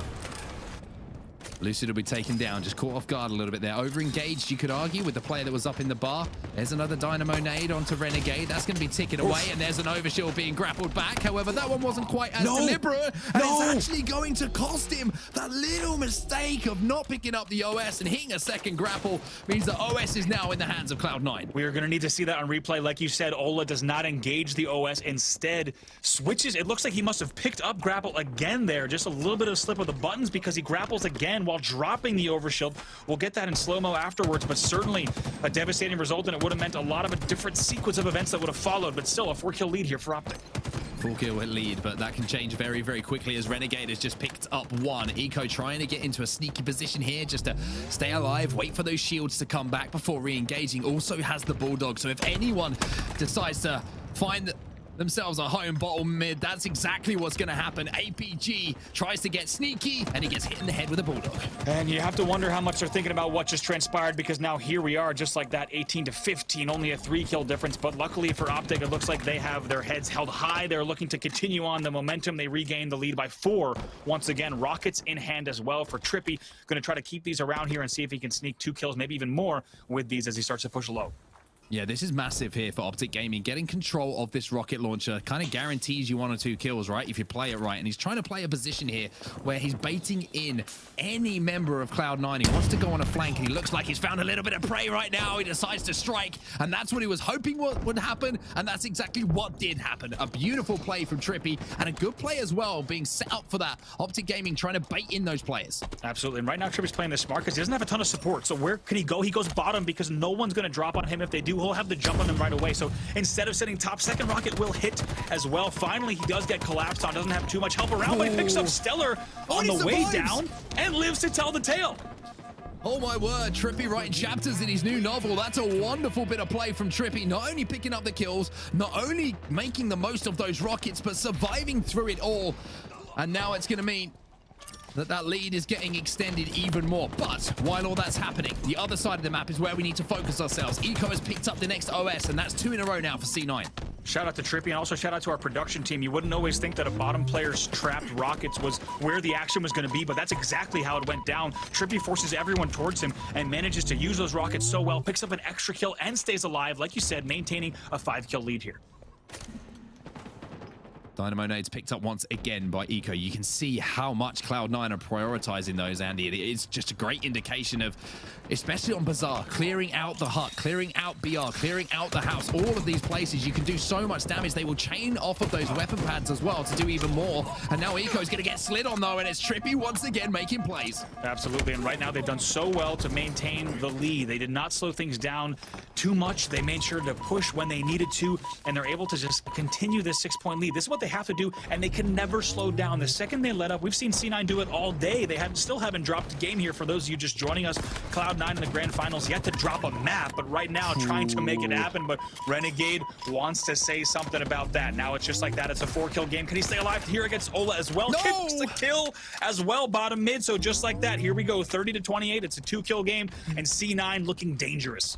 Can he stay alive? The man is a mangler, and the man don't miss. There's only one result. Renegade is playing out of his mind in this series, looking over his stats at the moment. He's 12-5, Andy. 12-5. That's ridiculous, but they're still down by 2 here, and Optic Gaming have been in this position before. The question for me now is, can Optic Gaming maintain that lead? This next push is vital, because if the game gets tied up, you have to feel like the momentum once again swings back to C9. It is Trippy trying to make the push here on Renegade. It's a very good looking push, but not sure if he's going to have the angle he does. He gets the help that he needs right there. That's a big kill on Rockets, because Rockets have just popped, so we'll see what Optic might be able to do here, getting drilled from the bridge as well as the corner, but still going to get a 3-kill lead here for the moment. They got the OS. Look at Ola. No mistakes this time. Ola has moved in with Lucid to get control of that overshield, and that's a huge moment in this game. I asked, will they be able to keep that momentum? Will they be able to keep C9 at bay through this next period of play when the power-ups and the rockets will be appearing. They've answered that question. They have done, and now Pistola's looking to turn this into kills. Oh, gets a nice bit of damage on Renegade as well. Might pick up 2 here if he can. Yes, indeed. Ola with the double kill on the bottom of the map. A huge play from Pistola. Tries to find 3. We'll see if he can with the Bulldog. Yes, indeed. Gets the help. Will take down 3 kills just like that. 36-31 in favor of Optic Gaming. Oh, but it's great to see Pistola back doing what he does best, and that is quite simply taking over games of Halo 36-31. But even with that, Andy, you can see how hard you have to work just to eke out any kind of lead, as now you can see Optic Gaming trying to capitalize 38-33, although it looks like here Trippy will be able to pick up another one, so that lead is starting to extend a little bit more. Like you said, just like that, still a 6-kill game, and my God, has Optic ever had to work for it. They have pulled off miracle plays time and time again, but they've managed to string them together in a way that's given them this lead here, 39-33. The Slayer has been playing out incredibly. Picks up another kill on Penguin with help. Looks like they're going to continue working on this BR side as well. That's a double for Trippy. Oh, if he could have survived there by sneaking through the doors, it would have been even more impressive. As a look at the kills, by the way, Trippy? Trippy? 20-7? You read that right, folks. 20-7 for Trippy, and it's only right that we're watching his POV right now. Absolutely. He's only 15 kills shy of the entire team, by the way, with numbers like that, 20-8. And not over yet, though, folks. We're talking about how good Optic looks right now, but let's not forget, this is a 42-37 game, and C9 is going to look to make sure that this one goes the distance. Optic needs to make sure they play this well. 2 red X's on Lucid's screen. Trying to clean up this player on the balcony as well. A lot of players trapped down bottom mid here for C9, and opportunities if they want to push it for Optic Gaming to clean them up. They do manage to pick up 1 4v4 on the map now. Now they make that aggressive push. Lucid working so well with his teammate, and all of a sudden we're just a few kills away. I think C9 might be resigned to this one now, because Optic have roared back into this series, and it's all down to the likes of Trippy and Ola with those huge plays when it mattered. Lucid plays that so well at the end, just doing so much damage as a solo player on Rocks, manages to get so many kills and so many lighting up players all around, bottom overshield, bottom mid, and then works with his team off the respawn to get those kills just like that. They're only 4 away from closing out game 2. Trippy's going to drop down bottom mid. He's going to find Renegade. It's always a tough battle, and Renegade makes them work hard for this win. He stays alive for now as they cross the 40 kill mark themselves. 47-41, but Rocket's in the hands of Cloud9, and we've seen them do things like this before, Andy. They can make these crazy comebacks. Wow, look at that. It looks like Renegade, he does get taken down. He took the time. Looks like he took the time to ping the Bulldog on Rockets. I'm not sure if it was necessary, because in the end, he will go down, but Eco picks up that one. So just like that, 48-44. This is still not over. We've seen what C9 has done all weekend long, and they could come back here with a heartbreaking victory. Optic needs to make sure they play this well. Eco just playing the vents, playing the rat spot, and waiting for any opportunity for a player just to poke a foot, an ankle, a toe, whatever it might be. And that Rocket will be trying to find home extremely quickly. Just 2 kills to go for Optic Gaming. Ooh, Eco's gonna get that one doesn't get the grapple wrong. And it's gonna go wrong because Cloud9 cannot close out. Optic Gaming see the opportunity to push. They do so. We're tied up at 1-1. Boy, we got a series. Wow, off screen there, both of those kills coming in as we saw what Renegade was trying to do, grappling across, and my God, you know that he knows that that works, and that's something that he has tried in practice this week. This time he doesn't get the jump. They will lose that 50-45, and here we are with a tied series 1-1 in our grand finals. Now we head over to Oddball on Recharge, and I have already stated I don't think anyone's beating Cloud9 on Oddball right now. I just think they're too good at it, quite simply. We'll take a look at the stats from that last game before we start looking forward. But Trippy, I mean, he couldn't have done much more for his team. A positive 12 ratio for him, 22 and 10. On the other side of things, Renegade, again, a huge performance from him. But it was a super tight game right up until those final moments, Andy, where we saw just one push change the game as OS went into the hands of Optic Gaming. Yeah, let's take a look at the damage as well, just to see exactly how things went down, since we have so many deep stats here. So take a look, Renegade, like you said, on 4,000 damage, but Lucid also on 4,500 damage as well. Those two neck and neck in the damage department. Yeah, Trippy, 5k. Not too bad if you ask me in a team slayer. That's what you want to see from one of your players. So impressive. Accuracy on the right-hand side for you as well as shots fired, which is always a stat that I love to see, Andy, because you know if someone's shooting their gun, you know if they're holding angles, pre-shooting little angles and doorways that people might be coming out of. I always like to see shots fired being right up there. I tell you what, you and I have had a few teammates in ranked, and we've wondered after the game on set, how many shots were these guys shooting? And it turns out not a whole lot of shots. Yeah, I wonder if they actually spawn with a VR, but you know that's a question for another day, Andy. Because you know, as you've seen already, me and Andy, anyone in the playlist we can handle. But let's talk about the next game, Andy, because Oddball, like I mentioned, C9 just looked dominant, absolutely dominant on it, and it would be a surprise to me to see Optic take this game type away from them. I agree. I think Optic needs to come out. Bizarre Slayer afforded them the opportunity several times, as you saw, to play a little bit slower, and it looks like Optic is excelling in those areas. C9 not as comfortable with those moments that do slow down. So Oddball and Recharge, what we're going to need to see from Optic is they need to be ready to play at the same speed that Cloud9 wants to play. And to be honest, I think with the way this series has gone, if they're able to get a decent lead, maybe a round 1 win, that's the kind of thing where C9 could maybe just get a little bit frustrated, maybe start to just push and rush a little bit and start to get a little unorthodox. And that's what Optic needs to do. Optic's not going to win game number 3 slowing it down. They're going to need to play at the pace of C9 and even a little bit faster, get some sneaky back whack, start to get under the skin of C9. Well, one game type that they did win, of course, in our previous series, Optic Gaming, was against Sentinels, and it was exactly this game type. So Oddball maybe isn't as weak as I think. I think they're obviously very good at it, but I just think Cloud9 are exceptional at it. So it's going to be an interesting one for sure. But Optic, they know what to do on this game type. And the opening strategy was something that we had a very keen eye on, Andy, because it seemed like Trippy was always picking up a double kill. Absolutely. I mean, what we saw from Trippy last game, I mean, Trippy better be uploading that game to YouTube with a full commentary, because that was an incredible game of Slayer, absolutely insane numbers, and the guy played bottom so well, essentially 1v3ing for quite a while, whether he had rockets in hand or not. Very good control, and it tells us a lot about the ways that you can control that map even when you don't have the top control points. But here we are. Let's get into game number 2. Here we go then. Tied up at 1-1 in the series in our grand finals here. Couple of kills exchanged across the board. It doesn't look like it's quite as easy for Trippy this time to pick up a double kill off the start, as a couple of kills are just going to be constantly traded off the bat here. It looks like it's a little bit of a stalemate, to be honest with you, as APG moves in for the beatdown onto Penguin. That will be exchanged straight away, and that's been the story off the bat here, Andy. Just kills being traded left and right. It really has. And what's interesting in our game number 3 here on set is these two teams showing a little bit more mutual respect for each other. If C9 was up 2-0 in the series, you might see them maybe just getting like a cheeky ball pull and just trying to get the ball maybe top bat, maybe bringing it back to Whirlpool. Instead, these two teams, now that they've exchanged games and there's a lot more on the line here, and C9 can't play with that cushion, we're starting to see teams go for a little bit more slays early on. Get a little more control before you go for those grabs. Well, it's going to be 2 who fall here for Cloud9. So Optic Gaming picking up those initial slays, but you can see just a little bit hesitant to move towards that ball. Maybe wait until they see those spawns come in, and that's going to cost them there. Trippy just not being as proactive maybe as he could have been in that situation. The rest of C9 are now trapped over batteries, so the push is coming in, but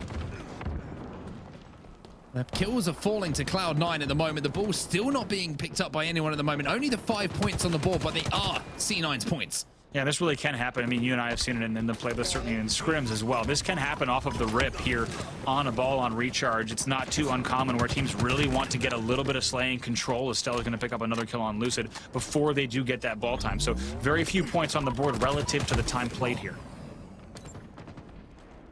Renegade up in this power position, overlooking the big door, the garage door, towards long haul. Waiting for any targets to pop around that corner. He'll find Ola, but Ola returns some fairly aggressive fire, and it looks like Renegade saying, all right, okay, we'll back down from that one, Ola. You win this battle for now. And that's going to allow them to push now as Renegade is back down. Great communication coming in. Pistola and team trying to move, but it looks like Cloud9, even though they don't have the ball, they've rotated away as the 1v1 with Eco breaks out, and Eco will win that one. Yeah, those two players not catching each other right away. Eco is the one that comes out on top, but like you said earlier, like Ola with great shots from top yellow to give them the opening, and that really is the name of the game in Infinite. Can you anchor down the spots you need to give your team the openings on the routes, especially on a game like this? Lucid's going to want to do everything he can to stay alive. Reach! Oh my god! Repulsor's up with the camo to stay alive, drops down, gets a kill, picks up the ball again. This man's putting on a clinic.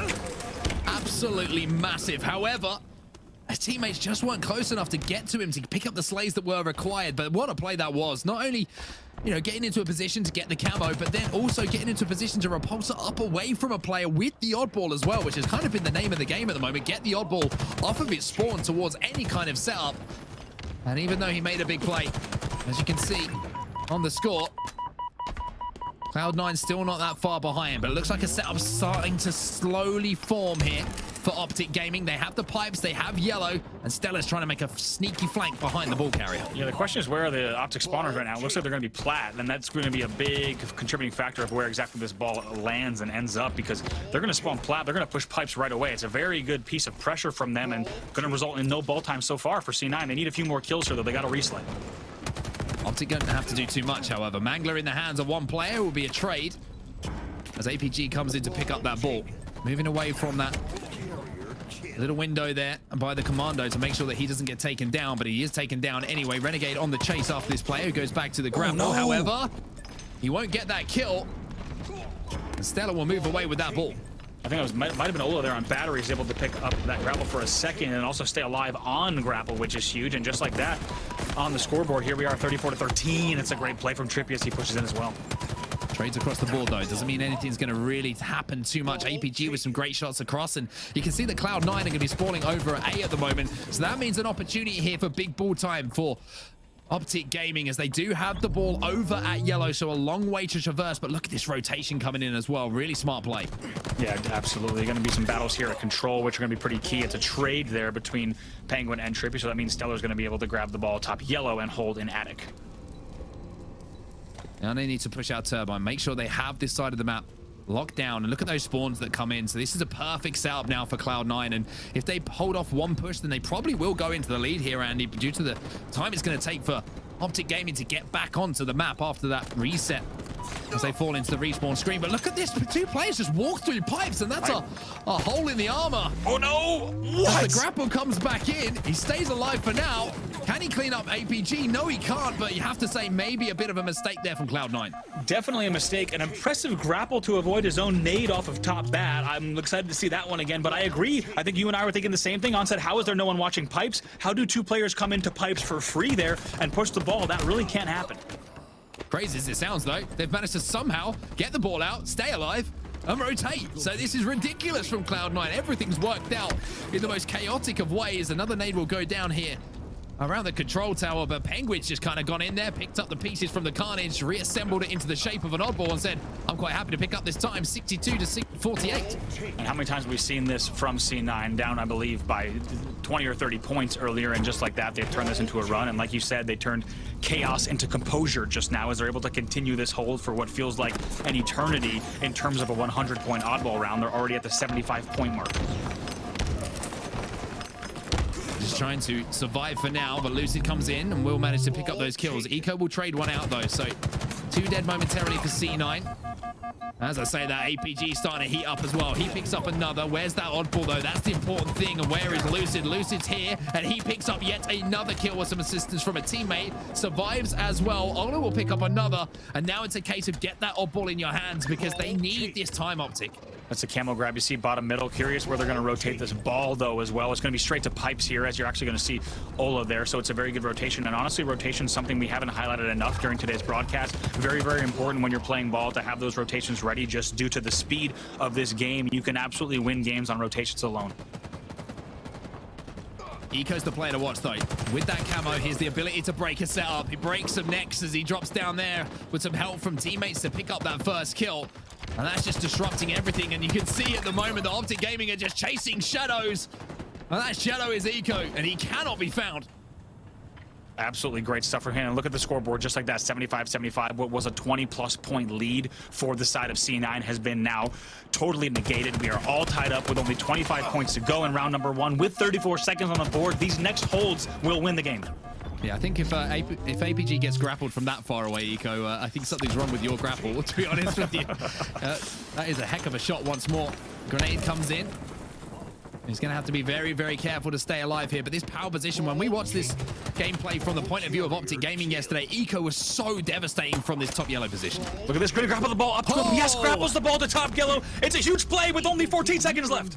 Absolutely massive from Eco. Big brain, pro gamer. That is what we're seeing right now as he moves towards his teammates spawning over at the turbine. All he needs to do is keep walking forward, or maybe it's going to be a grapple to the skies to help his teammates survive. Another player here on the pipes. Little shimmy, a little shake, a little shoulder shuffle coming in from Eco, but this is looking like if they pick up a kill or two more, this will be Cloud9's game. That's right. They're going to drop the ball there, just let the time tick down rather than try to go for the 100. Very smart there, and what a play there. And we've seen it so many times on set, and you're starting to see just how important that grapple is going to go ahead and win them that round. So impressive from Eco, just knowing, even after the game's been out just a few days, what you can do with the equipment, how you can have an impact on the game, and how you can win your team games. The grapple to pick up the oddball, excuse me, is going to be certainly one that will be in the highlight packages moving forward. I'm sure it will become a staple of Halo Infinite, but in the early game, Andy, seeing plays like that, people thinking outside of the box is so impressive to see. Yeah, a player there bottom middle in a very uncomfortable death position. It did not look like a place that any of us would want to be, but right now, no points on the board just yet. So a pretty similar start here. Once again, both teams going to try to feel each other out. It does take time to get the setup on these maps, and that's why you're seeing these teams try to slay out just a little bit before they actually go for those holds. It certainly does, and respect being shown, like you mentioned, at the start of the game between both of these teams. And now it looks like a move might be being planned here by Cloud9. Stellar not being able to connect quite as he would have wanted on that play up in the attic. But you can see how they're focusing him, Andy. And now Penguin will move in on the flank through the pipes. And that is such a smart and coordinated play here by Cloud9. Absolutely beautiful play. You know you cannot cut across bottom middle unless you have pressure on yellow tower. They send a player pipes. They control yellow tower. At the same exact time, Stellar grabs the ball, batteries, jumps up top yellow, and they're set up very nice here for the first hold of round 2. Stellar with the ball in hand. Penguin with kills to his name. As he'll pick up an easy kill bottom middle here. You can see the Penguin's kind of been tasked with holding kind of a few different angles, trying to protect the pipes, trying to protect around his teammates and look bottom mid as well. And yes, you got to have your head on a swivel, but maybe a little bit too much responsibility, as Penguin will stay alive, but the ball is out of Cloud9's hands for now. But with a 24-point lead, they can just play Slayer for a few minutes here, Andy. They don't have to force anything. Absolutely. Yeah. Nice little killing spree there for Penguin. Going to pick up another one on top bat as well. Add another one to his name and just try to stay alive at yellow for as long as he can. Might tries to grapple the ball just as the ball resets. So unlucky, does not get that off, and also going to challenge across top mid as well. Very good angles here, and that's why that top yellow position on set is so difficult. He's going to try to chain the ball all the way over, rotate here into Turbine, is able to do so. Great play as the grapple towards the ball is completed. This time, Penguin will finally have the ball in his hands, and they are set up over at A here. You can see that Stellar is trying to push out the control tower as well. A nice trade on the other side of the map will mean that there will be staggered spawns for Optic Gaming, and Cloud9 starting to feel in control here. Mauler in the hands of Stellar. The Mangler is going to hit. Finally, as he lost the target for just a few seconds there, trying to help out a teammate, but you can see the score at the bottom, man. It's just starting to tick up. As finally Optic will get that ball out of their hands. It's a very good rotation that you just saw from C9. Once again, they're able to pull it from batteries as it reset all the way into Turbine, using the grapple to be able to get there and get those holds. Like you said, gives them a very comfortable lead here. Then they're also going to toss bottom middle, so they're going to have a little bit of a cushion here and looking pretty strong in this game number 3. Cloud9 down by 2 players on the map at the moment. Eco, oh my word, Eco, hello? How do you win that one? That is absolutely ridiculous from Kevin Smith. And he manages to do it, and now he has the shock rifle, Andy, and this thing can be absolutely destructive to a setup, especially if you're holding one as well. Being able to hit that one-shot headshot really does just give you that advantage you're looking for, but he's not even going to get to fire a bullet. No, yeah, Lucid's going to be the one who tries to do some damage with it across the map. He only gets to get a little bit of a burst off. He'll go down as well, and to be honest, we've seen, relatively speaking, very little shock rifle use today in terms of the matches we've seen on broadcast. I'm sure the thing has been a factor and a force in terms of off-screen matches, because we've seen online just how much damage it can do in scrims, whether you're talking about matches between any of these teams. So it's still, once again, though, in terms of the scoreboard, 40-0, the game will stay at this score mark, and still looking good for Cloud9. They're just going to continue playing this game.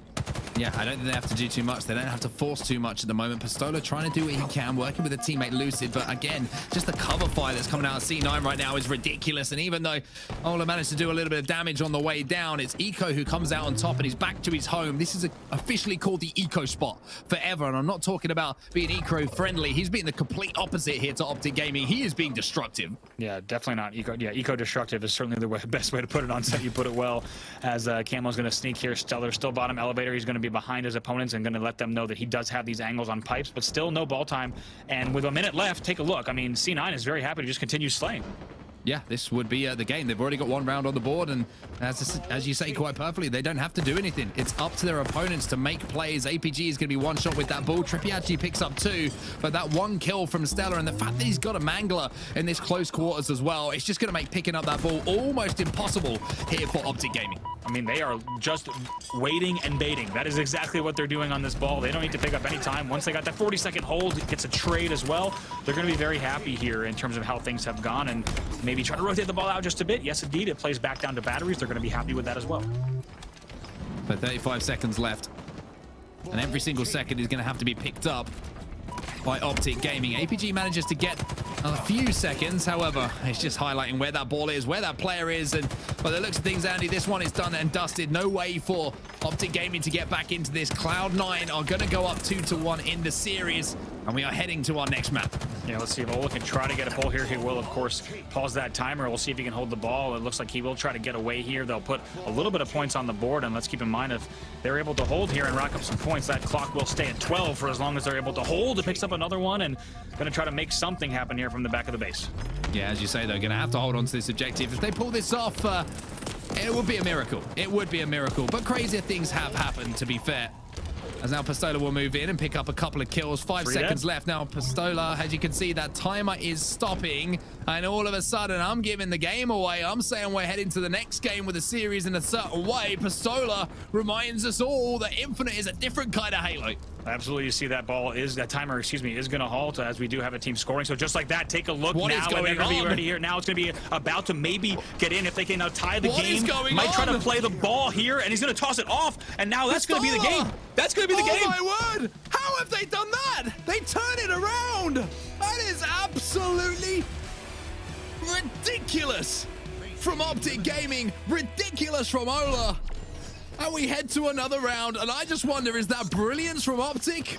Or is that a huge bit of laziness almost coming in from Cloud9, thinking they'd won that game? I'm not sure, but that's magic in my eyes. That was 40-9 on the last hold was the score. As we said, Optic needed to hold and play perfectly. They let the clock go down to 5 seconds. They did not drop in between that time, that 20-plus seconds of time, 30-plus, excuse me, seconds of time. They're able to pick up all that time, rotate the ball perfectly through control all the way to C, and Ola times the play ball perfectly so that the clock would continue to tick down during the ball reset. Absolutely perfectly played, and once they had that control, no way for C9 to bounce back. An incredible round win, an incredible comeback, an incredible showcase of that new overtime mechanic in the oddball rounds as well.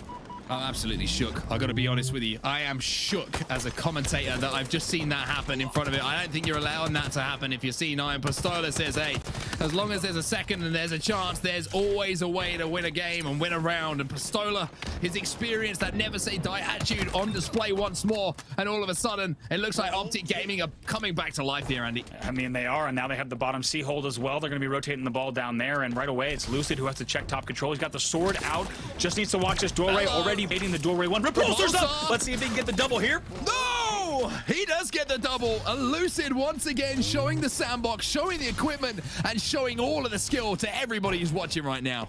Absolutely beautifully played. It took them an extra second on the second kill, but not to worry because they're going to be very happy with the time. And look at this, already 50-2 in our round 3 of this oddball match. I said I was shook by the looks of things. I think C9 are as well, because this has just been Envy dominating as once again Lucid hit some crazy shots. But if I've learned anything, Andy, it's that this game ain't over till it's over. Penguin will pick up one, and maybe that's the opening here that Cloud9 need. Trippy manages to answer back though. So 3v3 on the map. Trippy almost manages to get away with the ball, and actually does so as his teammate comes in to help him. But this is looking like a playable situation. Yes, it is. Trippy will throw that one off the map. They are more than happy with the lead they've managed to establish. Yeah, he's going to play that ball perfectly. It looks like Ola trying to make something happen bottom middle, but it's going to be a double kill for Stellar as well. But like you said, a 67-14 lead here. This has been an amazing game number 3, back and forth oddball. Another kill for Stellar bottom middle as well. He will pop the camo that did not get popped, but it will be burned in the end. 1 dead apiece. C9 will ball in hands for just a few moments here, holding it around batteries. And look at the cover fire that Eco's managing to pick up from his teammate. Not only that, he's hitting some decent shots himself. And when you're holding the ball here, Andy, and you're getting cover fire and you're managing to rack up time, that is a great example of the angles that C9 are taking and the positions of power they have under their name. Absolutely. Finally will go down in Turbine as well, and Trippy's going to be the one holding down top yellow. Knows that he needs a little more help on pipes and the Turbine angle, though, so he's going to try to fly around Bat, see if he can find someone. Penguin is the kill that he finishes, and doing so well to get this damage across the map as well. He's going to wait for his opponent, wait for his teammates, excuse me, but then they're going to push Turbine here. Here comes the push then. Trippy trying to get some sort of angle on the ball. It'll be thrown out by Renegade or towards a teammate. He grapples forward. The grapple shot is followed up by the shots as he manages to take that player down. Lucid picks up another, but they've both been traded out. So a 2-for-2 split across the map at the moment. Ball down, but it's actually looks like it's still in the control of C9 as Penguins managed to steal it away. Showing perfect use of offensive and defensive grapples there. Grapples in to finish very confidently on the top elevator. Also grapples out to avoid the sightline there. Really nice use there. Using that to get exactly where he needs to do. You could check angles faster. You could be where you need to be faster for your teammates as they're trying to make something happen in control. But just like that, look at the score on the board. Yeah, the score is starting to swing one way after it started another. Penguin, that's 2 for you. Easy cleanup duty, but you're still going to hit your shots as you pick up your prize, which is a flaming oddball. And now we are going to see that lead change, Andy. It will be Cloud9 who go into the lead. And a reminder, this is like a micro best of 3 oddball now on Halo Infinite. If they win this round, they will win map number 2. Map number 3. This round wins the game, just as Onset said. It will be a few deaths coming in for Optic once again. As you see, Lucid's the one taken down. What does Renegade do with this camo? This is a pretty big one. He's been found out, but can he get away bottom middle? Looks like the answer is yes. Cover fire, wow, from Stella. That is so impressive. Coming in from C9, he will not get the trade though, as APG manages to take him down. The ball is down as well, so this is not all done yet, as Optic Gaming manages to move into a position as they pick up some kills to maybe move back on that ball. They do have a little bit of a lead here, Optic, by the looks of things, and they just need to hold off now and not make those mistakes that C9 made. Yeah, it doesn't get the trade there, bottom control. We'll have to see if they play this. Penguin just keeping an eye on ball, but he'll die from control as well. So Optic will maintain the control side. They'll be going up against C9, who right now has the yellow and the attic held down pretty well. Some trades being exchanged in long haul, but this, once again, this next ball grab, so important here. A very different round in terms of the pacing of the scoring here, but right now, only 2 points separating these two. Oh, the awareness of Ola. He saw Eco for just a second. He realized he could get underneath him without being in his line of sight. He then spins around knowing that he might have flanked, and then he hits the shots. Ola is doing some insane stuff at the moment here in our game number 3, and he seems to be just dragging the rest of his team forward. As we said, these are just Ola things that he's been doing all day, and right now starting to do some nice damage from top yellow. Has to check pipes as well, and it's going to be Stellar, the first one that he finds. Ooh, big win though from Stella. That's going to slow down Pistola for just a few seconds. Once again though, looking at stats, 17 and 10 for Lucid. A big performance, but this is just a couple of point game here as Trippy will pick up that ball. He'll throw it towards the attic as well, and it will be picked up by his teammate Lucid. And now we see Optic Gaming with an opportunity to maybe get back into the lead, but have they just presented the ball back to C9 in a position where they cannot access it themselves? And look at that, Lucid tries to play the ball off of attic, but it doesn't slip all the way off, so actually Renegade actually able to stay alive in attic this long, which is huge. And also I think gets a great need. Real trade with Trippy. It's a big trade for Renegade, but just like that, here we are, 87-88. You could not ask for a better grand finals here. 1 second, but it's 88 in the favor of Cloud9 here, Andy. And it's going to be up to Optic just to get their hands on that ball once more. C9 have just about done enough, but they have got their hands on the ball, and now it's a 1 second lead here for Optic Gaming, and they have control of long haul too. Look at this now, 91, only 9 seconds left here if they're able to close this one out. They need to just get the slays here. They're already seeing players coming bottom long haul, top long haul. It's a grapple out. Renegade's not going to see Ola. He might be able to swing behind and get these kills again. That grapple is absolutely massive from Ola to get into that position to stay alive. There you go. With that, Optic Gaming, who were down and out just a few moments ago, somehow they turn it around. And if you weren't a fan of Oddball, well, you might be now. The changes have been brilliant as Optic Gaming go up 2-1. Unbelievable game. We're going to see what Lucid's stats were there. I believe he went 18 and 12 in that game. He is not letting the foot off the gas, and man, what was certain to be in terms of anyone would have guessed that Cloud9 was going to close that out with that 30-plus point lead towards the end of that second round, but it's a reverse sweep within the oddball game type itself to win that. Let's take a look at the scoreboard. Here's the total kills from that entire game, and the way our eyes go is going to be Lucid 44 and 39, Penguin there 43 and 30 on C9. Yeah, I mean, it's tight between everyone, right? Everybody's putting up numbers there. It could not have been tighter, Andy. I still don't know I need to watch that round 2 back. How that was allowed to happen from C9, I can't work it out. Like, the pieces don't go together. It's like getting a jigsaw that doesn't quite, you know, you got the I don't know where I'm going with this. Basically, I don't know how it worked, but it worked. And Optic with a comeback that will be remembered for some time. And now we move into another game. Absolutely wild. Take a look at the damage dealt. Several players hitting 1,000 there. Penguin and Lucid, unsurprisingly, being the ones. And let's take a look at the highlights from that oddball, because what a match it was on set. Yeah, absolutely crazy stuff. I mean, Lucid's movement has been something that has been a standout, I think, for everybody who's been watching, as well as his shots. I'll be honest with you, everything he's done has been pretty damn good and pretty damn impressive so far today. And this round 1, this was a little bit back and forth once again. It was just a final hold from C9 that gave him that round 1 win, Andy. It really was an unbelievable set of plays for C9, the way they started this game. I mean, once they started this game the same way they did, they looked so strong. Let's remind everyone who might just be joining, coming into these grand finals, Cloud9 had not dropped a map. By the way, huge play from Eco to close out this game and end up winning it. But Cloud9 had not dropped the map. They've dropped the last 2 maps in an incredible series of games from Optic Gaming. Yeah, I mean, this is the round, though. This is the round. I thought it was done. I thought it was dusted. I was getting ready to move forward. Move on with my life. Hey, I should know better by now. Halo Infinite's been out, what, 45 minutes, it feels like? But we're already getting history being made, and I just want to see what happened at the end. Look at this. When you hold the oddball, the timer doesn't tick over. It's 42-17. Pistola went insane. With 5 seconds left, able to hold that down, and they needed to hold it the entire time. Then look at this from Lucid as well. Early on, Repulsor jumps to top, anticipates the top jump from Renegade. The first slice doesn't hit. The second swipe does, and look at that, picking up even more kills. Optic, my God, what a comeback win from them. Already a pretty historic match, and they're looking to send this series the distance on set, but the job is not done just yet. No, I feel like this series has taken a lot out of me already, and we've only done 3 games. Like, it's the best of 5. This is ridiculous. But with that being said, Andy, Optic Gaming, if they win this one, we get to see it do it all over again. We get another best of 5 coming your way, as we will see a grand finals reset. And I mean, what a performance that would be, right? It's just the first stage of anyone in this bracket was to take a game off of C9, to take a series off them. That's a big ask, and they're looking like they want to answer that. It absolutely is, and we have a very different series and a very different conversation on our hand if we had seen C9 close that out in the second round, just in terms of not just the score on the board in terms of games, but also momentum and the way everyone's feeling. And guess what, I'd say we're going right into game number 4 right away.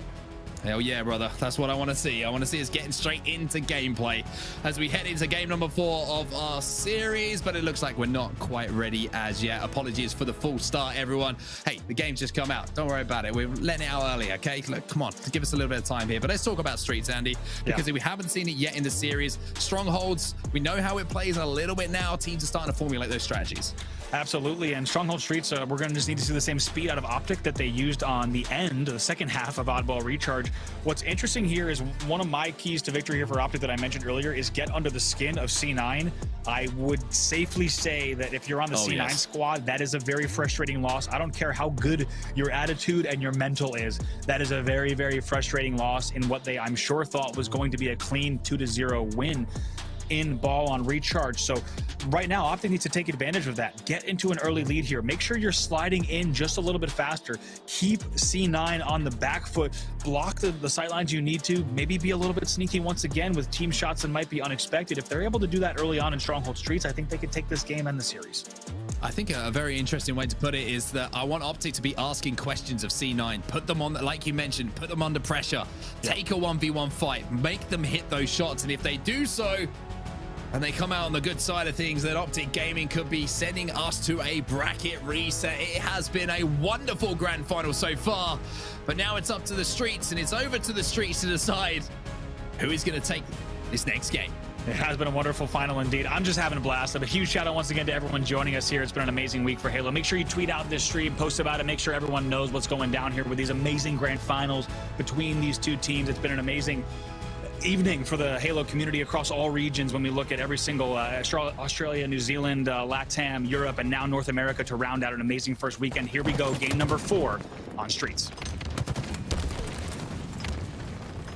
The shot's going to be exchanged at the start here. Rocket launcher so vital to hold down. Even though there's only 2 in the chamber, we know that on a small map, it really can make the difference. Renegade and APG going to pick up kills for their respective sides. But off the bat here, it looks like it will actually be C9 who win these fights. Bulldog in the hands of one player, though. And that's going to be Ola, who picks up one. And I'm pretty sure that was actually the Rockets that went down momentarily. It was. Ola just gets shot out of the Bulldog a few frames prior to going down. Maybe to the Rockets, but doesn't get the Rockets. Is not able to sneak away with them. That's going to cause them a little bit of frustration. They're going to have to reset just a bit. We'll see. Ola goes for try number 2 and flies up to C. Maybe even gets lucky there with the timing. It just happened to work out.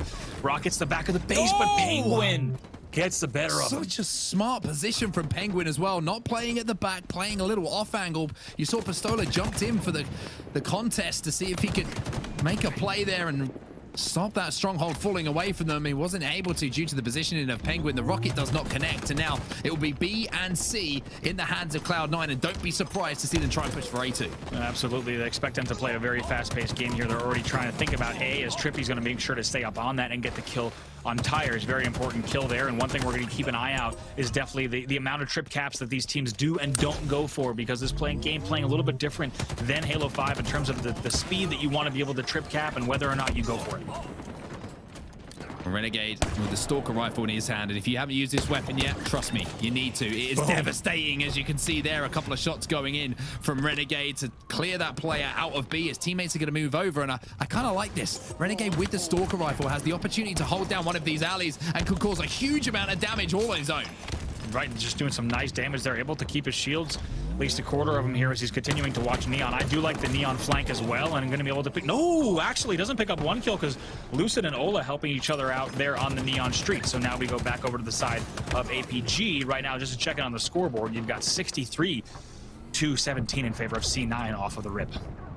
C9 done a really good job of holding B as well and kind of rotating between A and C as the stronghold that they want to hold alongside B. B gives you that kind of vantage point, right, where you can kind of rotate between the two. A very, very strong priority for teams to hold that down. A gives you the ability to shoot from height, but this sort of small nature of the stronghold is actually quite difficult to get back unless you push out B. So it looks like Optic Gaming at the moment are just trying to prioritize where they want to go, Andy. And it looks like they're a little bit unsure as Eco wins another 1v1 against APG. Yeah, they're going to be very happy about that. And like you said, it's a big question of when you do have the pressure on and when you're unsure if the enemy team is split spawning, you have to know exactly which strongholds you want to go for and which you can play the advantage, because it is very difficult to maintain anything like a trip cap for very long. So knowing what your next priority is and which two you're holding at all times is going to be so important for these teams.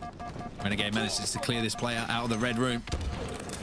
The shots are going to come in, and Renegade once again prioritizing his Stalker rifle. He will not get the shot initially. He's made to work extremely hard for this kill, but finally puts the Stalker rifle away and decides maybe the BR is best for this particular situation. But this is the kind of situation where it can be so devastating. Just a couple of shots is going to pop the shields. Another one to the head to end the battle. And now C9 look like they're starting to run away with things just a little bit here, but finally a momentary piece of control for Optic, but that's going to be turned around as the battle goes down for 8.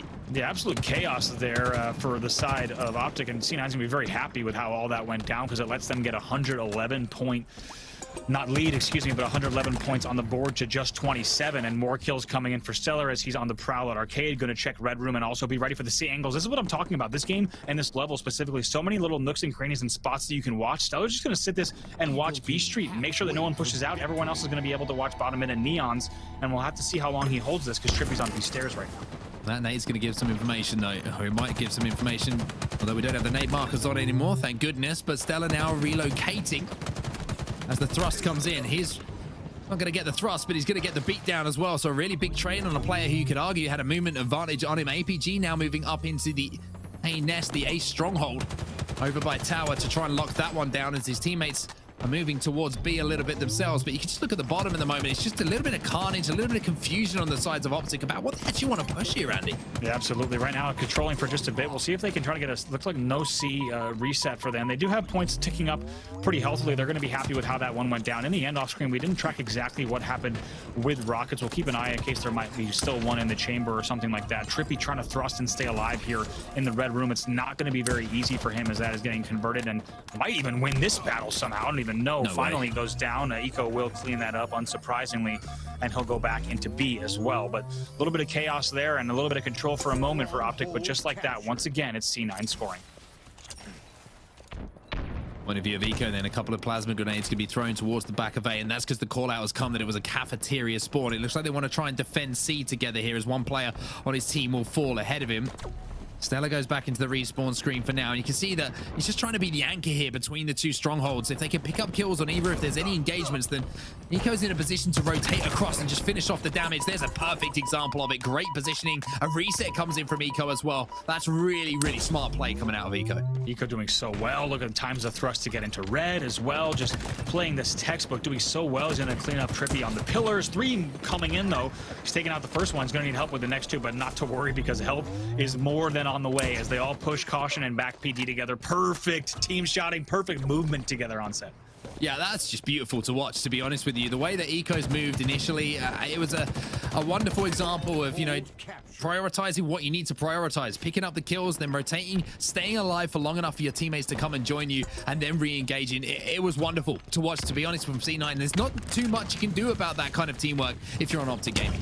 Renegade with the rocket grab into Arcade. The first one looks like hits, but Red Room's going to be chased away, going to stay alive, and have to use the second, not the way he might have wanted that to go, because Trippy and Ola work together here as they're going to be converting 2 of them. This game not over yet, but getting very, very close, only 13 seconds away. Stella picking up a big kill, though. 2 have fallen now. As like you say, this is looking like it might be a Cloud9 game, but I've said that one before and Optic surprised me. So Optic, they've got to pull the rabbit out of the hat once more here. A couple of grenades going to go down from Lucid, but it's going to be met with about 300 coming in from the rest of Cloud9. That will be the end of the game as Cloud9 answer back. And we go to a game 5. And would we want to have it any other way on set? 250 to 64 is the final there, and that is a blowout, the biggest blowout we've seen. Really, you could say the only blowout of this series, as C9 makes that game look so different than the rest of the series that we've had so far. But there's no other way we'd want this to go on set. In our grand finals, we're going to a game number 5. As a reminder, if Optic win, we go to a second best of 5. If Cloud9 wins this, they will win the very first Halo Infinite HCS event. On the other side of things, if Optic win it, we do it all over again. We reset the bracket. We go for a fresh best of 5. Here's some of the stats from that last game. And I tell you what, Renegade is some player. 17-7, I think it was there. It was, if I caught that one right. A +10 for him. And to be honest with you, it seemed like it was done in almost no time. 250 to 64 to put up those kind of stats, Andy's pretty nuts. Eco also the only player to have 5 captures as well in the game, making sure to be all around the map in a big way that he needed to. So just all in all, and a fantastic work from C9. And to be honest, that's the C9 that we saw all tournament long on set. So anyone who's just joining the grand finals, you might think, wow, that's a great game from C9. That's what we're used to seeing from them. However, Optic has also put up a great fight, but we'll take a look at some highlights from that game as well. Let's jump into those then and just remind ourselves of the story that brings us to that game 5 that we're about to see. Streets, Strongholds. It was just kind of the story of it for me was a little bit like we've seen when we've seen the good games of Oddball. I know that sounds like a strange thing to say from C9, right? Just constant kind of rotations around an anchor point. B was the anchor point for C9, and then they would work C, they would work A as it was applicable, but away from those respawns.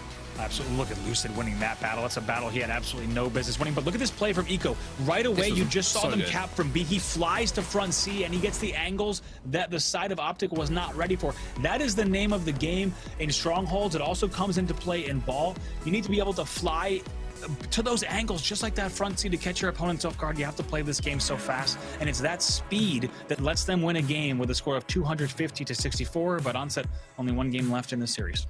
1 game left in the series, but will it be the last game of the day? That's the bigger question here. Will Optic Gaming be able to send it to a reset? And we're going to live fire for Slayer now, Andy, which I gotta be honest with you, this game type can be very fast paced. It can be a little bit all over the place if you're not on your P's and Q's. And I don't know who that kind of prefers, you know, what team is going to prefer that at the moment, because Cloud9, they like playing a high intensity. Optic Gaming, we saw them won the Slayer earlier on Bazaar when it got a little bit fruity, it got a little bit interested. I don't know how this is going to go.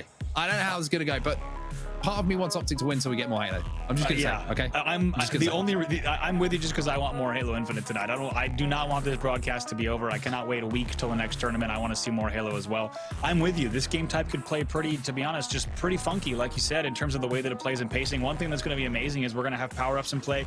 We're going to have Sniper in play. And when you put these 2 teams together, it's just going to be an amazing match. And this game's going to really ebb and flow. You're going to see moments of speed where teams are trying to collapse on areas like the base, like Tower, you're also going to see things slow down to a halt, where players are waiting for a power up to pop.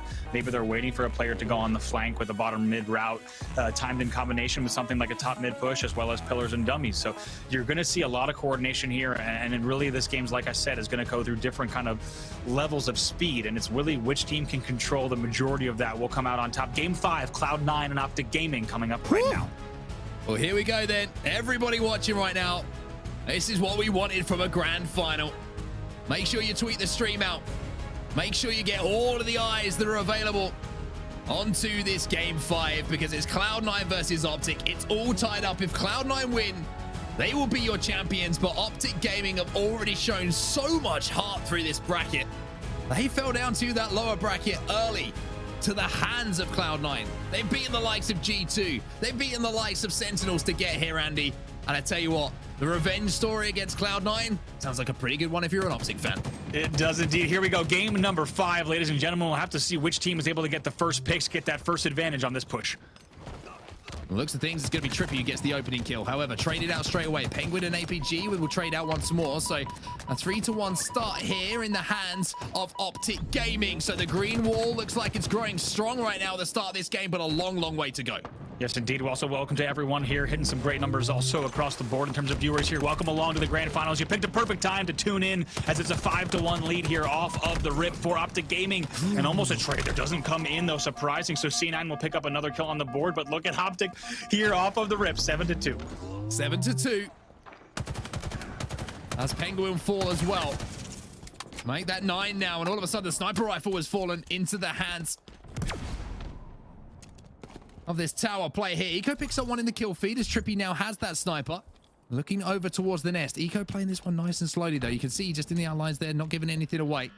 But Renegade, I think is actually the player. It might be a little bit of a HUD bug here, who has the sniper in his hand. So Renegade's that top tower at the moment.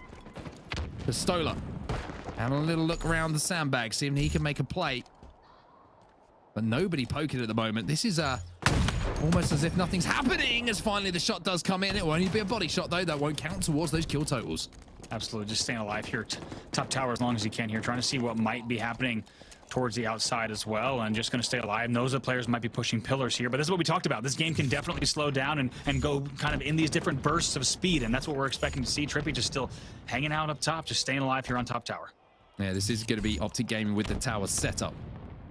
Trippy has an opportunity to hit some shots. A little bit of a poke of a shoulder, a little bit of a poke of a head. Around the brute pillars, just narrowly misses that shot as well, but turns his attention away straight away, as 2 of his teammates now have fallen by the looks of things. So a 2-for-2 trade, 17-9, and this is perfect now for Optic Gaming, because they have the opportunity to control the pace of the game. But what they have done is let Penguin slip away and get that camouflage, and that's a big push now from C9. They have camo and they have sniper in the hands of Penguin. And you have to wonder, he's going to rotate side. We thought about it, but instead just going to maybe go for the back. Does find 2 players back tower, and they're going to be able to collapse on that very well and stay alive. Yes, so that's big. Now here we are, just like that, a 6-kill game. It looked like the deficit could get even stronger, but Penguin doing so well to stay alive with this camo and the snipe. Only 1 shot left in the snipe, but they do bring the game within 6. 1 shot left in the snipe, but if he hits a headshot, don't be surprised to see the rest of C9 just collapse almost immediately onto the other side of the map, where they have those numbers in their favor. 21-14 the score, as he will be taken down by a grenade. So there's still 1 magic bullet left in that sniper rifle for now. Trippy tries to put the pressure onto Eco. We'll stay alive for now. Eco's going to reach out, and he will lose that fight to Trippy as well. So 23-14. Still close between these 2 teams, but a 9-kill advantage now for Optic Gaming. Absolutely, and they're going to be very happy with that. And they have the garage trap spawns. I love this. He fakes garage, maybe goes back to top A, and just going to check these angles. They don't need to force that, and this is great discipline from Optic Gaming. He doesn't push garage. He would have faced a triple team, and now instead they know they can't push out. So right now Renegade has a chance to open this game back up, though, but they are down by quite a margin. Oh, this is such a nervy game. You can feel the adrenaline just running through all of these players right now. There's going to be some shaky palms, some sweaty ones as well, to be honest with you, and every single bullet is going to count. Renegade just trying to find any opportunity that he can to hit a shot. As that Camouflage is going to be popping in around 10 seconds or so. So this side of the map is Cloud9's for now, but here comes the push now from Optic. Look at this double push coming in now on Garage Door. This is going to spell disaster here potentially for Renegade. He's only going to try to stay alive through these no-scopes. No-scope, but no! He does manage to hit the kill. He does manage to at least trade 1 for 1. It's maybe not what they would have wanted, but at least it's something. Stella now moves in to pick up another. 28-20, make it 21, and that's the kind of push that C9 make. Camo's still up. Also, Ola's in trouble on dummies. We'll have to see if Trippy has the help that he needs. And APG with the bottom mid flank. That's a huge route from APG. Massive from APG. So smart to take that extra second. But look at this. Renegade's jumped over the top of one player, but that player's turned into a ghost. And now Renegade can't finish it off, but finally manages to do so. 31-23 the score. Still a lead here for Optic Gaming, who have picked up the camo as well. That camo was up for 45 seconds, if not more. That's such a late camo grab, and that tells you just how much chaos there was around the outside of the map. No one was able to grab it. Now we have Lucid here. He might repulsor to top middle. Yes, he repulsors up with the wave. That's a great play. Now getting the angles top middle with the heat wave in hand, as well as the camo, and he can just do things like this. It's beautiful movement from Lucid. He's not done yet as they extend their lead by just a bit here. Now up by 8. This is one shot though, and he does go to try and repulse that player back. That might be a little bit of a misstep, even though the stats are looking good for Lucid right now at 13-6. Those kind of kills, if you secure them, it just makes you feel a little bit more comfortable, but comfy is how Optic Gaming will be feeling for now. They have 37 kills to their name, almost a 10-kill advantage still, but never, ever count out C9. Lucid tries to push that. They do get the trade with 1 kill, though. Let's see if Trippy can win this. Will be big. That's a trade. Optic's going to be happy with that, just given the trajectory of the game. They're still up by 8 here, 40-32 with 6 minutes left. Optic just needs to continue playing the way they've been doing, and they'll win this game. C9 needs to make a change of pace. It's a very un-C9 performance at the moment. It's been slow, it's been methodical. Usually they're the ones who try and be the aggressors, but they're just not being allowed to at the moment just because of the shots that are being hit here by Optic Gaming. Lucid now trying to move up on that sniper rifle, and he should be able to grab this one uncontested as well. So escapes down to bottom middle, and he'll find the wave as well. So double weapons in the hands of Lucid here. Hits a nice no-scope to the body, but he'll be taken down.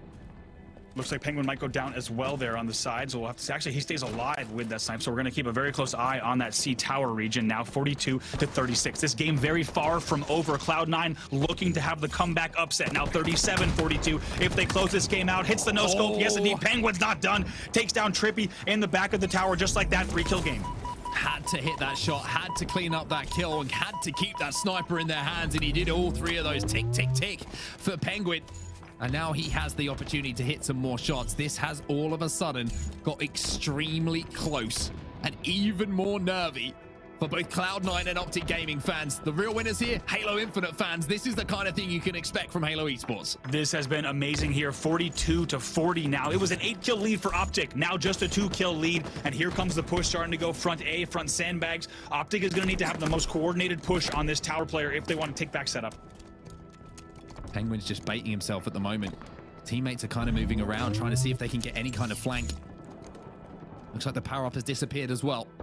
Renegade working with a teammate bottom middle here. Eco's trying to push across and see if he can get some angles. It looks like Optic Gaming a little bit turtled up in the base at the moment.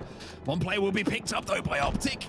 That's absolutely massive. And look at the score. All of a sudden, it's tied up 44-44. The body shot. Will he be able to clean up APG here, Penguin? It doesn't look like he will. Just like that, these kills being exchanged. We're only seeing it from the tower POV. A few kills going in down there, bottom middle, as well as front A, and still neck and neck. And here we are. This next camo is going to be big, up in 15 seconds. And we still have Penguin here watching pillars. And this next camo grab could decide the game. All eyes on the camo. All eyes on Penguin. APG knows there's a player back here, but look at this angle. Penguin not showing anything. APG trying to do the same, and I just wonder if this is a bait here. If C9 are going to try and make a push around the back of this, because they can bait them in. A body shot going to be hit. Here comes a big push. Penguin take it down. Optic Gaming showing huge cojones to force their way forward, and now they find themselves in a battle, 47-46. Oh, this couldn't be closer, Andy. Absolutely not. Take a look at that, as it's just going to be a few kill difference here. I think that's a 48. It's very small on our screen, but it's only a 1-kill game here either way, as they're going to try to get the kills. And still, once again, 48-48 has been picked up. Yes, indeed, 48-48. Now only 2 kills to go here. This camo is going to decide it. Well, one player's trapped here, though, and Optic are going to push onto him. They're going to get the kill. No! Oh, my what? How did they get that kill? It's 49-49. Oh, and Trippy will win it! Trippy will win it for Optic Gaming. I don't know what to say. Got to be kidding me there. Unbelievable set of plays. Renegade wins a kill he should not have won on the back of the power-up. Ladies and gentlemen, Optic wins our first best of 5 in a 50-49. They reset the bracket. We are going the distance tonight, and I could not be happier. I cannot wait to see highlights. We're going to have to see if replay can get what exactly went down in the final moments there, but it's 50-49. I don't know how C9 did not get the kill on the pillars either, but let's take a look at some of the stats. I don't know what to say. What a series. What a series this has been. I thought that Optic had thrown it away. I really did. Renegade got that kill, and then somehow Trippy gets the 50th.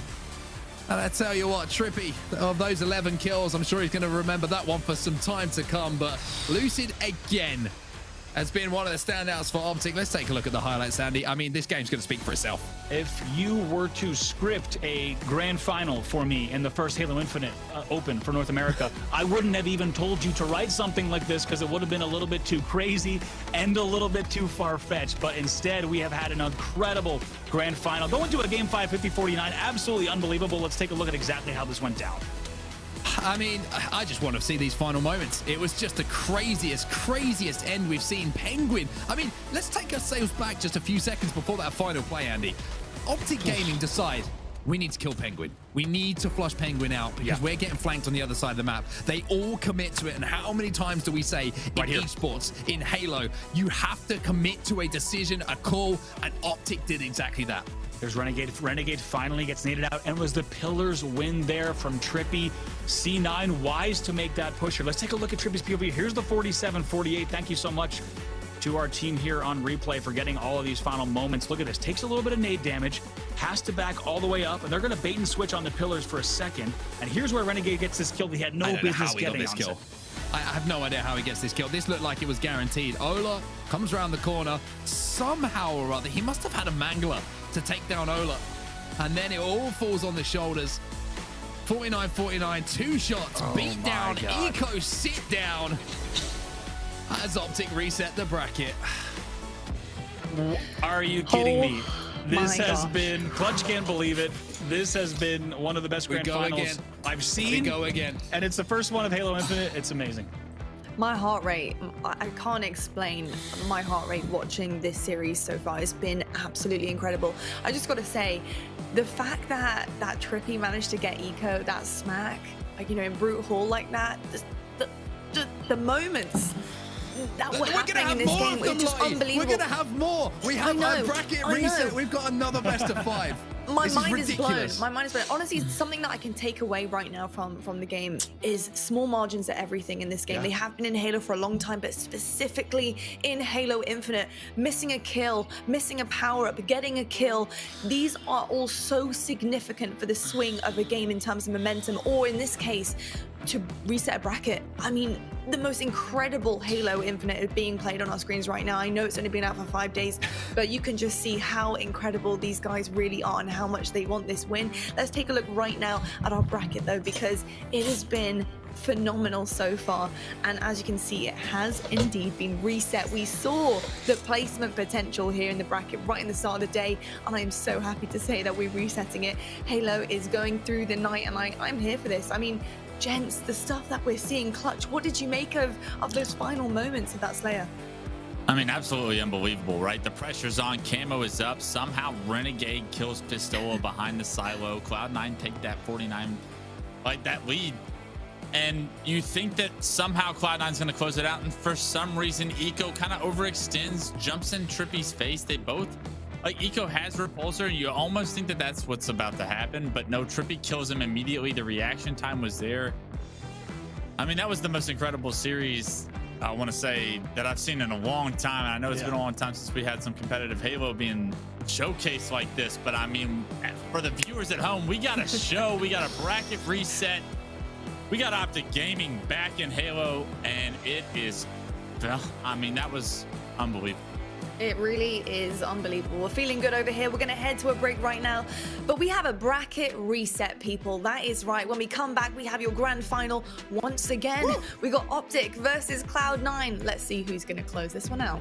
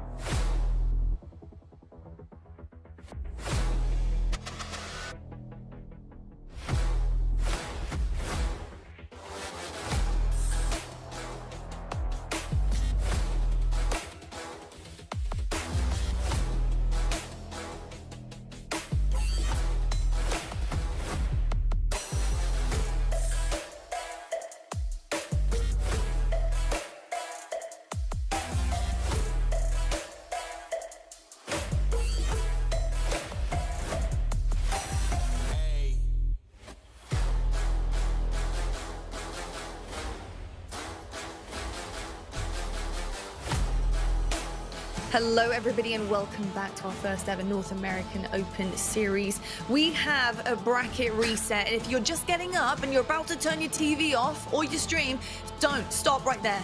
It is not over right now. Optic have pulled things back against Cloud9. They have reset the bracket and we have yet another best of 5 grand finals coming up for you guys. The night is not over. And boys, I'm gonna throw it back over to you. I wanna get straight into this series. Let's go, Optic versus Cloud9. Well, what have you got for us, Halo Infinite? Because if this is the way we're starting things, I mean, I've already lost my hair, Andy. I don't know what else is going to fall off by the end of this series because it has been absolutely ridiculous. But the story so far is where we are. Bracket reset, grand final. This will be the final best of 5 of the evening. There is going to be some changes to the maps, of course. We're going to be playing some fresh maps so that we get to see some more game times. But we've had 50-49s. We've had insane 5-second ball hold for the entirety to overtake scores in oddball. What else are we going to see now? Because this has just been mental. It's been mental. An incredible grand final. I want to shout out to everyone here who's been watching with us all evening long. An absolutely amazing start to the Halo Infinite 2021-2022 season. Up next is going to be Strongholds Recharge, then Slayer on Streets, CTF Aquarius, which was our game 1 in the last series.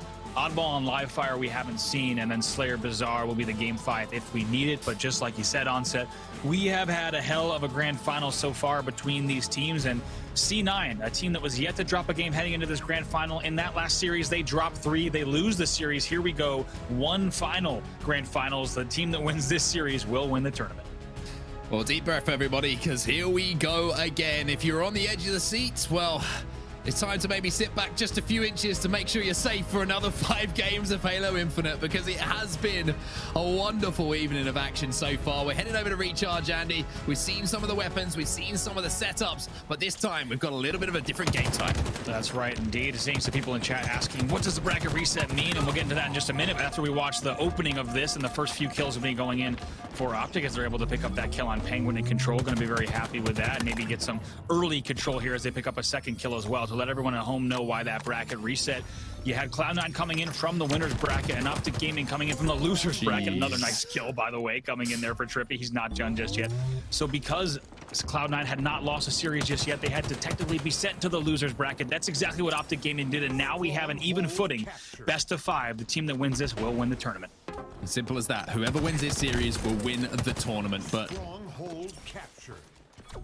it's going to be an interesting one for sure. So looking at the strongholds early on here, it's going to be Cloud9 who have a pretty good start to things. They do have control, I was going to say, just for a moment, but as I say that, it gets flipped back to Optic Gaming. So Optic Gaming have control of A and C right now, as we're going to be watching Trippy trying to trap them on the yellow side of the map. And even though this might be good for Oddball to be over here, it's not so good for Strongholds, as that B stronghold is going to be slid into. Finally, Trippy will be slowed down.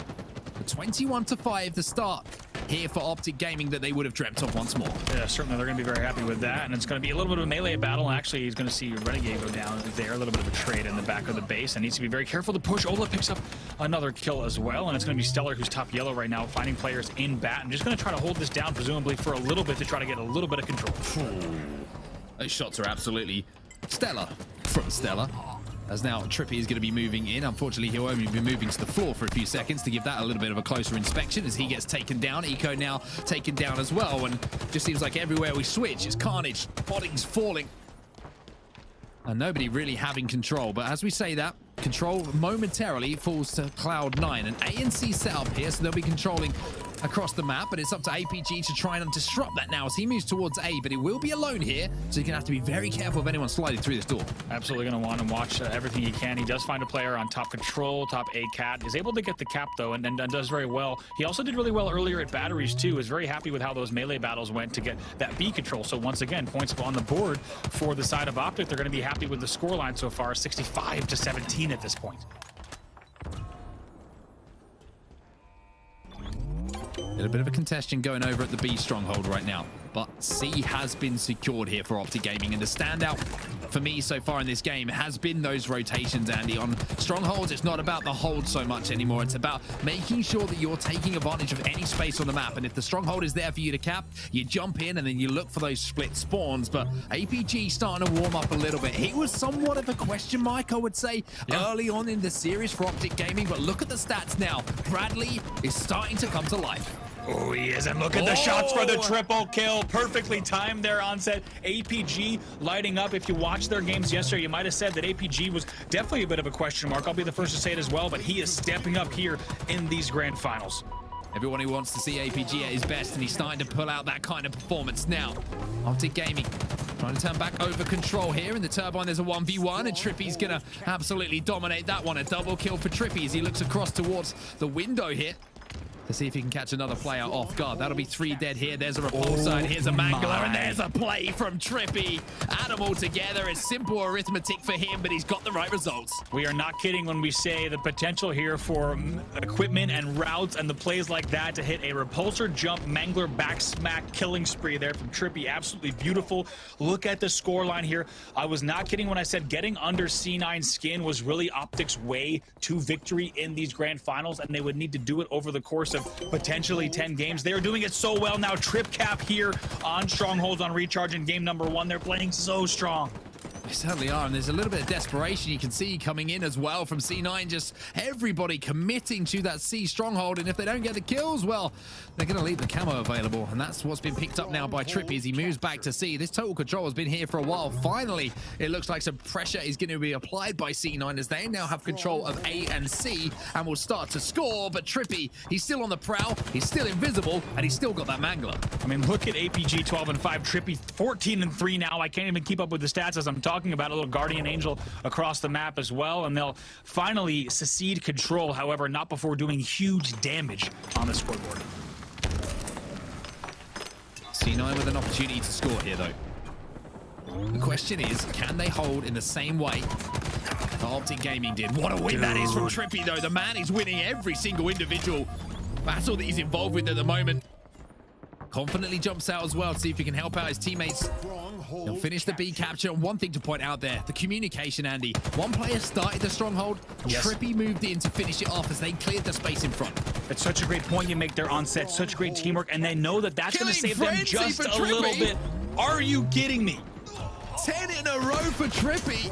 That's caught me off guard, and now he's looking for another. This man is on fire at the moment. He is using absolutely every piece of what Halo Infinite is giving him to put on a show. Trippy has been unleashed. Earlier it was Lucid, now it's Trippy here with 14 on the board. APG not far behind, to be honest, with 14 kills, and they are now up 197 to 54. This is a very different Optic than we saw earlier, certainly than we also saw yesterday. They're looking so strong across the board here in the game number 1 of our bracket reset. AC Strongholds, though, were momentarily and still are in control of Cloud9, so they have to be careful here, Optic Gaming. If they've learned anything from their own successes in the last series, is that you cannot give anything to Cloud9 because you never know how quickly a game can turn around here in Halo Infinite. Shock rifle shot will be missed. Oof. Camo will be dropped and not burnt. It'll be Renegade who goes in for it. He won't be able to pop it either, so all the attention at the moment on the power-up as Trippy once again hits some crazy shots. The man is 19 and 4. 19 and 4 in this first game. Absolutely unbelievable stats in any game, let alone a grand final against C9 and in a second series at that. This man is showing no signs of slowing, and we're not also seeing any slowing down on the scoreboard either. They're continuing to tick up here. They've broken the 200 mark, more than double that of C9, now just running control. Trippy's not done, he's not backing down. Tries to go in, Eco wins that battle, but Ola's gonna try to push in as well, and maybe a little bit of an overextension from the Optic side for just a moment. Having said that, though, they managed to get control for just a few seconds here, Cloud9. I need to finish off capping that stronghold, and maybe that a little half a second could actually cost them here because the push is coming in from Optic Gaming, and there won't be a challenge coming in because Trippy manages to get that flank and manages to pick up that kill as APG stays alive. Little missteps like that can be a little difference maker, and maybe that was the case there for C9. Nice little crouch strafe there from APG. He also gets the help he needed, but also, like you said, huge play to stay alive. Picks up a kill on batteries. Looks like he's not done yet. Picks up another one. Bottom on control. Can't even finish the next one because the players are dropping like flies. Just like that, less than 20 points away from closing out this game so fast on set. Be challenged in the B stronghold, but there's a player crouching behind the pillar who will help him out and keep him alive. Trippy, he's going to have another 1v1. He's down in shots, and he almost managed to put the player down as well, but he will finally fall. A crazy game coming in at the moment from Trippy. Like we mentioned, Peng will be taken down in the feed. So Cloud9 down players desperate for this B stronghold as well. They will have control of B and C, but this is kind of a transitional setup here, Andy. They want control of A. They do, and right now they need to make sure that they're on top of it. This game, 3 points away, essentially the first sign of holding with no contention will end this game. So right now they have zero room for error. It's a Hail Mary to try to even win this game, but right now they're holding on. It's a matter of time before we see the next Optic push. Holding on for now, but like I mentioned, I'm not going to get ahead of myself, and I don't think anyone at home should either, because you never know what can happen in Halo Infinite. The comebacks are very, very likely, and they are very, very real, and those shots from Eco alongside the strafe are going to put Trippy down, and maybe, just maybe, something crazy might happen here for C9. However, there's someone in that B stronghold. They need to get them out immediately. They don't, and that could be the game. They get A. They get A. They get A right there at the perfect timing to make sure that no points do tick up on the board. They're losing C, but also converting B. So you're going to see just back and forth tug of war, exchange, huge reset there. They had to win that fight. He loses that fight, then that could be game over. Eco winning the 1v1, timing the push perfectly. However, he does get hit by the nade, and now you're going to see Optic Gaming jumping into that B stronghold, but Stella's there. They will get it, however. The points will finally tick up, and Optic Gaming go up 1-0 in our grand finals bracket reset. And you have to wonder, maybe just a little bit too little. My veins, Andy. This is nuts. Yeah, just maybe too little too late from the side of C9 because they started to wake up. To be honest, if they hadn't had that last stretch of points, we would have actually seen Optic win something like 250 to maybe 100 would have been the final score. So C9 starting to wake up there at the end of the game, but they didn't give themselves any cushion to actually do so. So they'll drop game number 1. They'll drop what is now their 4th game out of the past 6, and we go to Slayer on Streets. One thing to point out as well, the players who have been really stepping up for Optic Gaming, Trippy and Lucid. They've played together for so long now. They broke into the scene. There were some questions maybe about their ability under pressure. Questions are starting to be answered right now as we can see the stats coming in. Trippy 26 and 10, Andy. 26 and 10. Well, what do we even say about those numbers? They tell the whole story. Let's take a look at some more of the scoreboard, because the numbers are bound to just get crazier as we take a look at everything. We'll take a look at the damage as well, just to see exactly how everything went down in that game. But I mean, my God, what a performance from the side of Optic. They're going to be so pleased with them. And I got to say, as we take a look at the highlights here on set, Optic Gaming looks not only so strong, but it feels like C9 just is like you said, they're playing a little bit rushy. They're getting frustrated. They're pushing plays that they normally wouldn't, and Optic is getting the better of them. Yeah, I agree with you. It's not the C9 kind of duos that we usually see running around the map together, right? It's someone trying to make a little bit of a hero play. There seems to be a little bit of miscommunication, and all of these things are being taken advantage of by Optic Gaming. This would play, by the way, once again, just a showcase of some of the things you can do in Halo Infinite to get an advantage on your opponent. But Trippy, the man was just kind of marauding around the map, just picking off players left, right, and center. And every single time we saw him in a fight, he would be the victor. Absolutely incredible stuff from their side. It just felt like also the team shot and the angles that they were able to play. Look at are you kidding me with the grapple mangler melee after the killing frenzy? These are insane plays that we're seeing out of them. There's a reason that guy went 26 and 10. He's fearless, and he's putting on a show in this game. It's very, very true. It's very, very true. Trippy really, really doing some crazy stuff in the game, and it's not just, as you say, it wasn't the repulsor, it was a grapple, it was always the mangler though. It was always the combination of the two, which was the most impressive thing. The mangler getting a lot of love from Trippy, but I mean, Optic up by 1. You mentioned it. I think C9 are shook. I think they're a little bit shaken. They're not like a martini. They're just not feeling too good at the moment. It's going to be important for them to answer back right now, Andy. Yeah, they need to answer back, and my God, are they ever capable of it? Like we said, not dropping a game all the way to the grand finals, and then looking strong in the games that they won in the in our first grand final. But now it just feels like Optic's gotten under their skin, and I don't think we're seeing C9 play anywhere near their potential. I don't think they're playing in terms of their composure either. We're not yet seeing that, but we're going and jumping into the game right away. Here we go. Game number 2, Slayer on Streets. Slayer on Streets. First to 50 once again. Stella going to pick up the first kill. Trippy, no surprise. He gets his kill. And we're watching the point of view of the man who popped off in that last game, but he'll be popping back into the respawn screen for now. An even start for both teams here. Renegade going to come in with a hot challenge, and it looks like Lucid is going to win that battle. And that's going to give a small lead, just one, here to Optic Gaming. Battles like that, though, are so important. What you just saw from Lucid. I thought he was going to get the thrust, turn, fade away with the rockets. Instead, the rockets will go down bottom middle, but those little kills that you eke out, they will continue to frustrate your opponents. And look at this, a nice set of kills, though, coming in for C9 right away as they go up and they take the lead for just a moment here in the game. However, those are traded out 7-7.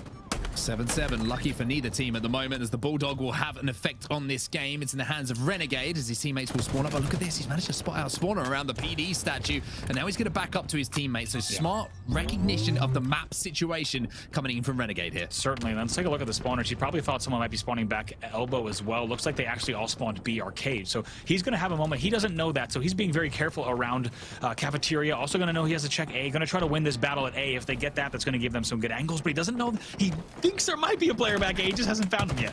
There he is. Oh, and he's going to get caught out, but can he survive? The nade will come in. Renegade does have the Bulldog as well, and I'm not sure if Trippy will be aware of this. He's trying to find Renegade, and there's the rest of C9, and now Trippy says, peace out, boys, I'm out.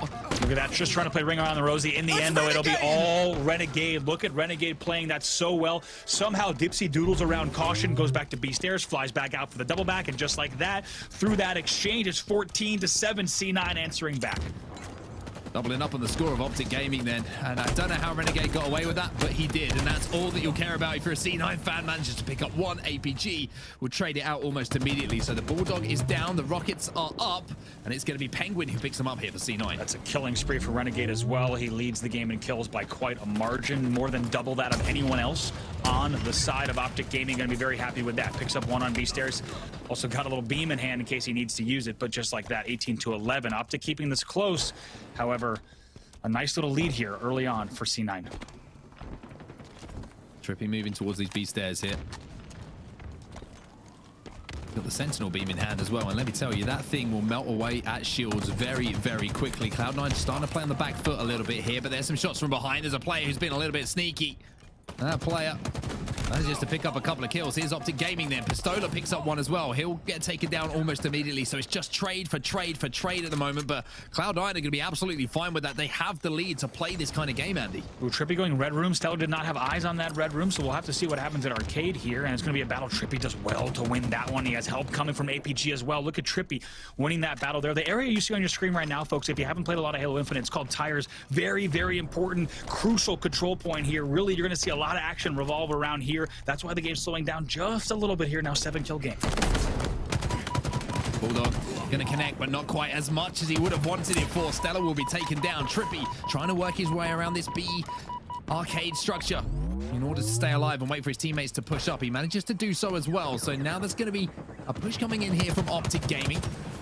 Couple of shots into the back here from Trippy. A couple of grenades go down as well. He's going to manage to pick up one. He could pick up two. Yes, he does. Trippy laying down the landmines, and he's going to make it three. A triple for Trippy. Are you kidding me? It's not the first triple we've seen from Trippy. You're going to start calling him Tripley because he's picking them up back to back to back to back.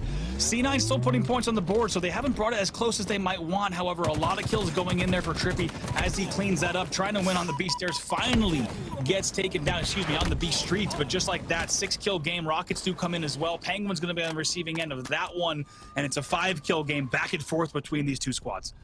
Rockets in the hands of APG, though.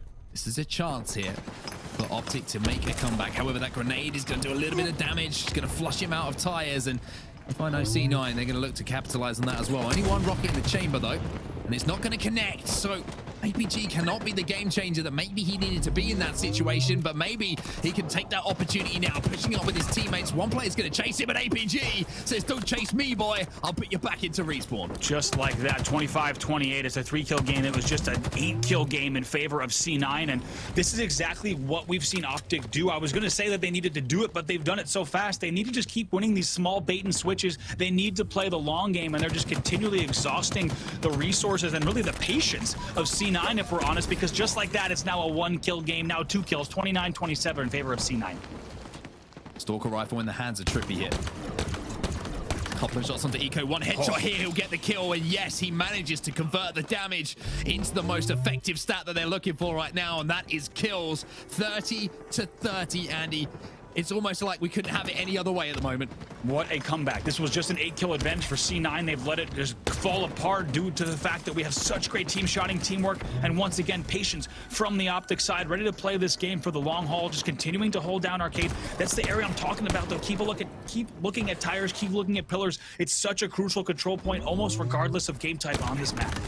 Look at this push coming in. Oh my word, Trippy is holding things down, and once again, it's a double for Trippy. The Stalker and the BR combining to make a beautiful cocktail for him, and that results in kills. Trippy 12-5 right now, checks all his corners and tires, finds a player back a court, only gets taken down by the player that finally jumps up to tires as well. But just like that, it is a 1-kill lead for Optic during the home stretch, and these two teams have been neck and neck all evening. Been an incredible series so far. Here we go, last 15 kills of the game. 1-kill advantage here for Optic Gaming. You can see they're all stacked over the map as well, and APG's got the rockets again. This could be massive now. Can the story be slightly different to what we saw last time from APG with these rockets? He's going to pick up one, so that's big from him. 2 rockets, 1 kill, but an opening at least. His teammates are going to be trying to move up as well. And those kills will be traded out, so still that 1-kill advantage. You have to say for Cloud9, they're going to be more than happy with that. They need to clear out back PD. They know there's a player here. He saw a player that went balcony to back PD, but they clear it out. So now instead you're going to see some towers, some tram spawns. A player bottom middle as well. Does get the 1 kill, so now here we are tied 37-37. APG just on the prowl at the moment, has a 1v1 with Stellar, does 3 shots to him. His teammate's there and will be converted into a kill. So an assist for APG. Just needs to keep his head on the swivel here, because you know that C9 are going to try and do something. You know they're going to try and push. They're going to try and get an angle, put pressure back onto you. But Optic Gaming have held strong throughout this grand final. They absolutely have, and now up by 2 here. That's going to just give them a little bit of cushion now. APG's getting curious, and here comes the push, actually, with all 3 players coming in. The first one's going to go down. Luce is the first one to drop, so they need to play this very carefully. Make sure they're at least trading out at this point.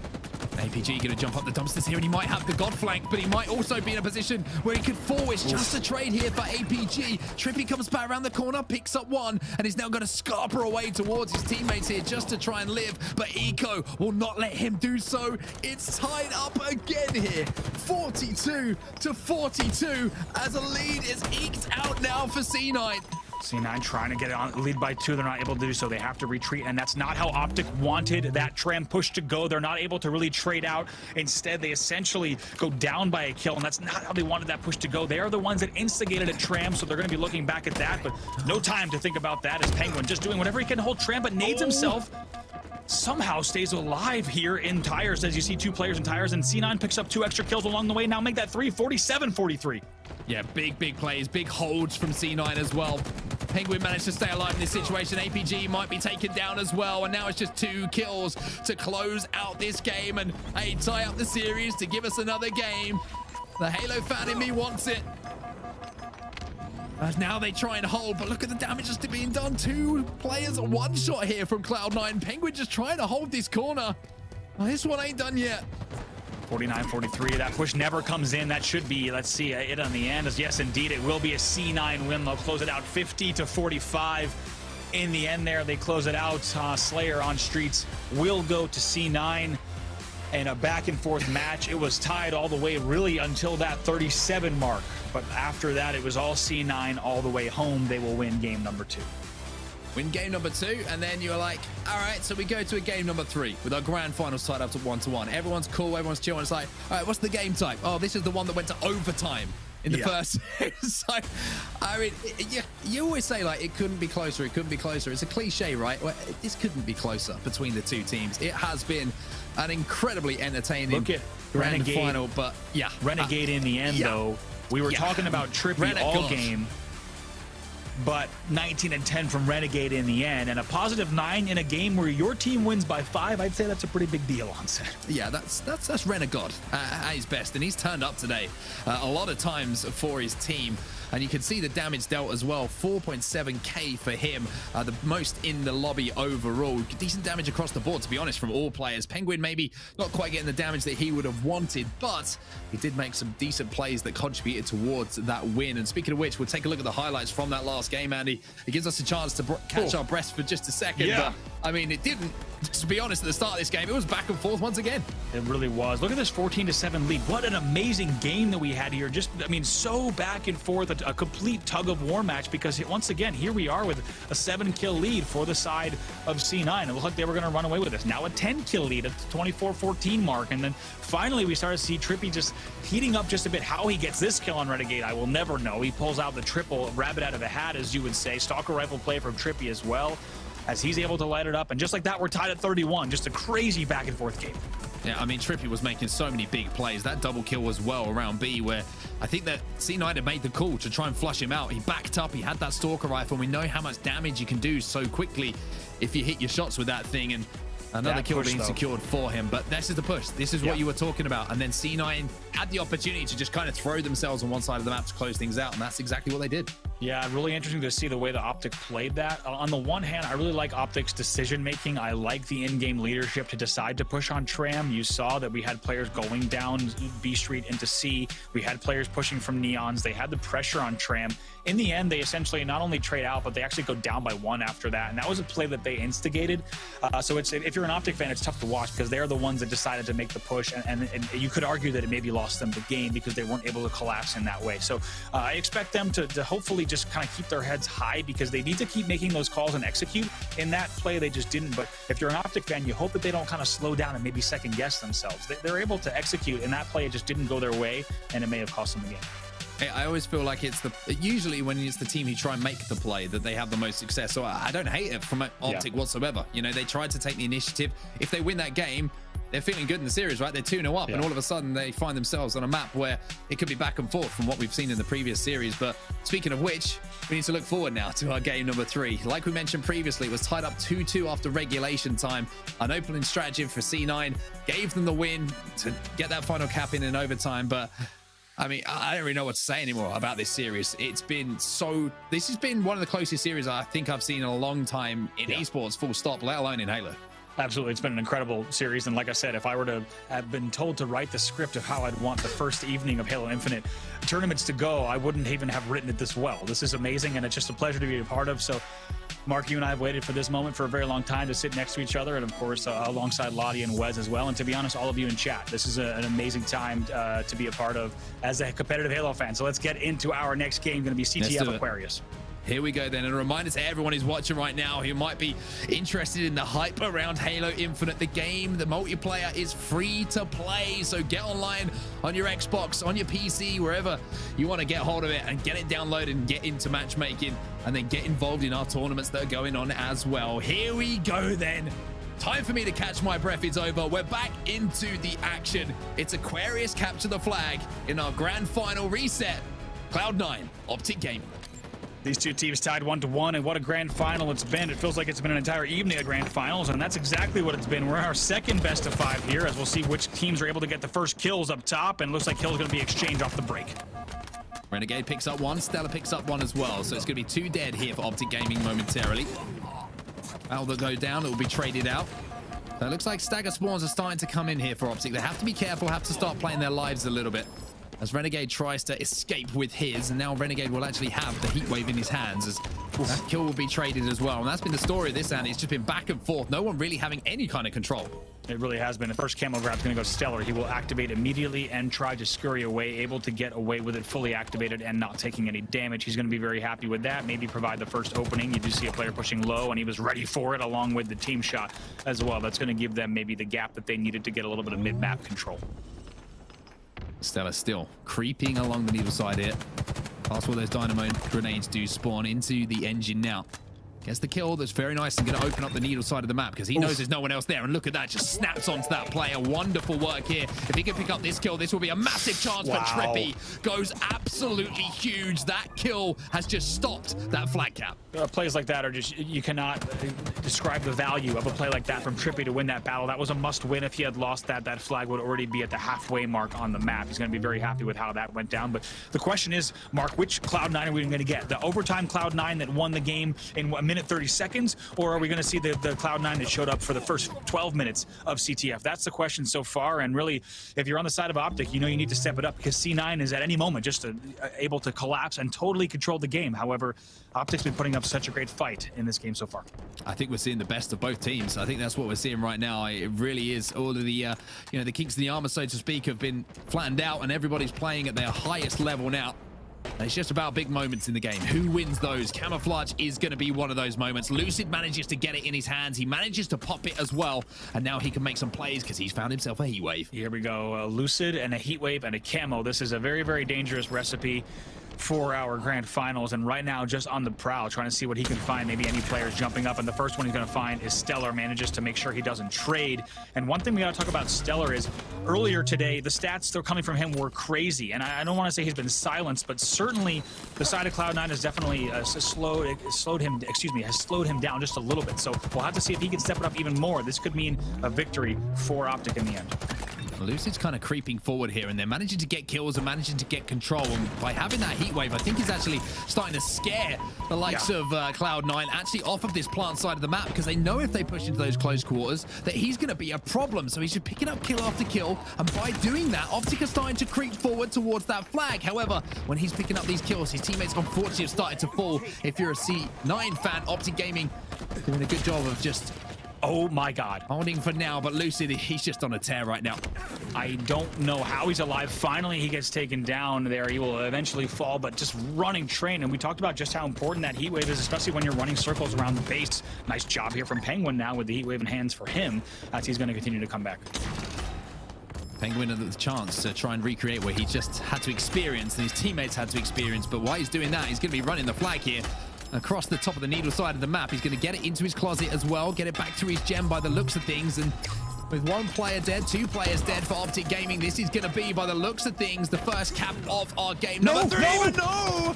Why did I say that? Because I know these things aren't as easy as they look. A double kill for Stella, though, might secure things here for C9. Right, because 2 were spawners, so that really should secure it. A spawner should cap this, yes, indeed, right away, so Eco is able to come back for it. So it's a really important double kill there from Stellar, because you might have noticed the 2 were fresh respawners. So him getting those 2 kills essentially recontrolled their base. So it looked like it might have been a goal line finish for just a moment. Instead, it will be 1-0 in favor of C9. They will lead in game number 3.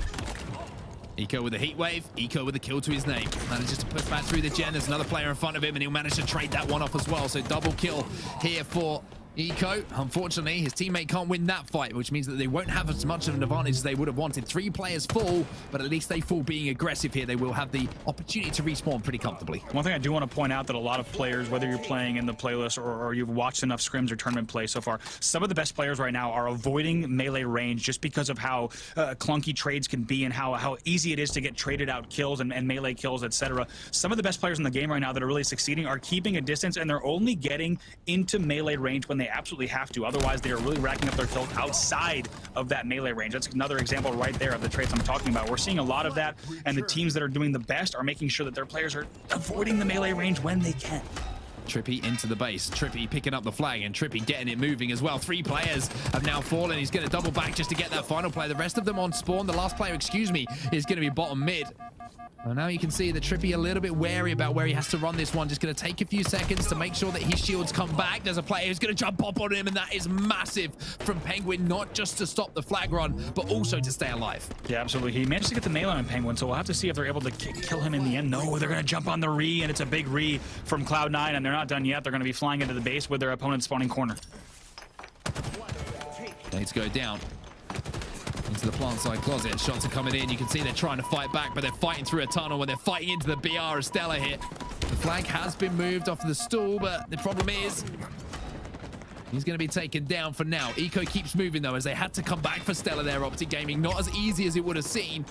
And Cloud9, who have already managed to put 1 flag on the board, might be able to put the second in here. Oh, nice job with the thrust there to come right back and just wait and bait with the flag instead, not get taken out. But look at the re. It's already halfway through. APG needs to be very careful here. The heat wave's going to help him out. Not sure how much help he has from top mid. Going to try to time this kill if he can. Yes, he gets it. And going to jump on the return again. Does he have the help he needs? No. Tries to maybe go for a pull. That doesn't come out either. 2-0 in favor of C9. Look at that. Pistola has managed to steal away while all this is going on and get that camo. He's managed to do some damage with his teammates. That's 2 dead. They might have an opportunity here to counter cap. Although they lose that flag, they need to take advantage of this. Pistola doing a huge amount of damage across the map. Can the pull get moving, though? Can they get the flag going? Eco's in a position. I think he's just spawned up above Lucid. He survives long enough for the respawns to come in. And this is now looking like a difficult ask for Optic. They fall like dominoes, and you have to think that Ola just wishes he was truly 1 second, maybe 2 seconds earlier with that camo. It could have helped with the stop and could have just been a little bit earlier. And then you see the rest of his teammates still try to force that, and they will go down 1 by 1. So now here we are with a 2 flag deficit for Optic, a 2 flag lead for Cloud9 with just under 5 minutes left in the match. Trippy moving back through the engine once more. C9 know that he's here, but he's avoiding these grenades really, really well. If his teammates can get in position here to just do a little bit of damage or maybe flank up on these players, then it's going to be an opportunity for Trippy to move in and pick up some pretty easy kills. However, none of C9 are being easy kills. None of C9 are easy kills, as Eco is actually going to be taken down, and Stella. But the problem is here for Trippy, he needs to push one side because it looks like they're holding both Planter and the gen side, which means that the spawns are going to keep happening in the back of the base, and he just can't get in for that pull. By the way, huge credit to C9, the way that they've run the flag this game. Finally, Ola will stay alive here, but the way that C9 has run the flag this game has been so patient. They've been slow off of the pull to make sure that they have the coverage, but once they hit top mid, they fly. They go straight through top middle. That has made such a difference, and they're patient on their own flag stand once again. Another kill from Ola here, staying alive. Now he has the heat wave in hand, hoping that his team's going to be able to push up, but no, several red X's on the screen. Penguin managed to pick up 2 there in the feed. He's looking to make it a triple as well. He gets 3 in a row. It won't be the triple medal, but he'll be more than happy to take down 3 members of Optic Gaming in a row. Renegade manages to steal away with that camo, manages to pop it, and also manages to stay alive here, but only for a few seconds, as he will be taken down, and that's going to be Stella getting the trade. Ooh, we hear Trippy staying alive once again. Look how hard that they're pushing utility. This is the 3rd spawn in a row that we've seen Optic desperately trying to control this area. This is their strategy. They go utility, they try to hold that, then they wait for the help to come. It hasn't paid off just yet, but they're still going to try to force this and see what they can do. But right now, a little bit of a base trade. Yeah, base trade. Flags being moved on both sides of things. Trippy and Stella both seem to be doing the same job, but only one of them can win this, unfortunately, as Stella will pick up yet another one. Trippy has to win this fight. He does manage to do so. Interesting, no heat wave out there from Trippy at that moment. You have to wonder, maybe opted for the BR. Could he have gotten that read? Good shots on Flag, though. Flag's still moving. He's got the heat wave now. He needs to win this fight, but Renegade will win it.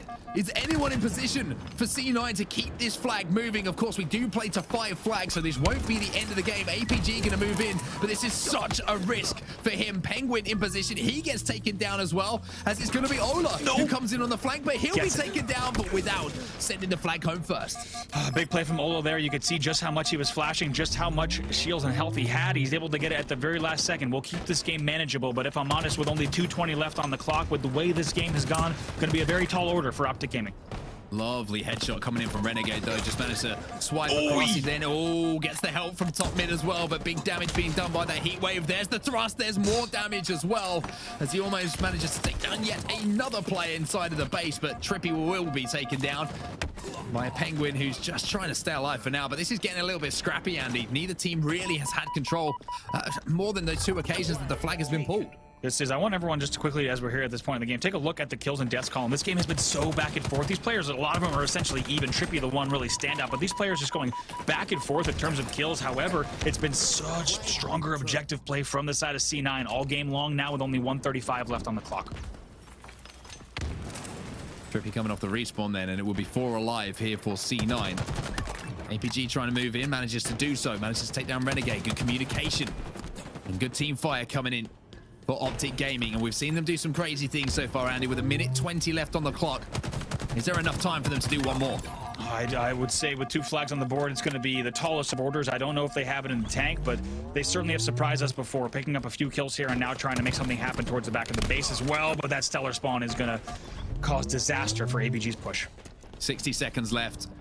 We've seen some crazy things, like I mentioned, but this is looking like it might be just too much of an ask with 54 now left, and those seconds ticking by are going to feel like they are just flying by for Optic Gaming. They're trying to overextend where they can, but this is just leaving space for Renegade to move behind enemy lines and just cause more problems. Ask more questions of Optic Gaming. Do you want to come back and deal with me in your base, or are you going to have to go forward and go for that flag? Yeah, Renegade just goes for that little pull there, going to force a player to even go front, and comes all the way back to his corner to help out with that kill.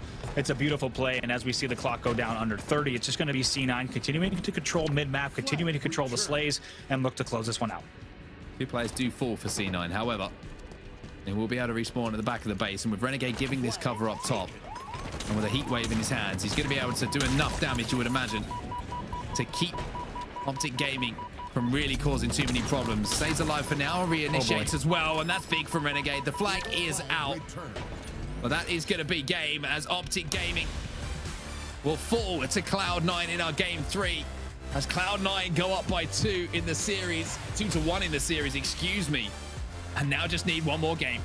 Yeah, and that was the C9 that we saw earlier in the overtime of CTF Aquarius from our game number 1. A dominant performance from them. They controlled everything they needed to. Optic Gaming continually forcing utility and trying to make that happen with only 1 player alive, and not able to do it. And we just saw simply Optic getting out teamwork there by Cloud9. A very convincing win, if you ask me, but even though it was just 2 flags on the board, they're going to be looking good. Let's take a look at the stats from that game.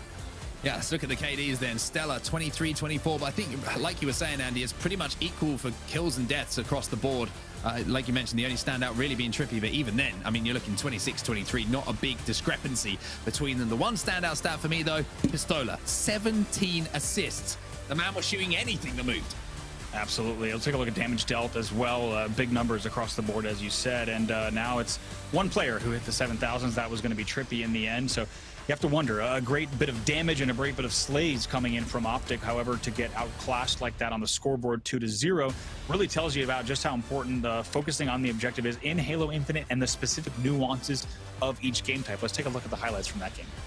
Let's take a look at those indeed. And Aquarius CTF, it was a back and forth in the first time that we saw it in the first series of our grand finals, but this one, it was a little bit scrappy. Apart from those 2 moments of magic, the objective efficiency from C9 really was the difference between the teams. And I think one thing that we're seeing, I alluded to it during the game, but Lucid was popping off in a way that we maybe have never seen him do in tournament play, as you saw that flag just get stopped. But C9, very cool, calm, and collected to get that cap off of the respawn. But Lucid was popping off so huge in his stats earlier today, and so far in the past few games, C9 has started to shut him down just a little bit. Now, Lucid's still putting up great points on the board, don't get me wrong. However, they're not letting him drop these 20 and 7s anymore. They're really starting to slow him down and put pressure on him. They certainly are, and it's difficult to do that kind of performance all day long. Let's be real. Yeah. You know, you have these pop-off games. You cannot continually be doing it against the likes of C9. At some point, you are going to have a little bit of a slower game, and it's understandable why. Because C9 also recognize how impactful he's been. They probably started calling him out a little bit more. You know, back in the day, there used to be the call out, fine neighbor, right? Fine neighbor, because you knew how much damage that he could do on that TD lineup. And I mean, it's interesting to watch, right? This series, how it's developed as a series as well, how players are starting to counteract each other, how they're more recognizing how each other are playing on certain maps. But now we keep moving. We go on to live fire, we go on to oddball. And this one, I said that C9 were one of the best oddball teams that we've seen so far in Halo Infinite. They lost in a crazy way, which I still don't think they should have in the previous series. I've got to think this might be, I don't want to say it, but it might be the last game. It might be the last game here. I think if C9 uses that oddball game they lost as ammunition for this game, it definitely will be the last game, because they're going to be ready to turn it on and get ready. Renegade does get away with the sniper right away off of the rip as we take a look at APG and Trippy trying to work together top middle. Oh, that's 4 dead. And that's a double kill, all 4 dead. And Renegade going to be very happy to have the sniper in the hands and finding players in back B as well. Yeah, Renegade is just daring anybody to challenge at the moment. He's going to jump back up to Nest for now. Lucid's going to try and get away and be able to do so. However, some shots are coming in the back, and now it's going to be just Nade Central. A little Fiesta going down. He might think about playing that sniper as well, and I'm not sure if that did actually just fall off the map, but it looks like it might have. Mangler now in the hands of Pistola. He'll be taken down bottom mid, unfortunately, as the oddball has also gone down, but the lead is Cloud9's 27, I think it is, to 0. Yeah, 32. They're still holding here on That's back climbing. tower. Still holding here on back tower. They're going to be happy with that. Renegade actually getting B spawns, and we're seeing back A spawns in terms of the base for the other side here for Optic. So they're going to be pretty happy with that flank. They're going to have angles, but it doesn't even matter because that's a nice brainer on Ola coming in from Eco as he's holding here on back tower. Going to help out as well. Maybe even try to play it, but no, the sniper will sit down there. Lucid does get a back tower push, but a very difficult angle on back pillars, and Renegade's going to win that unsurprisingly. Yeah, Renegade had to win that as well. He's now going to use the repulsor to get back up to top tower to get some angles. But while all of this is going on this side of the map, it looks like Optic Gaming have tried to scrap that ball away towards Garage. It did move for a few seconds, and now Renegade is going to get overconfident. Maybe no, his teammate's going to be there to help him out to get that assist. And now what looked like a desperate almost play from Optic Gaming to scrape that ball back towards Garage.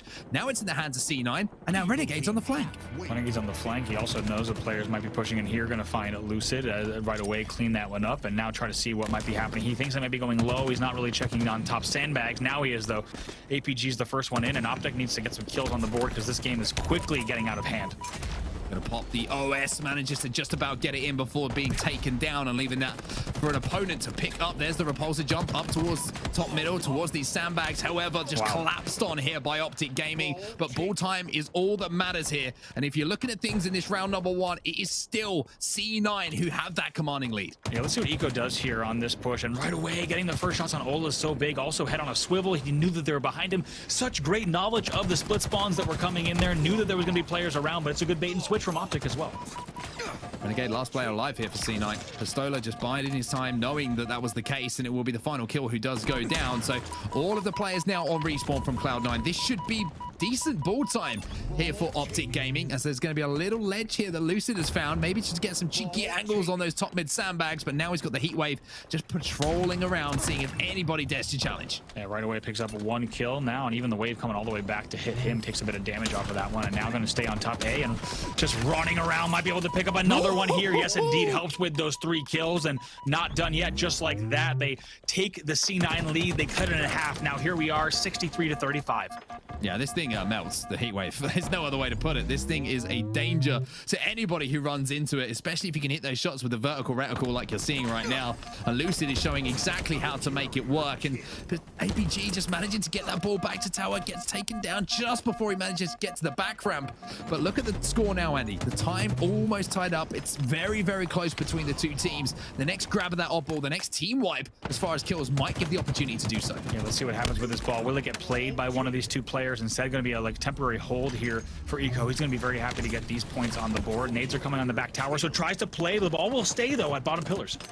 Big fight going on back pillars as well. Whoever wins that, keep your eye on the feed, might be able to control that oddball. APG and the rest of Optic Gaming now just trying to swarm across, and it's going to be Optic Gaming who win said battle, and now they will have tower control, and they will also have the oddball in hand. The time starts to tick down once more. A couple of players above, though, from C9. This might be a play ball opportunity, but no, Pistola's clearing him out on his own, and that's going to be the opportunity now for that lead to change as Pistola now moves down with a sniper rifle in hand. Yeah, you could tell they wanted to clear out the top tower. They're still trying to go. Oh my God. Let's see if we'll look and hit another one. No, we finally will go down. It's a great shot there, the 180 onto the top tower. And like you said, essentially a tight game here. We will still see Cloud9 getting control of tower in the end. They will continue to rack up time, and this could be the round. Keep in mind, in the rounds, we're only playing to 100 in each round if you're just joining us here. So now only 18 points to go. 18 points to go, like you say, and they are ticking by, and they are ticking in the favor of C9. Optic Gaming might only have 1 or 2 more pushes here. It might even just be 1 push, because it is starting to run away from them. The seconds are ticking by faster than they ever have for Optic Gaming right now, and this is going to be the moment. The round goes to Cloud9, and now it's 1 more round for Cloud9, and they will be your champs. And we are jumping right in. No breaks here. We are right into round number 2. Optic Gaming not getting the play balls that they needed there at the end of that game. So here we go. Round number 2. C9 leading 1-0. This is the go-ahead win round. If they take this, they will win the tournament. However, Optic Gaming needs to force a round 3 in this oddball game. Kill's been traded once again. 2 do fall for Optic Gaming, though, as Penguin's going to challenge this player bottom middle just long enough for his teammate Renegade to come around that corner and once again have an impact on things. Penguin now moving that ball away towards Garage, and the call from his teammates not quite coming in. It looked like they weren't quite sure where the spawns were for Optic Gaming. What that meant is that ball got a little bit staggered. They weren't quite sure where they wanted to hold it, as Renegade now has an angle with that sniper, but can't quite connect with the headshot. Trippy pokes his head out for a second just to see what might be outside, and it's no friendly neighbors outside. Instead, tucks his head right back around the wall and wants absolutely nothing to do with Renegade's sniper rifle. And to be honest, I really can't blame him here. Renegade's going to rotate all the way back up to Ness and try to get some new angles here. Ball still in the hands of Optic, though, and this has started to turn into some lead for them as well. Ball will now be played out the front, 34-1. Ball taken. Penguin picking up a big kill, though. Eco and Penguin working together. 2 now dead, and that will be an opportunity to hold here for Cloud9. If he hits a big shot here, then Renegade might have been able to really hold off these players. It's a couple of body shots. There's one that manages to rip away at that player as he comes around the corner. Just a whip of the reticle to the body. 34-17 now. As Cloud9 are starting to claw back. Yeah, they are. This is dangerous here for Optic Gaming, as C9 already essentially once again cutting that lead in half. And now back over to APG. Does manage to get the heat wave and another kill. It's a double kill. That's huge in the back of the base. Going to be very happy with that. Heat wave in hand as well. Has to swap to that vertical reticle, and it will be taken out of his hands almost immediately. As Pistola now has that ball, so the kill was traded out. Excuse me. And now we're going to see him try and do some work on these players top mid. Great shots coming in, and look at this. Ola just recognizing the situation, even though he was the one holding the oddball, dropping it for a few moments just to get the damage down to stop those players pushing. Absolutely. Now just going to take a look here and just do whatever they can, as now a little bit of a lead here. They're going to be comfortable. They need to just continue to make sure that they're getting a player that's catching C9 off guard. You do not want to have C9 with these comfortable pushes where they could push pillars, where they could push scoreboard. You need to slow those pushes down. Here they come through basement. One kill gonna fall. C9 getting aggressive now, and they need to as well. The grenade goes down, and we'll get the stick, so it'll be a trade, but not without Stella picking up a double kill, and it looks like C9 might have an opportunity to break the setup. Oh my word, Penguin, he's dancing around the pole. His teammate now, Renegade, is going to come in to try and finish that one up. He looks like he will, and that should be ball time. Going here to C9 as they are almost halfway now. It's kind of like they're inching towards the score of Optic Gaming. Optic Gaming just can't get any kind of control on the map. They are. Optic with a great hold just now to bring them almost to the 60-point mark, but Trippy challenging from back pillars. That's risky because they already have a player, C9, on a player like Ness, so they're going to continue to push, and now here comes the rotation all the way to Ness, and now they're going to force the A spawns. Oh my god, Stellar. Stella, that might have been one of the biggest shots we've seen so far in the tournament. That's kept your ball carrier alive. That has kept time going your way. Finally, Penguin gets taken down, but look at this, Stella. He just doesn't mind. He's going to have a little touch on that ball, keep it alive, and bait it once more. That's one thing that we're seeing really important in Infinite, right? Being able to just get a touch on the ball, keep it alive to make sure that it doesn't reset. Good shots here from Trippy, just trying to do whatever he can to try to take down Stellar, who's forced all the way around Nest. And right now, we're essentially tied up right here at the high 50s. This is that shot. Teammates are falling around him as well. There's a player trying to creep up on him. This would be a big shot to hit for Stella. Doesn't hit initially. Gets the body shot and the cleanup as well. Controls the tower, but is immediately taken down by a grenade. And look at the scores at the bottom of your screen. This is starting to run back to C9. I've said how they've been clawing. They've been scraping back at the score. As APG will finally get that ball out of their hands and move it back to Garage. Yeah, APG does see a spawner there on A, but you see he's split right now, which you're going to see a lot of. Lucid now with the sniper in hand. Can he blow this game open? Hits another body shot. Are you kidding me? Impossible angle from low. Hits that double kill. That's going to give them an option. Renegade pushes. Might have tapped the body on Renegade as well. Not sure if we saw flashing there, but in the end, trying to get back in this game. They need to rotate, maybe go scoreboard, maybe start to bring a power up here because they need to keep putting points on the board. Well, look at Optic though. Optic now with a big hold. This has been all theirs while all this action's been going on. While Lucid was popping off, they decided that we want another round of oddball. They tie it up again. Wow. Bring on round 3. My God. I don't even know what to say anymore, but this is the only way that this series could go, folks. Here we are, round number 3. It's a sudden death oddball match. The winner of this one will win the game. And as a reminder, C9 1 round away from closing out the tournament. Optic Gaming going to be looking to force this to go even further in the series. Trust me, I'm watching this one as a Halo commentator, but also as a massive Halo fan. And this is ticking all of the boxes that it needs to this series. What a show it has been from these 8 gentlemen. Cloud9 and Optic Gaming, honestly, it's been the perfect way to kick things off for Halo Infinite, and there's going to be a lot more to come as well, but we've got to decide who's going to win this series. Like you might remember, it's just one more game or one more round for Cloud9, and they will be your champs as Renegade gets the headshot after the body. But for Optic Gaming, they win this one, and hey, surprise, surprise, we're going the distance. We absolutely are. Renegade with an amazing shot there. Lucid wins a battle in the back of the base as well. He's got the heat wave in the back pocket, going to make good use of that. So what looked like it could be a very dangerous C9 hold is halted there at the 18-point mark. And if you're on Optic or an Optic fan, you're very happy with that. The double back from Lucid as well as he gets the call out. Very strong here. So Optic Gaming making sure they do not give the room to C9. And this is what I was talking about. We need to see Lucid run loose, and he's starting to do that. Up and up to top tower now. Beatdown does go down. So there's going to be one dead per side, but this is going to be a hold here for APG. And time's starting to click. And here's one thing we need. Towards Optic. Optic needs to make sure they're ready for the play ball. The play ball cost them round 1. They need to make sure they're in a position to be ready to play, and there is the play. A very nice job. It goes off the map. Then they're going to reset just like that. Now they have a nice, comfortable 15-point lead. If they can string that together a few more times, they will send this series the distance. Eco picks up 1. Grenade's going to go in once again. Penguin trying to do some work to support his teammates, and he's going to be doing exactly that. Eco picks up 2 now, and Eco may be looking for 3 as well. Renegade comes in to join the party. 2 players now full for Optic Gaming. Cloud9 trying to move in, trying to get this done and dusted in this round 3. And look at those commando shots. Stand up and salute the commando, because that was a little bit special. That was a great set of plays there, but take a look at this. Right now, it's going to be a decent hold here as long as they can scoot this back. No! Actually, they're going to lose a player there. That's going to be an unfortunate set of events, and now Trippy even needs to be careful not to overextend here either, and they just need to play this slow. Once again, Optic has done well to slow the game down when they needed to throughout our entire grand final. This is a moment where they just need to play control here, wait for each other. Trippy trying to do exactly that. Pistola with the ball in hand and starting to eke away at somewhat of a lead here, doubling up on the score of Cloud9. And this is looking a little bit scary. Here comes Stella, but here's Pistola, manages to hit 3, but Stella with an important win for his team, Cloud9. Now, can they get that ball in their hands? Stella's going to retreat, manage to pick that one up. Here comes APG, trying to get that play ball. Did it fall off the map? Yes, it did. So a reset comes in from C9, and to be honest with you, for Optic, that's absolutely fine as well. That is fine. They're going to be fine with that. Look at this, though. It's a scatter gunner. That's a medal I haven't even seen as he picks that one up. It's a double kill as well for him, and starting to teach us all new things about this game. Even Ola thinks about hitting the shot on dummies. This is just getting out of hand. They're going to continue the hold. Look at this. Now 62 to 22. This is way too much fun. This is way too much fun. I've got a permanent smile on my face. And it's going to continue the longer this series goes on. Pistola now bottom middle will get taken down eventually. They're going to leave that ball. C9 start to collapse. That was all dead, I think, momentarily for Optic Gaming. And now they have the ball in their hands. They have oh my God, Stella's just broken someone's neck.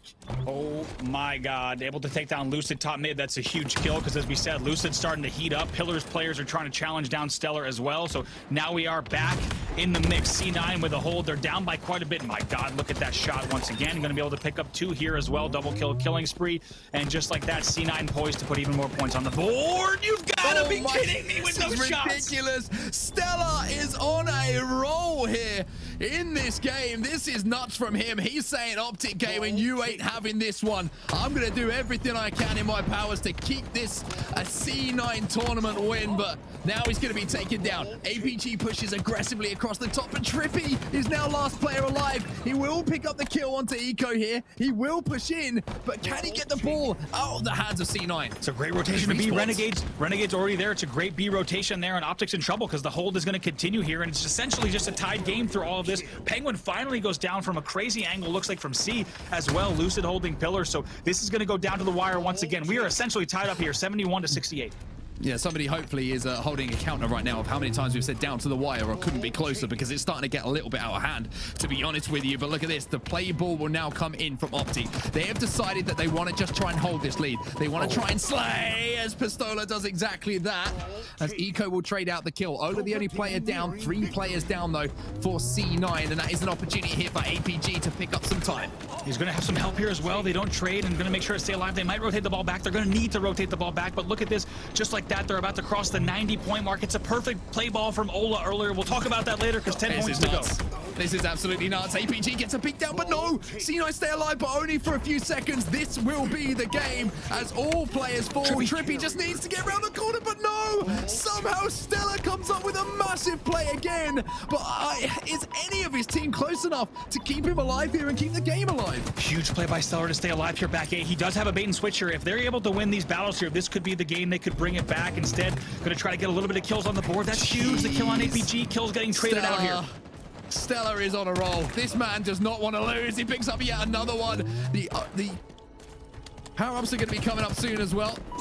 Shots onto the player at dummies. He's going to get the OS, and if Stella wasn't scary enough a few moments ago, well, he's got even scarier, and he's saying to the whole of Optic Gaming, I will challenge you.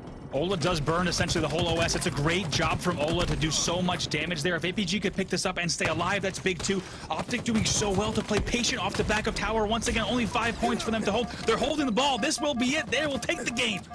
What is going on, everybody? We're going to game 5. It's 2-2 as Optic Gaming win. Oh, honestly, add a couple of games. Add a couple of games.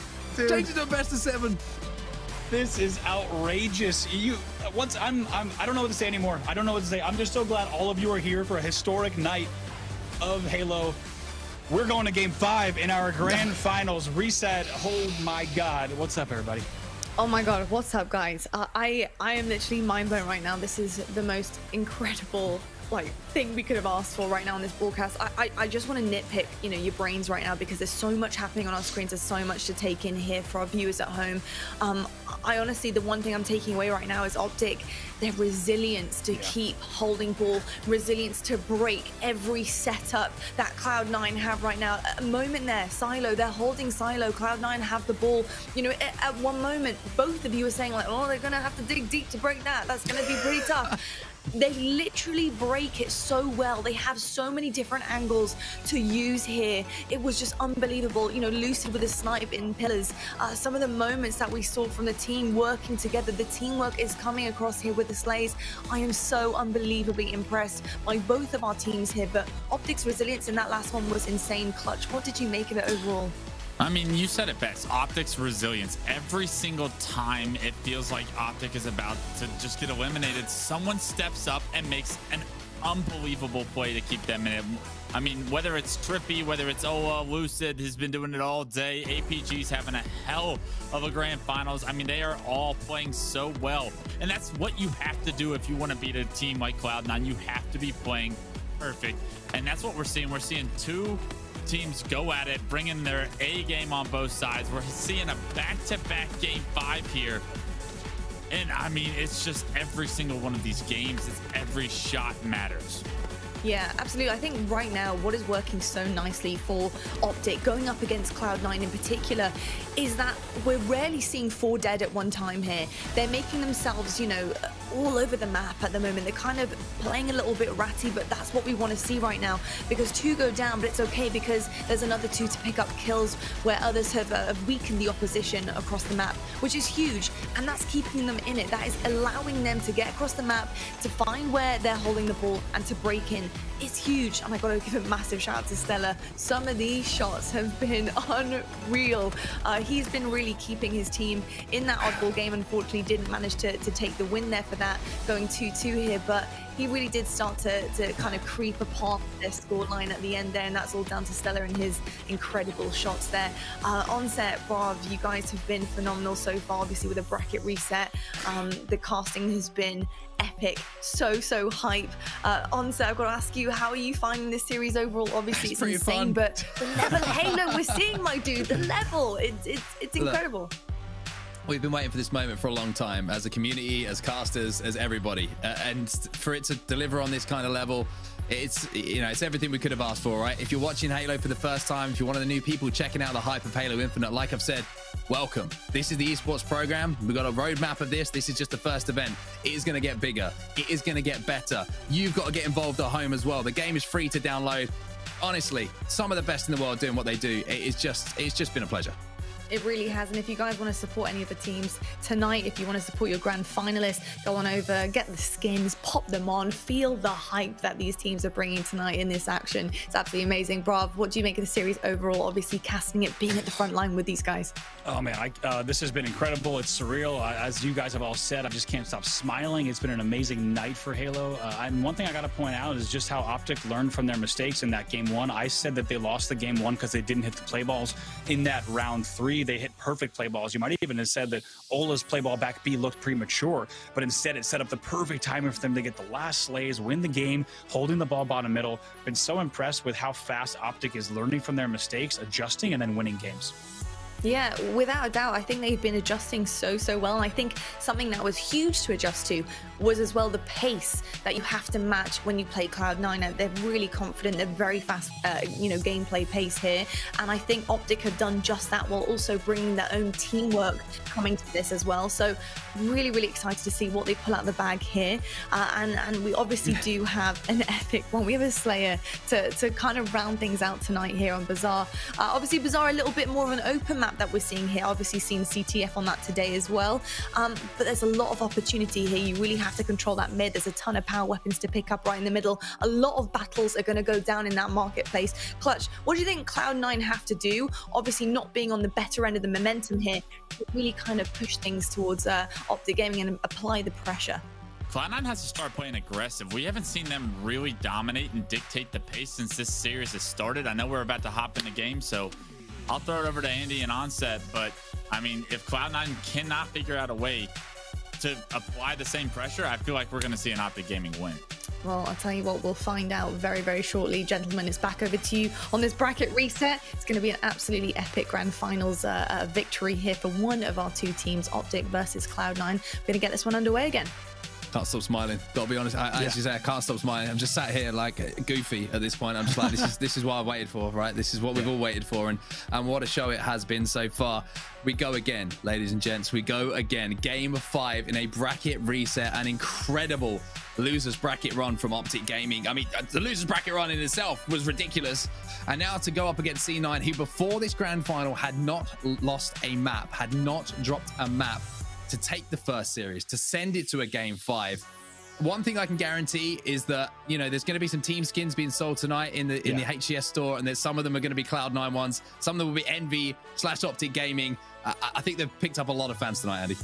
They absolutely have, because they put on a show, and one of the best shows that we've seen in competitive Halo in a very long time. Just to give everyone context here, you don't always get a best of 5 that resets another bracket into another best of 5 that both go game 5. This happens once every few years. So for the fact that it's happening here on their first event of Halo Infinite just is such an amazing tone setter for this entire 2021-2022 season. Excuse me. Here we are, folks. Game number 5 for the entire tournament. It's Cloud9 versus Optic Gaming. Only one more game to decide it.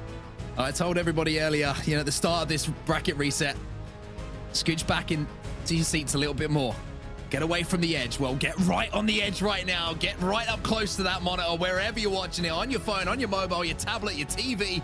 It does not matter, because I want you to watch this and remember how impressive Halo Esports is going to be over the next year or so. Halo Infinite is here, and even without giving away who's going to win this game, even without knowing who's going to win this game, we are back. Back and better than ever, and it's been an amazing tournament so far. It's insane that we have a second best of 5 and a second game 5 between these two teams, and it's once again Optic and C9. They put on such a show this evening, and just huge shout out to the players here, because this has been a marathon for us as casters, a marathon for you guys as viewers, but also a marathon for these players, because they are putting on a show with the best Halo we've ever seen. Looks like these players are going to be loading in just a minute, so we'll break down this here. As you saw, Optic beat C9 50-45 the last time they played Bazaar Slayer, so a pretty close game. However, a 50-45 at this level is still a somewhat comfortable win for Optic. So I think Clutch said it best earlier on set. C9 needs to play the aggressive game that they can play, and we've seen Optic start to shut that down. I think one of the craziest things to point out as well, which is, you know, where C9 have a lot of success in the past, right? They're just so individually skilled. So many times we have seen the likes of Lucid, we've seen the likes of Trippy win those all-important 1v1s on the map, which has given Optic just a few seconds to breathe. If you lose them, Andy, against C9 with the pace that they play and you're down numbers, that's where it becomes a problem. But Optic haven't allowed that to happen. Those 1v1s have been so telling in the results of the series. It really has been, and it's been just so back and forth. I mean, I think this is one of those series that I'm going to go back and absolutely watch this entire thing, just because of the drama that's been unfolding. And here we are on, so let's jump right in. Game number 5, tournament on the line.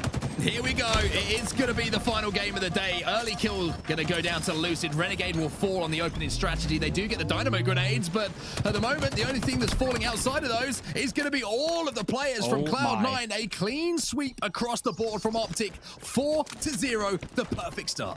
They got the Bulldog, they've got the dynamo grenades, like you said, rockets in hand as well, and they could not have asked for a better opening there. They will fall there off of the rip. Trade kills, though, for 5-1, and this is what we said Optic needed to do the last time these two teams played. Simply do not let Cloud9 get comfortable, do not let them get any sort of lead, and Optic did it so well the last time these two played about an hour and a half ago.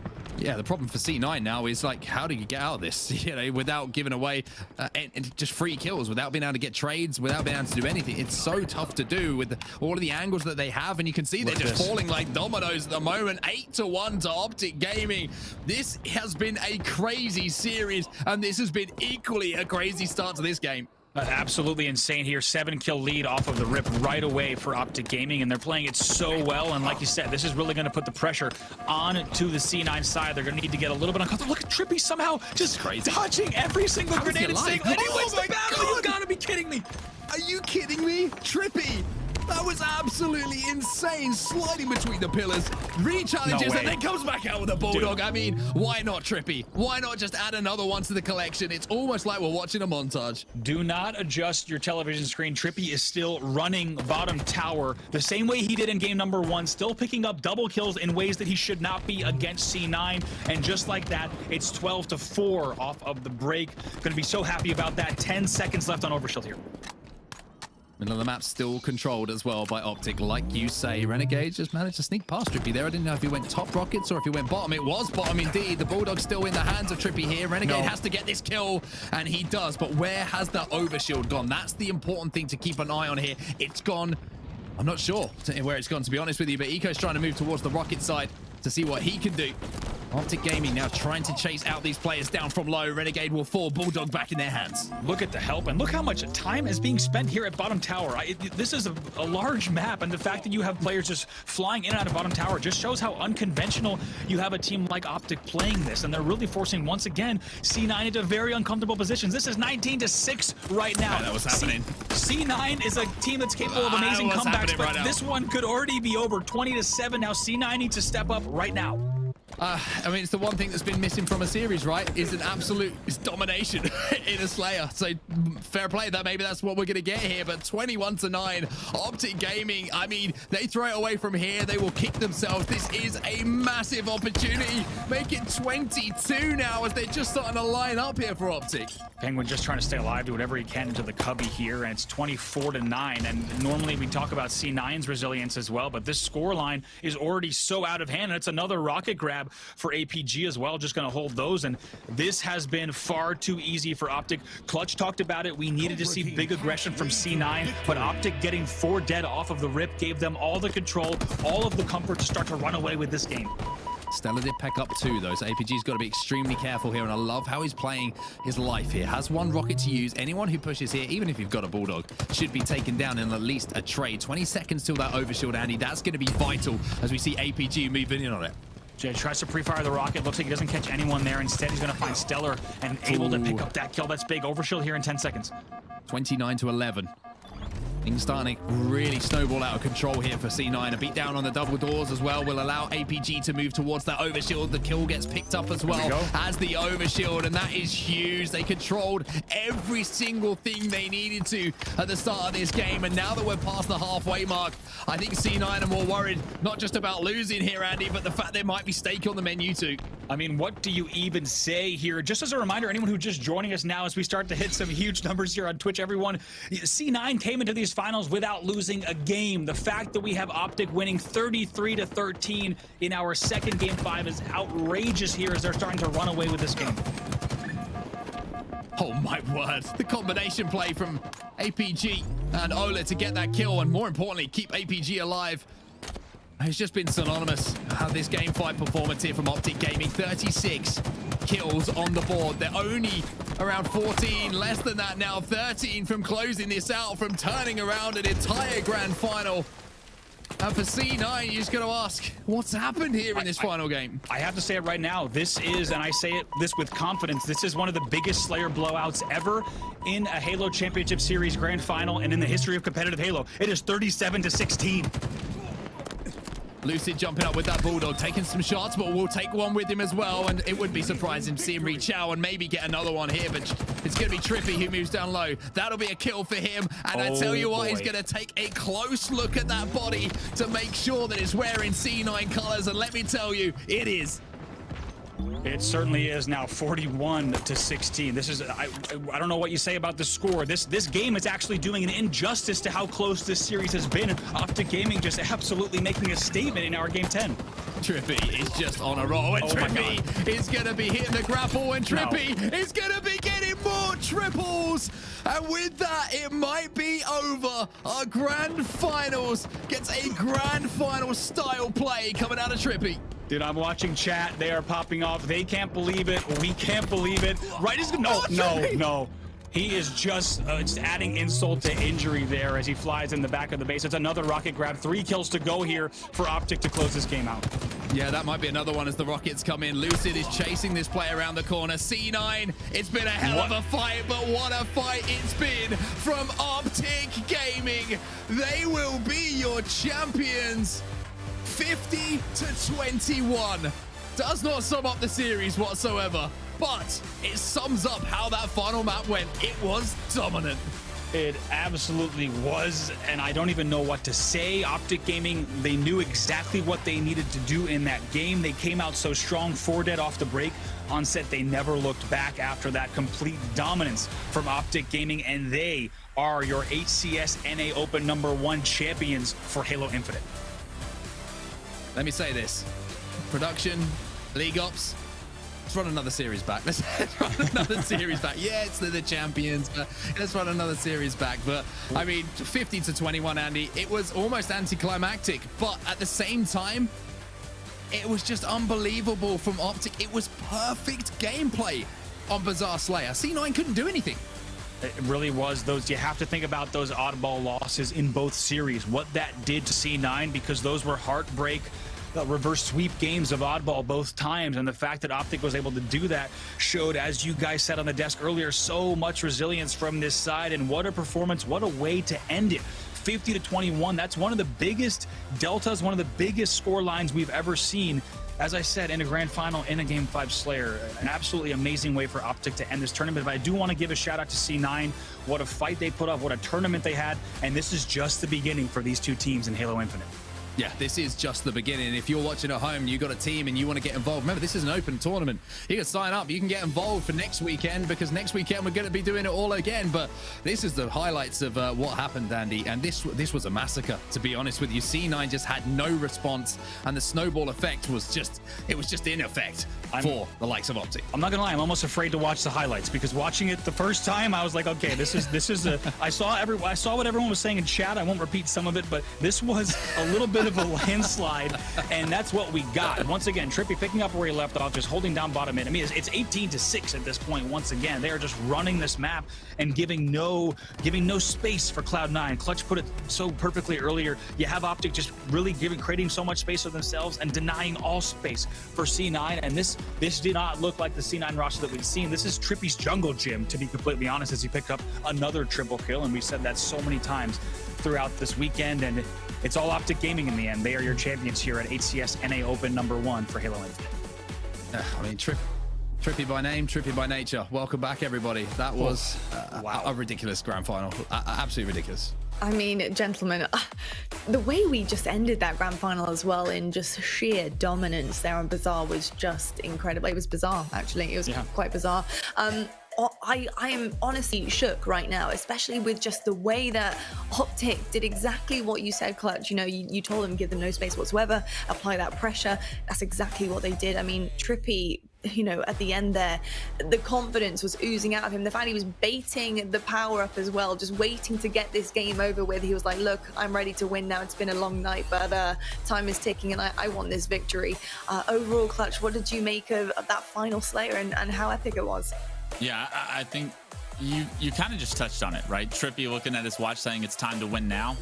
Well, this is Trippy's like first really big win in a 4v4 atmosphere, I'd say. Like with everybody competing, with Cloud9, with Sentinels competing, like Trippy has been waiting years to step up and make plays like he did today. He played phenomenal. When this NV roster at the time, Optic now, picked him up, I was wondering if he was going to be the right fourth, because those other three, they're strong. Trippy proved today that he can be the MVP on this team and that he belongs. Yeah, I mean, it has honestly been phenomenal just to see some of the kind of familiar faces in Halo really step up here into this new game. And honestly, they're looking brand new, if you ask me. You know, the likes of Lucid, obviously the name change. I think he's got an alter ego right now, and he's slaying out, along with so many other players that we have known and loved in past Halos. I really feel like they're coming into their own now as some of the more dominant pro players of this time, and it's absolutely incredible to see. We need to take a look back right now, though, at our winners bracket. Let's see the journey that Optic Gaming have been on in their first NA Open. It has been absolutely incredible to watch, especially the bracket reset, of course, because who doesn't love a little bit more Halo on a Sunday night? It's literally all you could ask for. But their journey has been one to note. They did actually fall down into the elimination finals. They did actually manage to bounce straight back up again, and they found themselves against Cloud9. Now, once again, Cloud9, an extremely difficult team to take down. Some notable names in there, previous championship winners as well, but they do actually manage to reset that bracket, and by doing so, they end up taking the grand finals itself. So an epic journey from Optic Gaming, and what a warm welcome into Halo once again, because obviously Optic, we've been missing them for a little while now, but back in it they are, and they're making a statement, that is for sure. Brav, on set, obviously having you cast, that was incredible as well. I just want to ask you, you know, obviously from the Optic we saw fall into the elimination bracket with some struggles there. You know, what were the notable changes, adjustments that this team made to be able to take a grand final from Cloud9 here? Brav, what are you thinking about that? I think the thing that they showed was that the fact, not just resilience, but really just momentum. Keep in mind that at one stage at this tournament, Cloud9 was 2 games away from winning the event without dropping a game. So the fact that Optic did not get intimidated by that at all, instead they were like, let's take this one game at a time. They win game 2 in our first best of 5, and they take it from there. A lot of teams, if you're going up against a team that's undefeated and you drop game 1, that's the end of the tournament. Onset called it perfectly. That really could have caused doom and disaster for Optic, but instead they took it one game at a time. And my God, did they ever put on a show. We got to see the maximum amount of games we possibly could have seen tonight in Halo Infinite. So just what an evening of Halo. It was amazing. It literally was. That is the best way to put it. Obviously, what an induction into Halo Infinite in our competitive season here. And of course, folks at home, we do have another Open to look forward to. We have Open 2 coming your way. It's actually going to be coming your way next weekend. You guys can actually register right now at aka.ms/HCS Open Reg. Make sure you guys register if you want your chance to compete here with the best of the best and earn your way into that winners bracket, potentially fall in the elimination bracket, reset a bracket, and then win. Because that's exactly what happened today. It was absolutely epic. On-set, obviously, we do have incredible Open to look forward to. If you've taken anything away from today and our pro teams here, what would it be? Just remember, to everyone who's watching, this is just the beginning. This is the first show for Halo Infinite, and that is the kind of entertainment that we can expect. That is the kind of skill and teamwork you can expect from these players and pro teams. Join us. That's all I'm going to say. It's going to be a long road. It's going to be a very fun road. We have live events coming up. If you're a fan and we've made you a fan tonight, stick around. It's going to be a blast. Love to hear it. Well, gentlemen, thank you so much for your time and your talent today on the broadcast. It has been a bunch of fun. I hope you guys at home have enjoyed the ride with us today. Obviously, our first taster of Halo Infinite and our competitive season here. The fun doesn't end this weekend, though, because November 27th, next weekend, mark your calendars, we have Open 2. More Halo, more competition. It doesn't stop, and we can't wait to see you there.